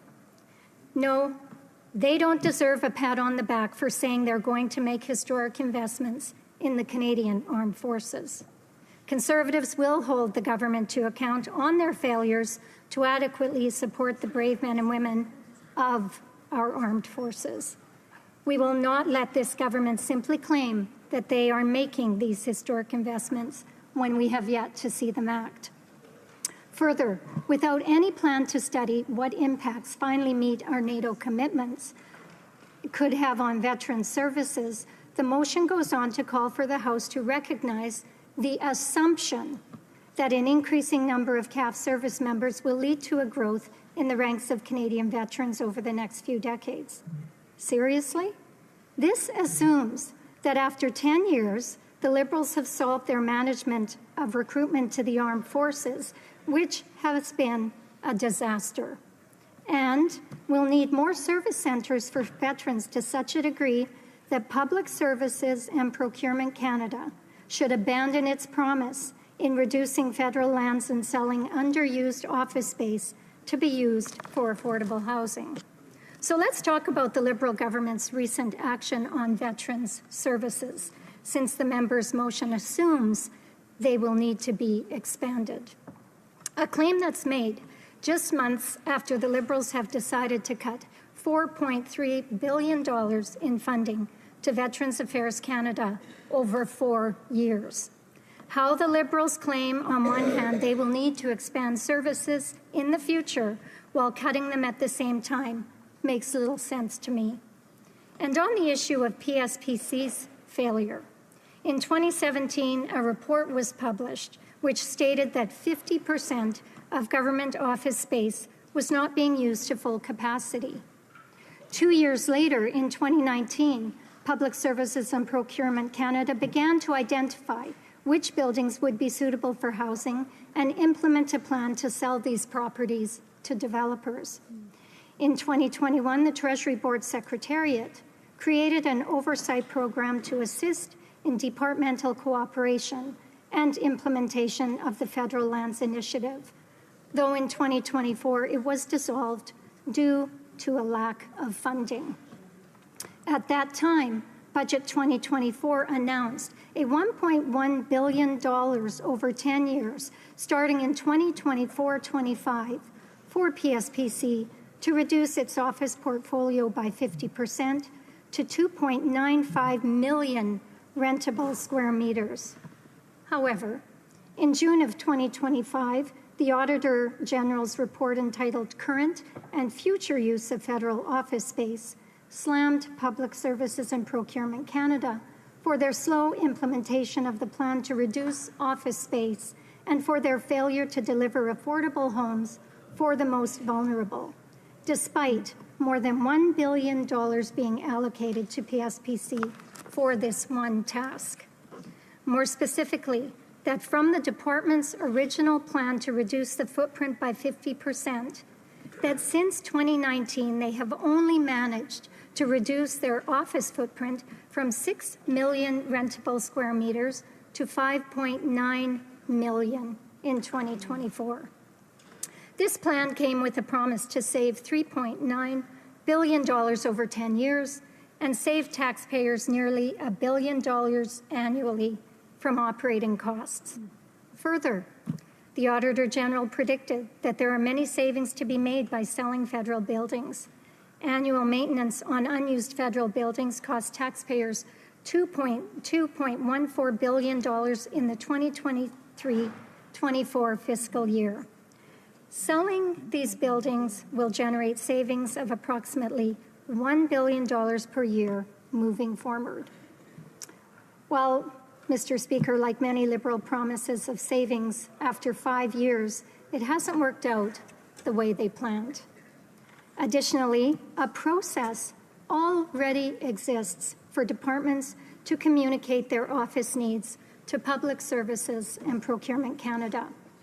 If Veterans Affairs Canada needed new space for veteran services, they already have an internal mechanism available without needing to invoke parliamentary motions or committee studies, which is why the third part of this motion is egregious in that it seeks to instruct the Standing Committee on Government Operations and Estimates to undertake a study on alternative ways to make use of underused and surplus federal lands and buildings when one already exists. I am skeptical of the motivation, in that I believe there is a desire to control the agenda of the Government Operations and Estimates Committee by instructing an opposition-led committee to undertake this study, given the following. The TBS sets policies and approve funding that guide how departments can acquire and use government office space. Departments are responsible for understanding and articulating their specific needs for services and the office space required to support their programs and mandates. PSPC, as the custodian, manages the government's portfolio of office spaces and works with departments to meet their space requirements. Therefore, if Veterans Affairs Canada needed more space, they would need simply to go to PSPC and make that need known. In closing, I would note that the Auditor General found that while PSPC has been slow in meeting its mandate, The department lacked up-to-date, standardized, and reliable information from federal tenants on the daily use of office space. She has been clear. The federal government does not efficiently or adequately use its spaces. Our position is clear. Sell these surplus buildings and use them for affordable housing. We are opposed to attempts to redirect the work of committees in order to distract from the government's failures in reducing and selling underused federal office buildings so they could be converted into affordable housing. Self-congratulatory motions such as this allow the Liberal government to avoid accountability for their years of inaction and failure to execute their reduction of federal office space, nor one that allows the Liberals to get away with promising investments for the men and women of our Canadian Armed Forces or for our veterans without following through on those promises. Conservatives will continue to do the work we were elected to do as the official opposition and hold the government to account for their broken promises. Thank you. Resuming debate. Reprise de débat. Honourable député de Laurentide. The Honourable Member for Laurentide-Labelle. Thank you very much, Mr. Speaker. The fundamental question tonight is, why here? The question seems simple, but to me it is crucial. Since I was elected to the House of Commons, rarely have I seen orders for reference to the House of Commons to committees other than questions of privilege. And I've seen questions of privilege, having served for 3 years on the Standing Committee on Procedure and House Affairs, as you were, Mr. Speaker. I was surprised to see the Liberals take the initiative to table this motion.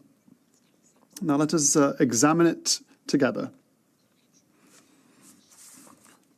That the House recognise that the government is making historic investments in the Canadian Armed Forces in order, or rather to meet our NATO funding targets earlier than committed.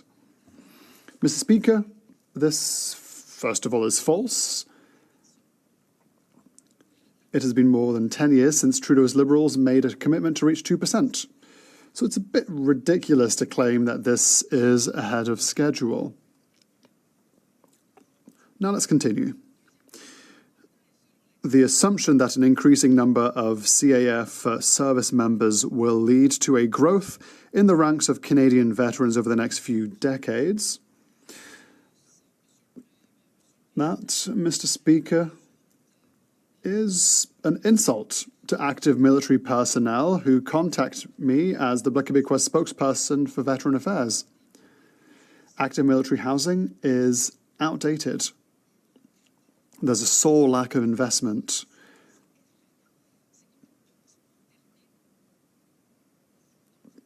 They're like a sieve letting out heat, and we hear more and more news about it every day. Third part.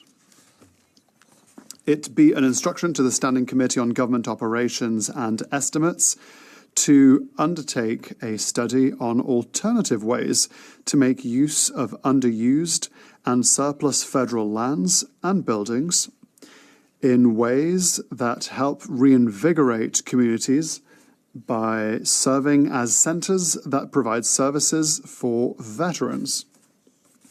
Mr. Speaker, listen to me carefully. I will always be an ally of veterans. I will always defend their basic needs. And I've repeated this over and over again. We must take care of their basic needs. What are these basic needs? Food, housing, and feeling safe. I'm the very first to demand dignity for veterans. I'm the first to ask that their needs be listened to, that they be consulted. That's just one word, but it's essential. That they not be spoken down to. But I'm very aware as well about how they're currently being instrumentalized. Let us be clear, Mr. Speaker, I'm not against the substance of this motion, absolutely not. I'm against the way it's been tabled and presented. If the Liberal government wants to launch a study on the subject, then let it do so in committee. The Liberals have 4 MPs who sit on the Government Operations and Estimates Committee. These 4 very competent MPs know how parliamentarianism works and are fully aware that they can table a motion to study this subject. However, the government has decided to do so here in the House. So I go back to my initial question, why? If we look at page 795 of the French copy of the Guide to Procedure and Practice of the House of Commons, 4th edition, 2025, freshly printed, it is noted that the Standing Committee on Government Operations and Estimates has a very broad mandate, which includes studying the efficiency, administration, and operation of central government departments and agencies, as well as studying the efficiency, administration, and operation of new government information and communication technologies. That's a lot. The committee is also responsible for studying the process of reviewing budget estimates and appropriations, as well as the format and content of budget documents. The standing orders also give it the power to amend certain appropriations that have been referred to other standing committees as part of the estimates in coordination with the latter. So back to my question, why is M16 ordering the OGO committee to look into this matter? If it is a question of providing housing for veterans, I am sure that my colleagues on the Standing Committee on Veterans Affairs would be honoured to study the issue of housing, homelessness, and surplus land available. Now, Mr. Speaker, it's up to the committee to do so. I fundamentally believe that committees are sovereign and that their work should not be dictated by the House. This precedent, and we've often heard the word precedent, this precedent would give unrecognised parties such as the NDP and the Green Party the opportunity to dictate the work of committees. Hey, let's go. I have 2 minutes remaining. This precedent worries me because it is not done with good intentions. It is done for one purpose only, perhaps to circumvent the Bloc Québécois, which, as we know, and we'll say it again, we're in an exceptional situation. We are the kingmakers in committees. We hold the balance of power. The government knows that with only 3 votes in the House, it can bypass the voice of Quebecers who wanted 22 independent MPs, 22 lovers of Quebec, 22 defenders of Quebec's specific characteristics, 22 Quebec patriots to defend their voice here in the Parliament of Canada. This state of affairs may irritate many. I hear some people laugh, but they will not be able to override us. Democratic rules are here to prevent unilateral decisions. Parliament must not become a rubber stamp chamber for executive decisions. It must be a chamber for debate, for reflection, and for government oversight. As a Bloc Québécois MP, I will always stand up to defend these fundamental and intrinsic principles of the Quebec sovereignty movement. Thank you, Mr. Speaker. Resuming debate. Please debate. The Honourable Parliament Secretary to the Minister of Transport and Internal Trade.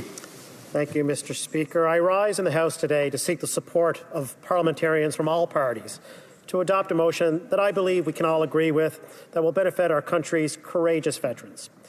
This motion calls for the House of Commons to instruct the Standing Committee on Government Operations and Estimates to study the use of underused and surplus federal lands and buildings to support services to our veterans.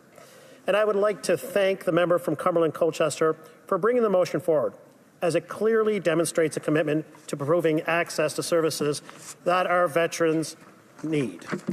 Mr. Speaker, most of us are aware of the important work that public servants do at Veterans Affairs Canada to support members who have left the Canadian Armed Forces and who have become veterans. The programs offered by Veterans Affairs do more than make a veteran's life a little easier. They are absolutely a lifeline. These programs provide critical support for veterans facing serious mental health and physical challenges. Just as importantly, Mr. Speaker, they also benefit veterans' families who play a vital role in the care and well-being of veterans. Mr. Speaker, there is no greater service to our nation than military service, and our veterans therefore deserve access to the support they need, no matter where they live in this country. In fact, I believe we have an obligation to look into proposals or initiatives brought forward that can help our veterans. We owe it to them to do so. And that is what this motion is about, Mr. Speaker. Now, as many in the House are aware, the federal government is the custodian of a large number of underused lands and buildings that have been deemed surplus to federal needs and are being considered for disposal. The intent of this motion, let's be clear, is to explore how some of these properties can be repurposed to house and support programs for veterans who have bravely served our country. For example, Mr. Speaker, these surplus properties could be suitable for infrastructure needed to deliver education and training, as well as health care and mental health services for our veterans. They could also, Mr. Speaker, be used to provide affordable housing that has been mentioned here today. Now, we know that too many veterans struggle with access to affordable housing, and some are even experiencing homelessness. Now, Mr. Speaker, according to the latest data, it is estimated that approximately 2,000 veterans across Canada experience homelessness every year. Now, our government has made a commitment to Canadians to address the housing crisis, as we have already taken action on this front, and it has been talked about today. In September, we launched Build Canada Homes, a new federal agency dedicated to building affordable housing at scale. And they're doing it by leveraging public lands, offering financial incentives to builders, attracting private capital, and supporting modern infrastructure and manufacturers to build the homes that Canadians and veterans need now. Build Canada Homes will also help address homelessness by building transitional and supportive housing, while working in partnership, Mr. Speaker, with provinces, territories, municipalities, and Indigenous communities. Mr. Speaker, we are also continuing to fund the Veteran Homelessness Program, which was launched in 2023. In November 2025, the Minister of Veterans Affairs announced an additional $22.5 million in funding to support initiatives aimed at preventing and reducing veteran homelessness in communities from coast to coast to coast. Now, with this funding, Mr. Speaker, our government is partnering with 10 different organizations across Canada, enabling community organizations to deliver tailored services, including housing assistance, mental health, addiction supports, and employment services. These are important measures, but we know we must do more for our veterans. The truth, Mr. Speaker, is that the veterans have unique needs and require services specifically tailored for them. And if we have surplus buildings, Mr. Speaker, or land for that matter, that could be used to help provide these services, we should endeavor to make this a reality. Now, there are many factors, Mr. Speaker, that cause our veterans to seek support services that they need when they transition from military life to civilian life. Now, the transition, has been mentioned here today, can be challenging as military personnel leave a structured environment and adjust to a life that is less predictable and less ordered. Finding their footing in these new surroundings can take time and indeed support. There can also be a sense of loss of community when our servicemen and women leave the military. After years of working and living with tight-knit groups, to suddenly experience that absence of community can be a major adjustment. Many veterans, in fact, Mr. Speaker, face physical and mental challenges after leaving the forces. It was brought up here today. While most of us are familiar with the post-traumatic stress disorder, PTSD, there are numerous other physiological and psychological conditions that can affect our veterans. By providing counseling and a range of support services through Veterans Affairs, we can help prevent some of these challenges from developing into more serious illnesses.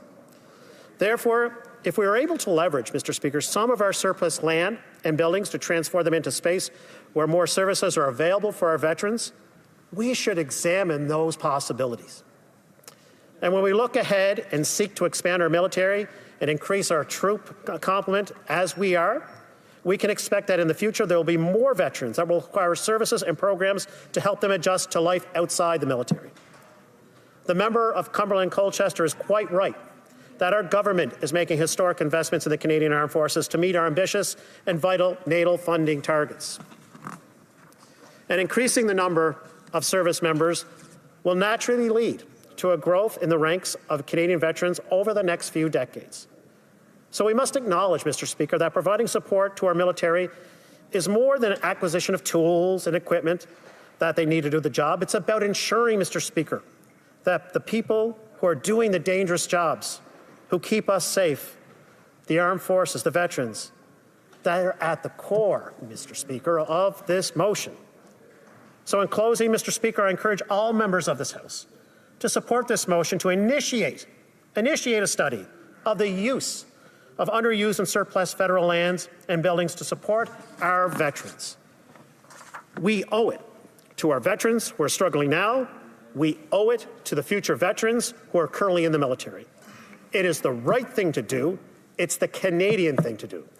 So let us do what we all know is right and support the adoption of this motion. Thank you, Mr. Speaker.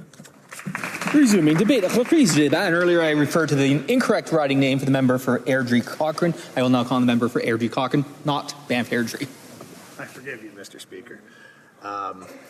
We stand here today, though, watching the Liberals once again playing politics with veterans.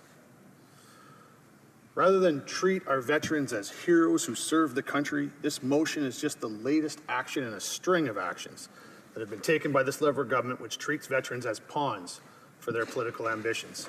In less than a year since the election, this government has made several inexplicable decisions which not only neglect their duties to veterans, but insult them. It started with the minister being unable to answer how many veterans had been helped through their flagship programs on homelessness and employment. Despite millions of dollars spent and years of patting themselves on the back, they had no idea if their program was actually doing anything or not. Then they decided that they wouldn't provide wreaths for Remembrance Day for cenotaphs across the country. After pushback from Conservatives, they had to walk that back. But then, just before Remembrance Day, they announced more than $4 billion worth of cuts to veterans' benefits. And they refused to answer questions about where those cuts will take place, but we already know that their budget proposes to cut veterans' pensions, because they've sent out more than 100 letters to veterans demanding massive repayment sums following because of the department's own negligence and accounting errors, while simultaneously moving legislation to retroactively change legislative decisions to avoid having to pay back disabled veterans that they've been overcharging for years. And now they stand here today and once again use veterans as a pretense for their political goals.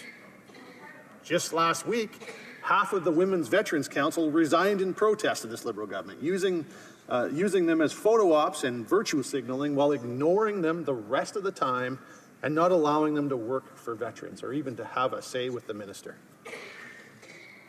Mr. Speaker, Canadians have had enough, and it's time for action now.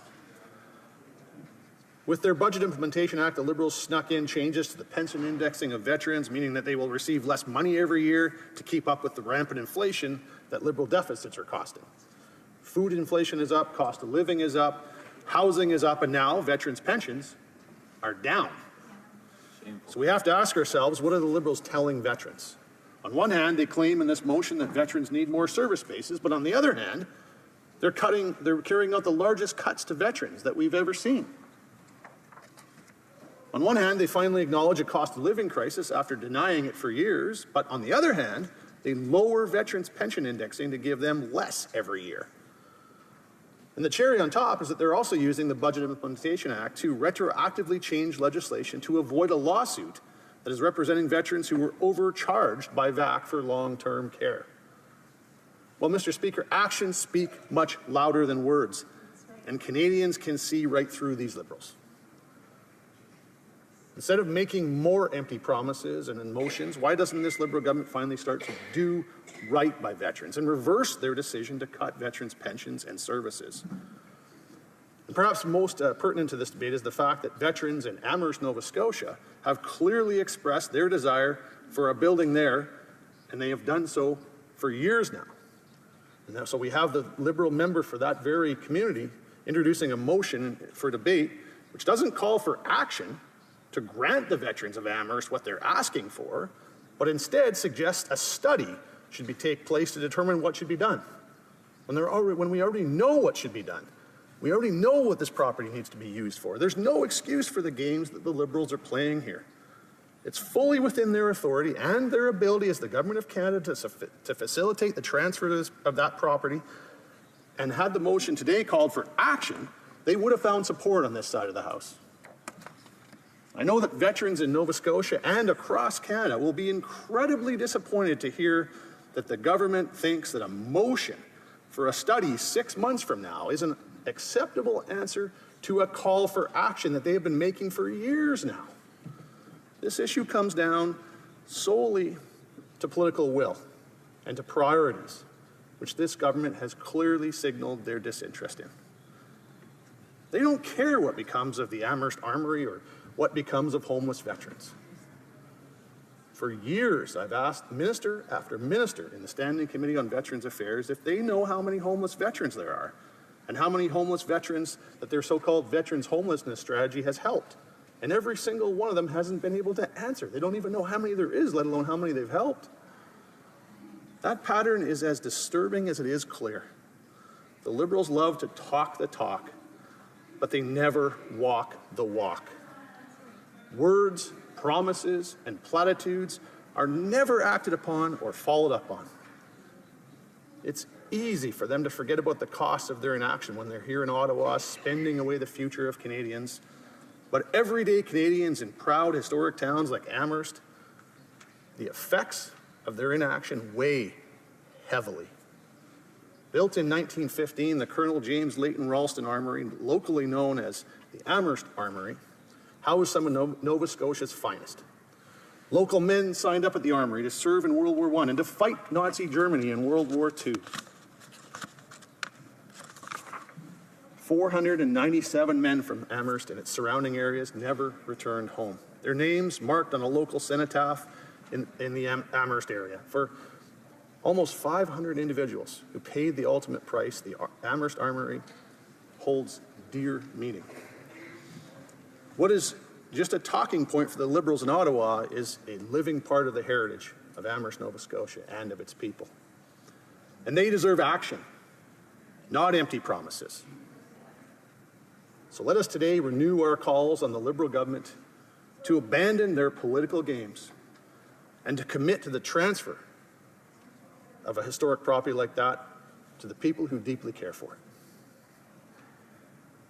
Now, the motion also asserts that there will be need for more veteran services due to higher recruitment numbers as a result of policies of this Liberal government. But to support this, they've been happy to parade around a recent report which states that applications to the Canadian Armed Forces increased by 13% last year.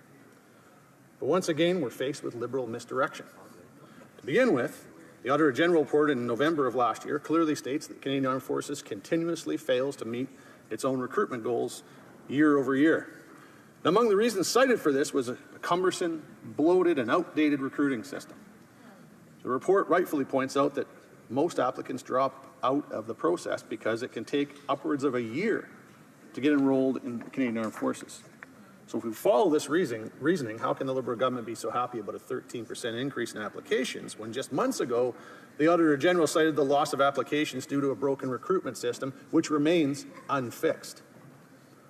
And further, the Canadian Armed Forces has also indicated that the 13% figure doesn't reflect anything to do with the policies of the current government. It's a projection they've been making and watching for over 4 years now. And so right off the bat, the very premise which underlies this motion is proven to be false.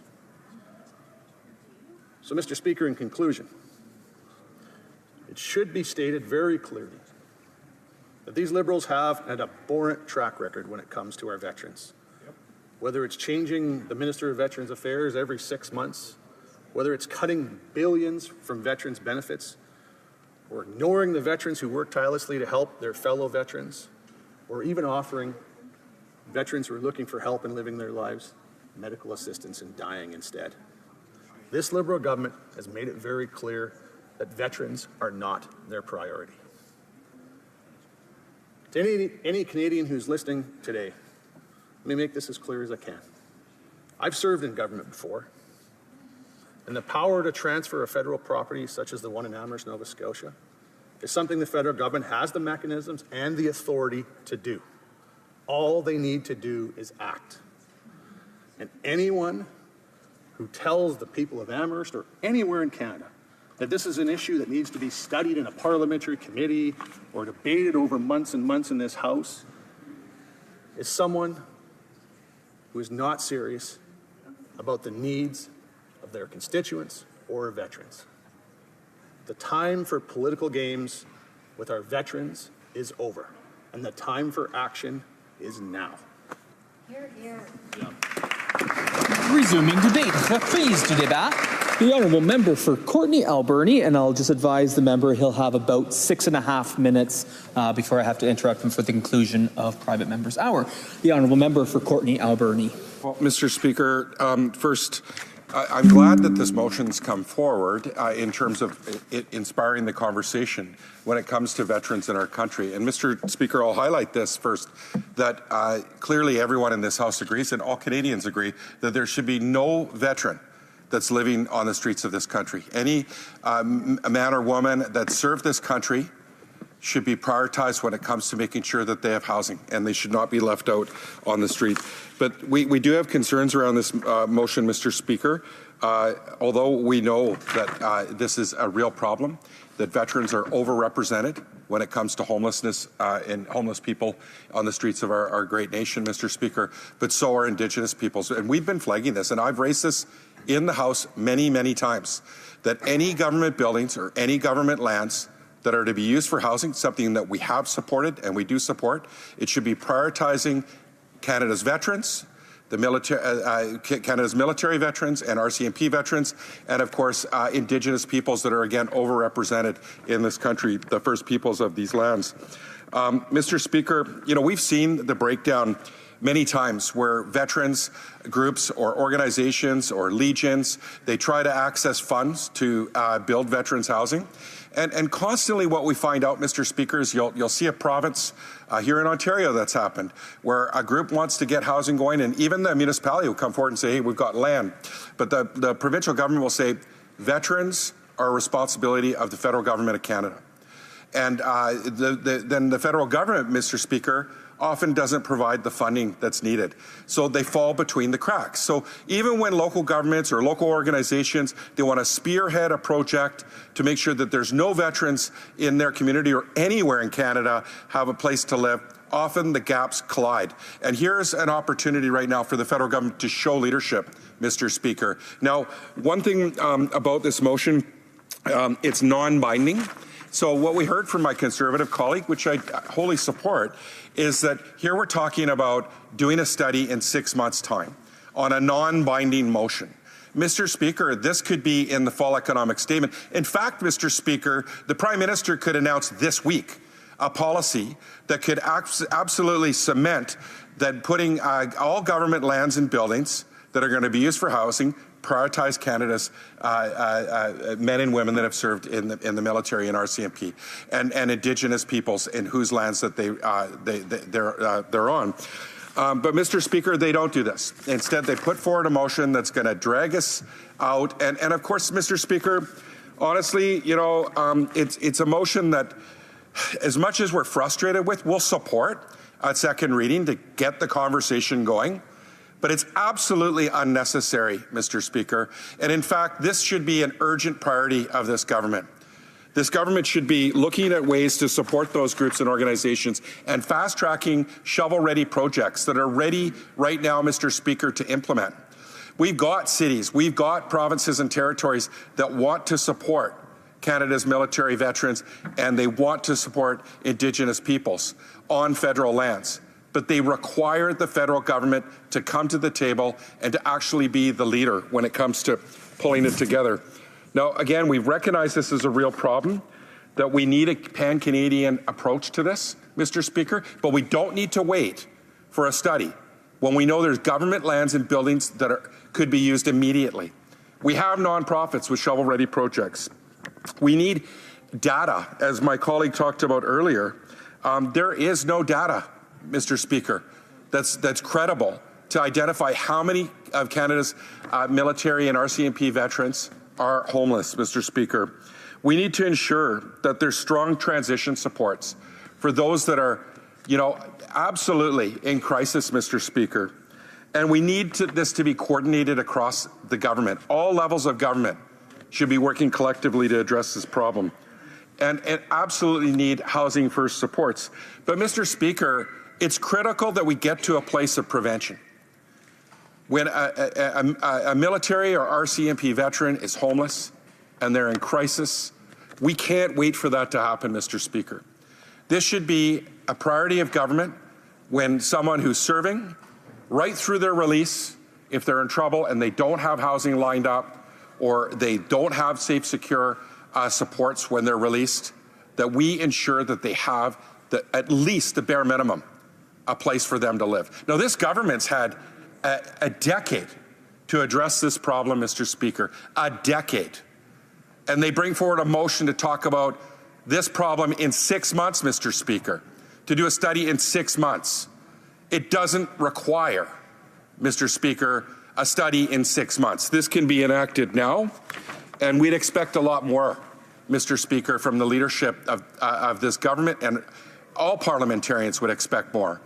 And so, Mr. Speaker, I hope that the mover of this motion actually goes to the Prime Minister and says, hey, Mr. Prime Minister, and to the Cabinet, the least we could do for Canada's veterans is make sure none of them are homeless.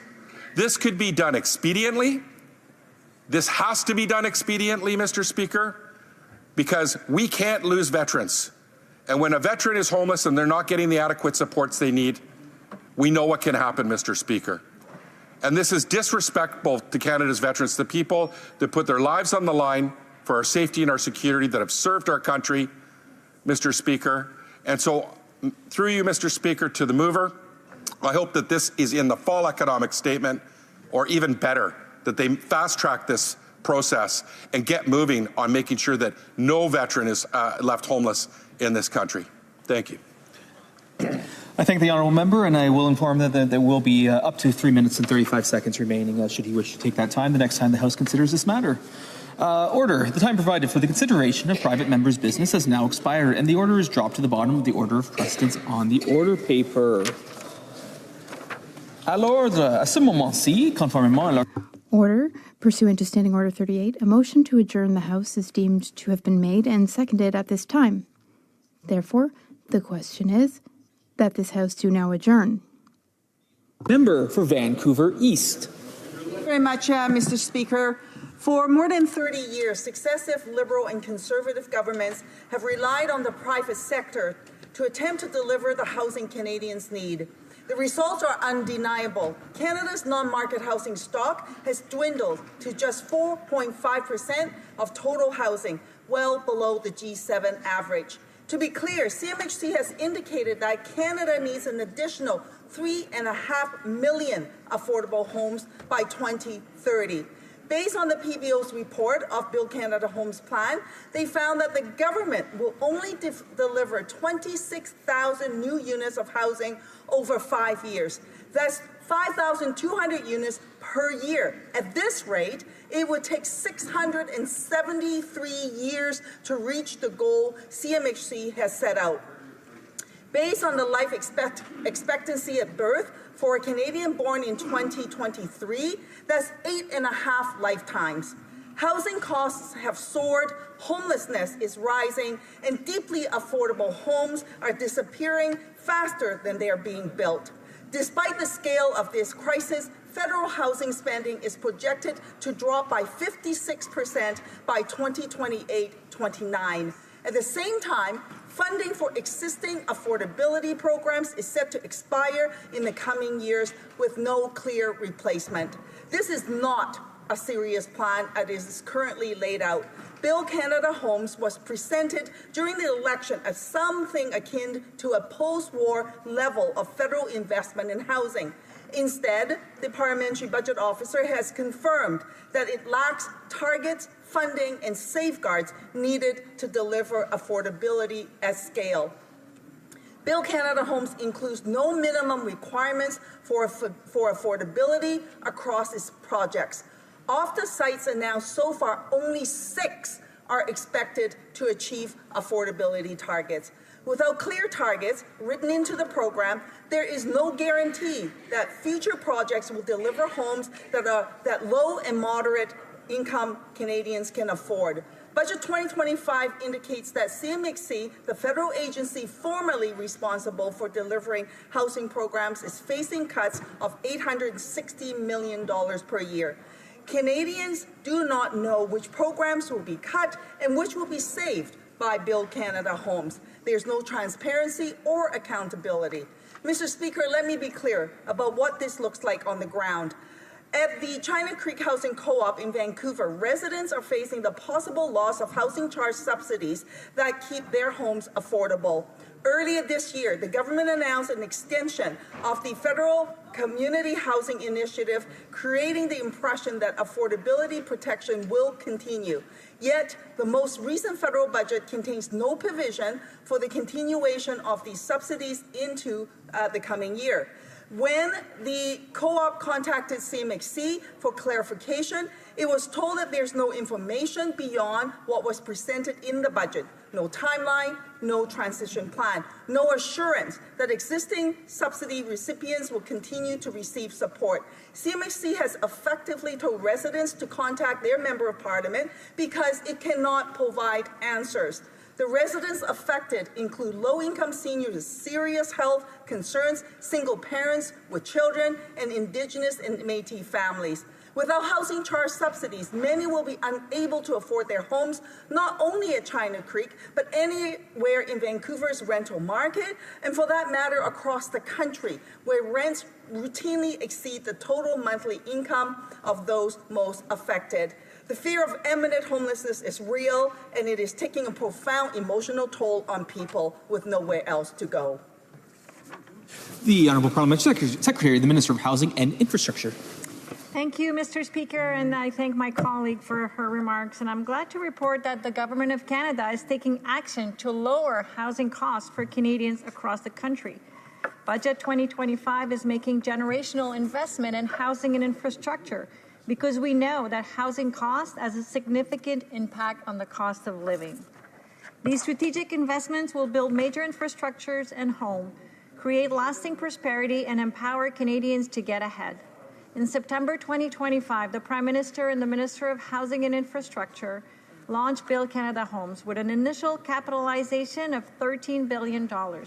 Build Canada Home is Canada's new federal agency with the mandate to scale up the supply of affordable housing across Canada. By leveraging public lands, deploying flexible financial tools, and acting as a catalyst for modern methods of construction, Build Canada Home is driving a more productive and innovative home building sector. The new agency will partner with private sector developers on mixed market housing developments that combine affordable rentals with market units. The approach will help unlock new sources of private capital, create more affordable housing supply, and ensure housing remains financially viable and affordable over the long term. Build Canada Home will also help fight homelessness by building transitional and supportive housing, and will work with provinces, territories, municipalities, and Indigenous communities to pair these federal investments with necessary wraparound services. In addition, the $1.5 billion Canada Rental Protection Fund will also be launched under Build Canada Homes to help protect existing affordable housing. This initiative will help the community housing sector acquire at-risk rental apartment buildings to ensure they remain affordable over the long term. The Canada Rental Protection Fund aligns with Build Canada Homes' broader mandate to grow the supply of affordable and non-market housing. All projects funded via Build Canada Homes will include an affordable component, not only by building new homes, but also by preserving those that Canadians already rely on. Build Canada Homes and the Canada Rental Protection Fund will build on the success of programs like the Affordable Housing Fund. As of September 2025, over 54,000 new units have been committed through the Affordable Housing Fund, and the Government of Canada has provided an additional $1.5 billion of loans to the fund's new construction stream. This brings the total federal investment in the fund to approximately $16 billion. To ensure that the rental market remains fair and accessible, the Government of Canada has also created the Blueprint for Renters' Bill of Rights, which sets out principles for a fair and transparent rental system. We're calling on provinces and territories to take action to support the Blueprint's principles, to improve the rental system, and ensure that renting is a fair and transparent process across Canada. The government is making historic investment in affordable housing and working to lower housing costs for Canadians so that every family can find a home that fit their needs and fit their budgets. We're committed to do this, and we'll do it using Canadian material, Canadian workers, Canadian ingenuity, and working in collaboration with everyone in this House. Thank you, Mr. Speaker. Member for Vancouver East. Mr. Speaker, currently approximately 300,000 units of existing social and co-op housing units operating agreement are slated to sunset. If the Liberals do not renew those operating agreements, their housing charge subsidies will end. That means there will be potentially a loss of 300,000 units of already built affordable homes to add to the acute housing crisis.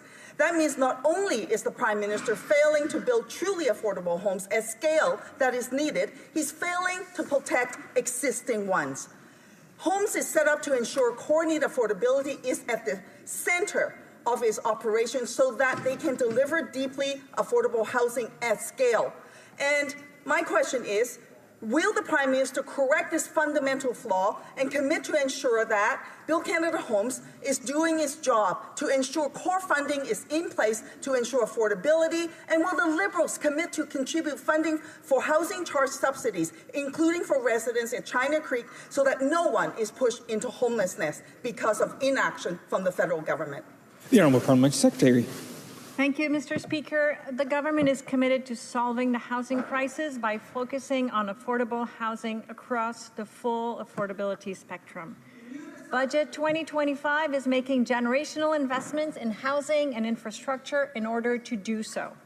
Build Canada Homes is going to work with partners across the housing ecosystem to drive the development of affordable housing options that will support a mix of income levels. Build Canada Home is going to grow the supply of affordable and community housing and will work with nonprofit housing providers to offer flexible financial tools, including low-interest loans and contributions. These partnerships are central to Build Canada Home's strategy to grow community housing and ensure long-term affordability.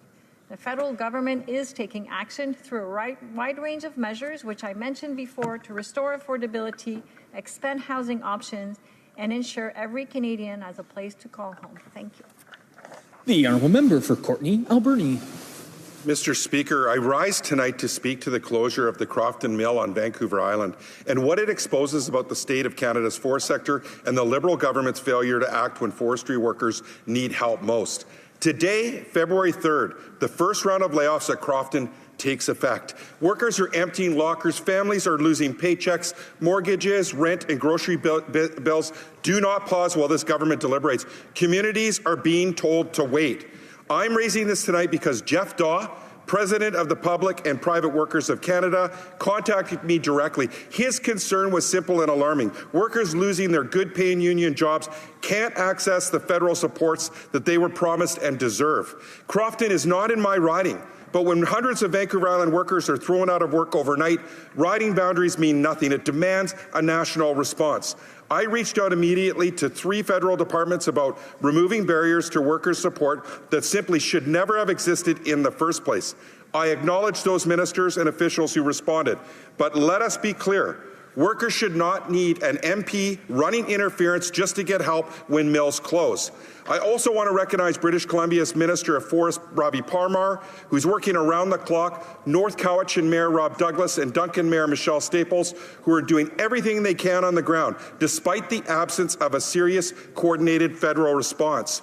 And when governments fail to intervene during a sectoral crisis, the outcome is predictable: economic shock, mental health crisis, population loss, and entire communities shaken to the core. This moment is a real-time stress test for employment insurance, labour market development funding, softwood lumber relief, and federal-provincial coordination. Right now, the system is failing that test.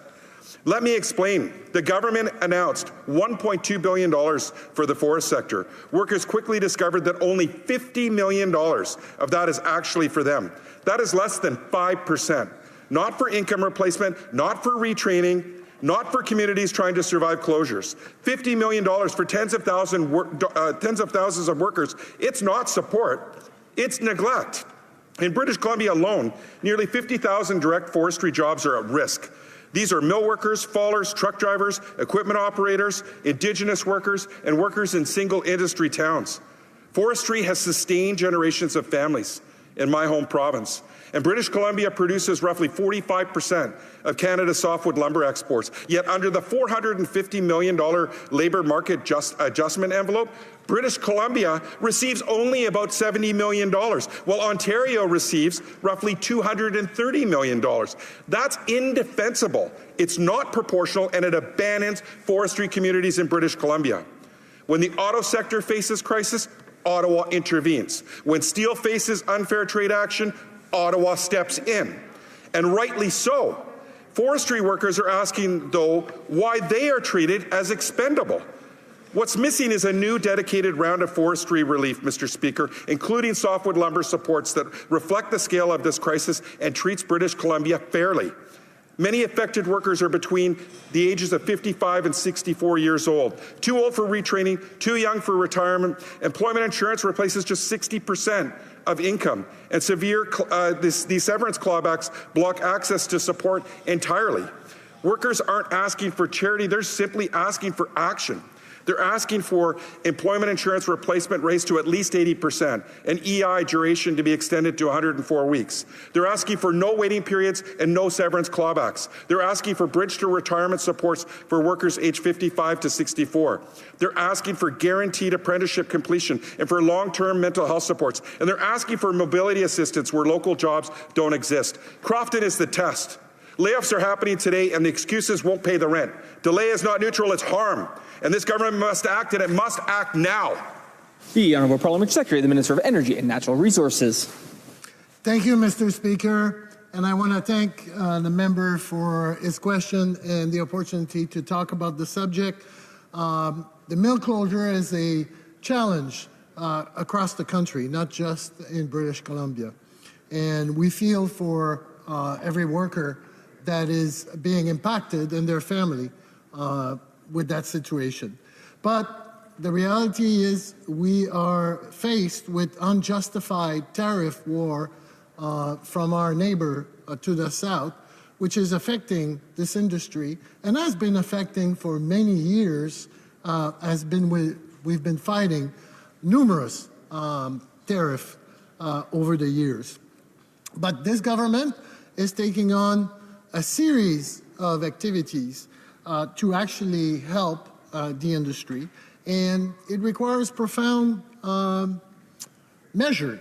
And some of those measures include, the member mentioned, the $1.2 billion, which is really to help from a liquidity perspective for the companies that are face these tariffs. The larger companies are actually taking advantage of SIF, the Strategic Initiative Funds, to actually survive or combat those tariffs. But there's also a $500 million program that we've announced, which is related to retooling. $20 million for workers. $50 million for the workers. But the $500 million is actually to help companies diversify, have new product and changes, which is required. And it is the reality that it's going to take a while to address these problems that are specific to an industry that has been affected for so long. And last but not least, we've worked with the British Columbia government, because it's also within their purview, to have a working group with British Columbia, but we also have created recently a working group for 90 days across the country with representatives from across the country that are actually going to make suggestions to the government as to what needs to happen. And it's going to happen very soon. And we also have, as the member mentioned, the program to help from a salary, from a retraining for the employees. So it is a difficult challenge across the country. We've heard about multiple mills closure, not just in British Columbia, but particularly in British Columbia, Quebec, Ontario. We take this very seriously, and we are there to help not only the employees, but we have to help the companies if the companies are to hire those employees and provide them with work. I thank you, Mr. Speaker. The honourable member for Courtenay Alberni. Mr. Speaker, feelings aren't enough. The layoffs are happening today. I'm urging this government not to abandon the families and workers in Crofton. Forestry workers don't need more reassurance, they need action.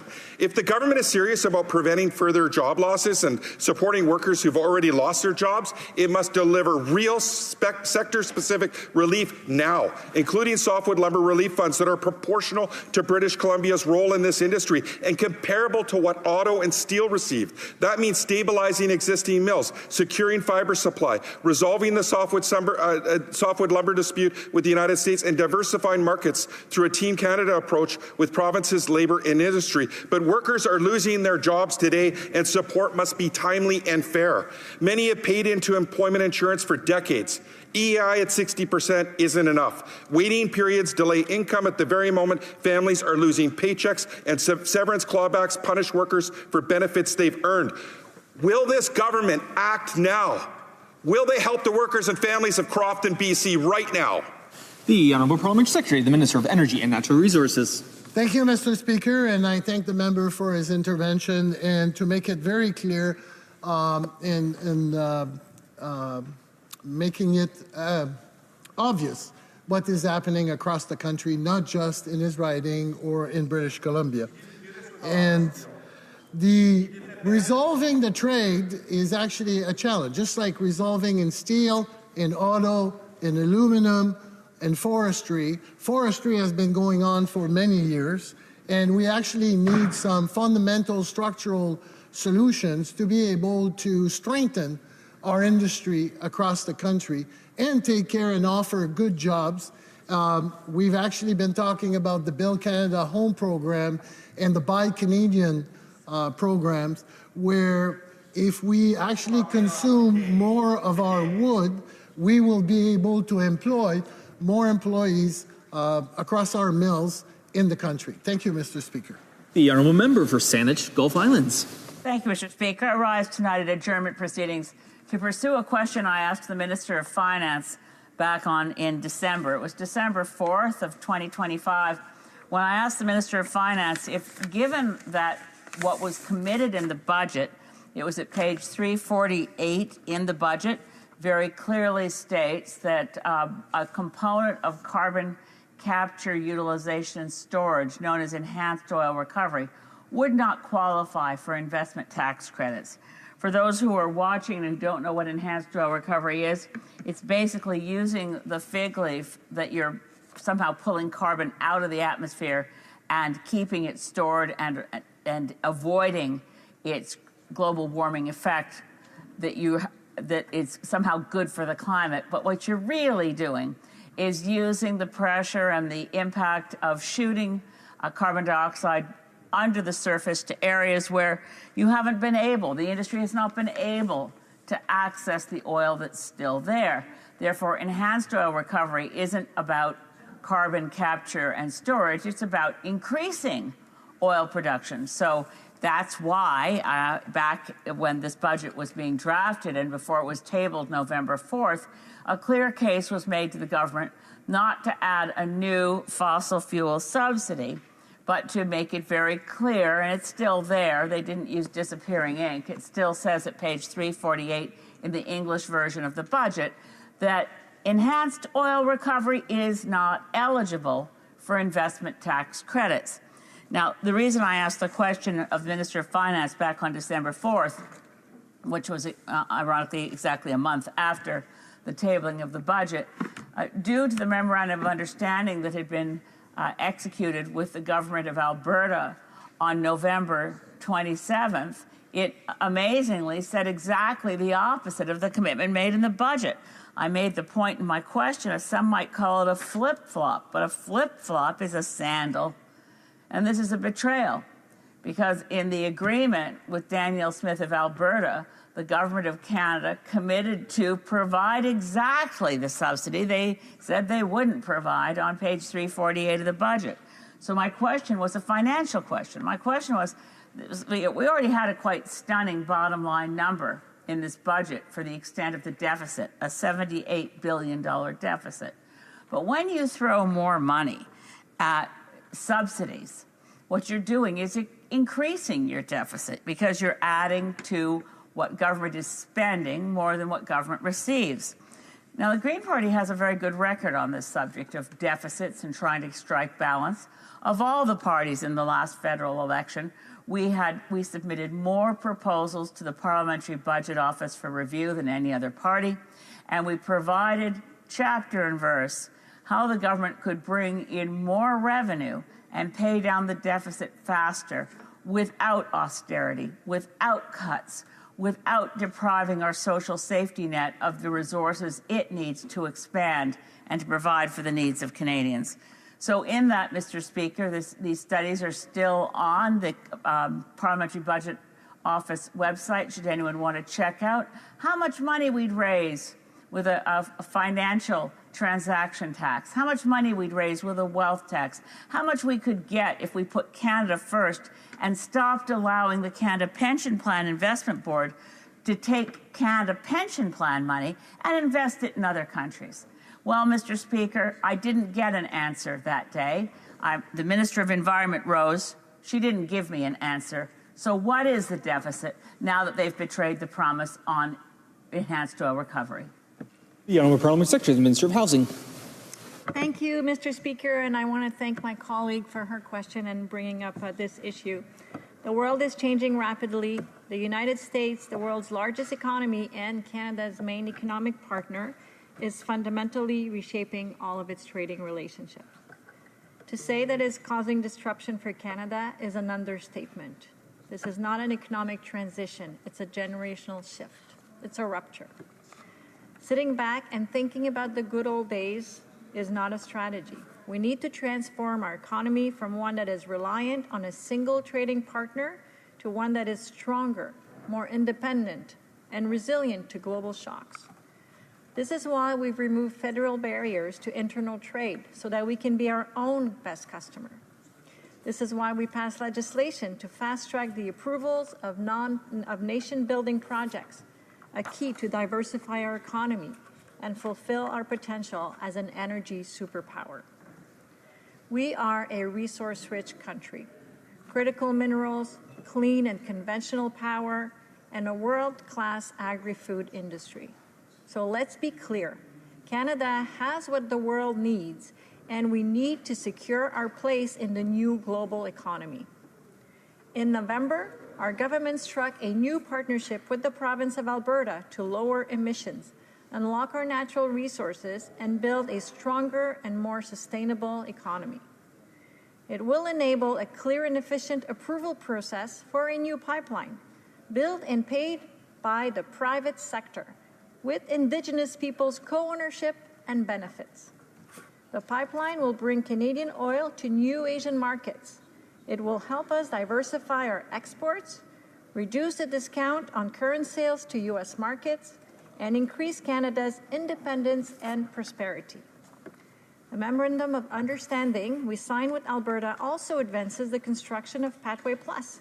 It'll be the largest carbon capture, utilization, and storage project in the world. It matters, Mr. Speaker, because energy doesn't only have to be low cost. It also needs to be low carbon.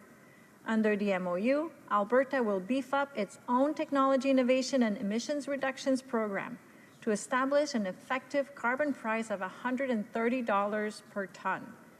This is an accomplishment. This will help send a clear signal to industry that emitting carbon is costly and therefore make carbon capture, utilization, and storage more attractive. For our part, Mr. Speaker, we will extend federal investment tax credit to encourage large-scale carbon capture investments, including pathways and enhanced oil recovery. Pathways will make Alberta oil among the lowest carbon intensity produced barrels of oil in the world. As for enhanced oil recovery, it is a plus for carbon capture and storage.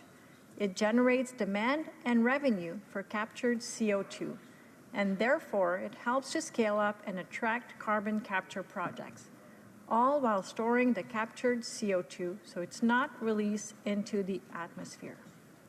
Canada can be and will be a superpower in both clean and conventional energy. Thank you, Mr. Speaker. The honourable member for Saanich, Gulf Islands. So there was 4 minutes without an answer. I asked the question, what's the deficit now? Because the government's increased throwing money at big oil. I didn't get an answer. I was told a number of things that aren't true, that somehow the Memorandum of Understanding with Alberta had something to do with diversifying trade in Canada. With a barrel of Western Texas Intermediate selling at less than $60 a barrel, and you can't make money out of bitumen in northern Alberta unless it's selling for $80 a barrel. There's not a market for bitumen, and there certainly isn't going to be carbon captured through the Pathways project, because the only thing that carbon capture and storage has ever been proved to capture is government money all around the world. We have to be serious about what we want to be if we're going to be a serious economy and we're going to look at a new world order. And step one, put Canada first. Stop taking Canada pension plan money and spending it in other countries. Start putting Canada first. Put in strategic reserves for our natural resources. The Honourable Parliamentary Secretary, the Minister of Housing. Thank you, Mr. Speaker. And this is exactly what we're doing, putting Canada first and building Canada strong. Mr. Speaker, the Premier of Alberta supports this entire Memorandum of Understanding. The Premier of Saskatchewan supports it. The Premier of Ontario supports it. There's a reason why. It's a plan to lower emissions, unlock our natural resources, and build a stronger, more sustainable, and more competitive economy. RBC's Climate Action Institute said that it could position Canada and Alberta as a continental energy superpower, thanks to a clear roadmap, tight deadline, and a low carbon boost. I urge all members of this House to join us in supporting our plan so we can build Canada strong. Thank you, Mr. Speaker. Order. The motion to adjourn the House is now deemed to have been adopted. Accordingly, this House stands adjourned until tomorrow at 2:00 p.m. pursuant to Standing Order 24-1.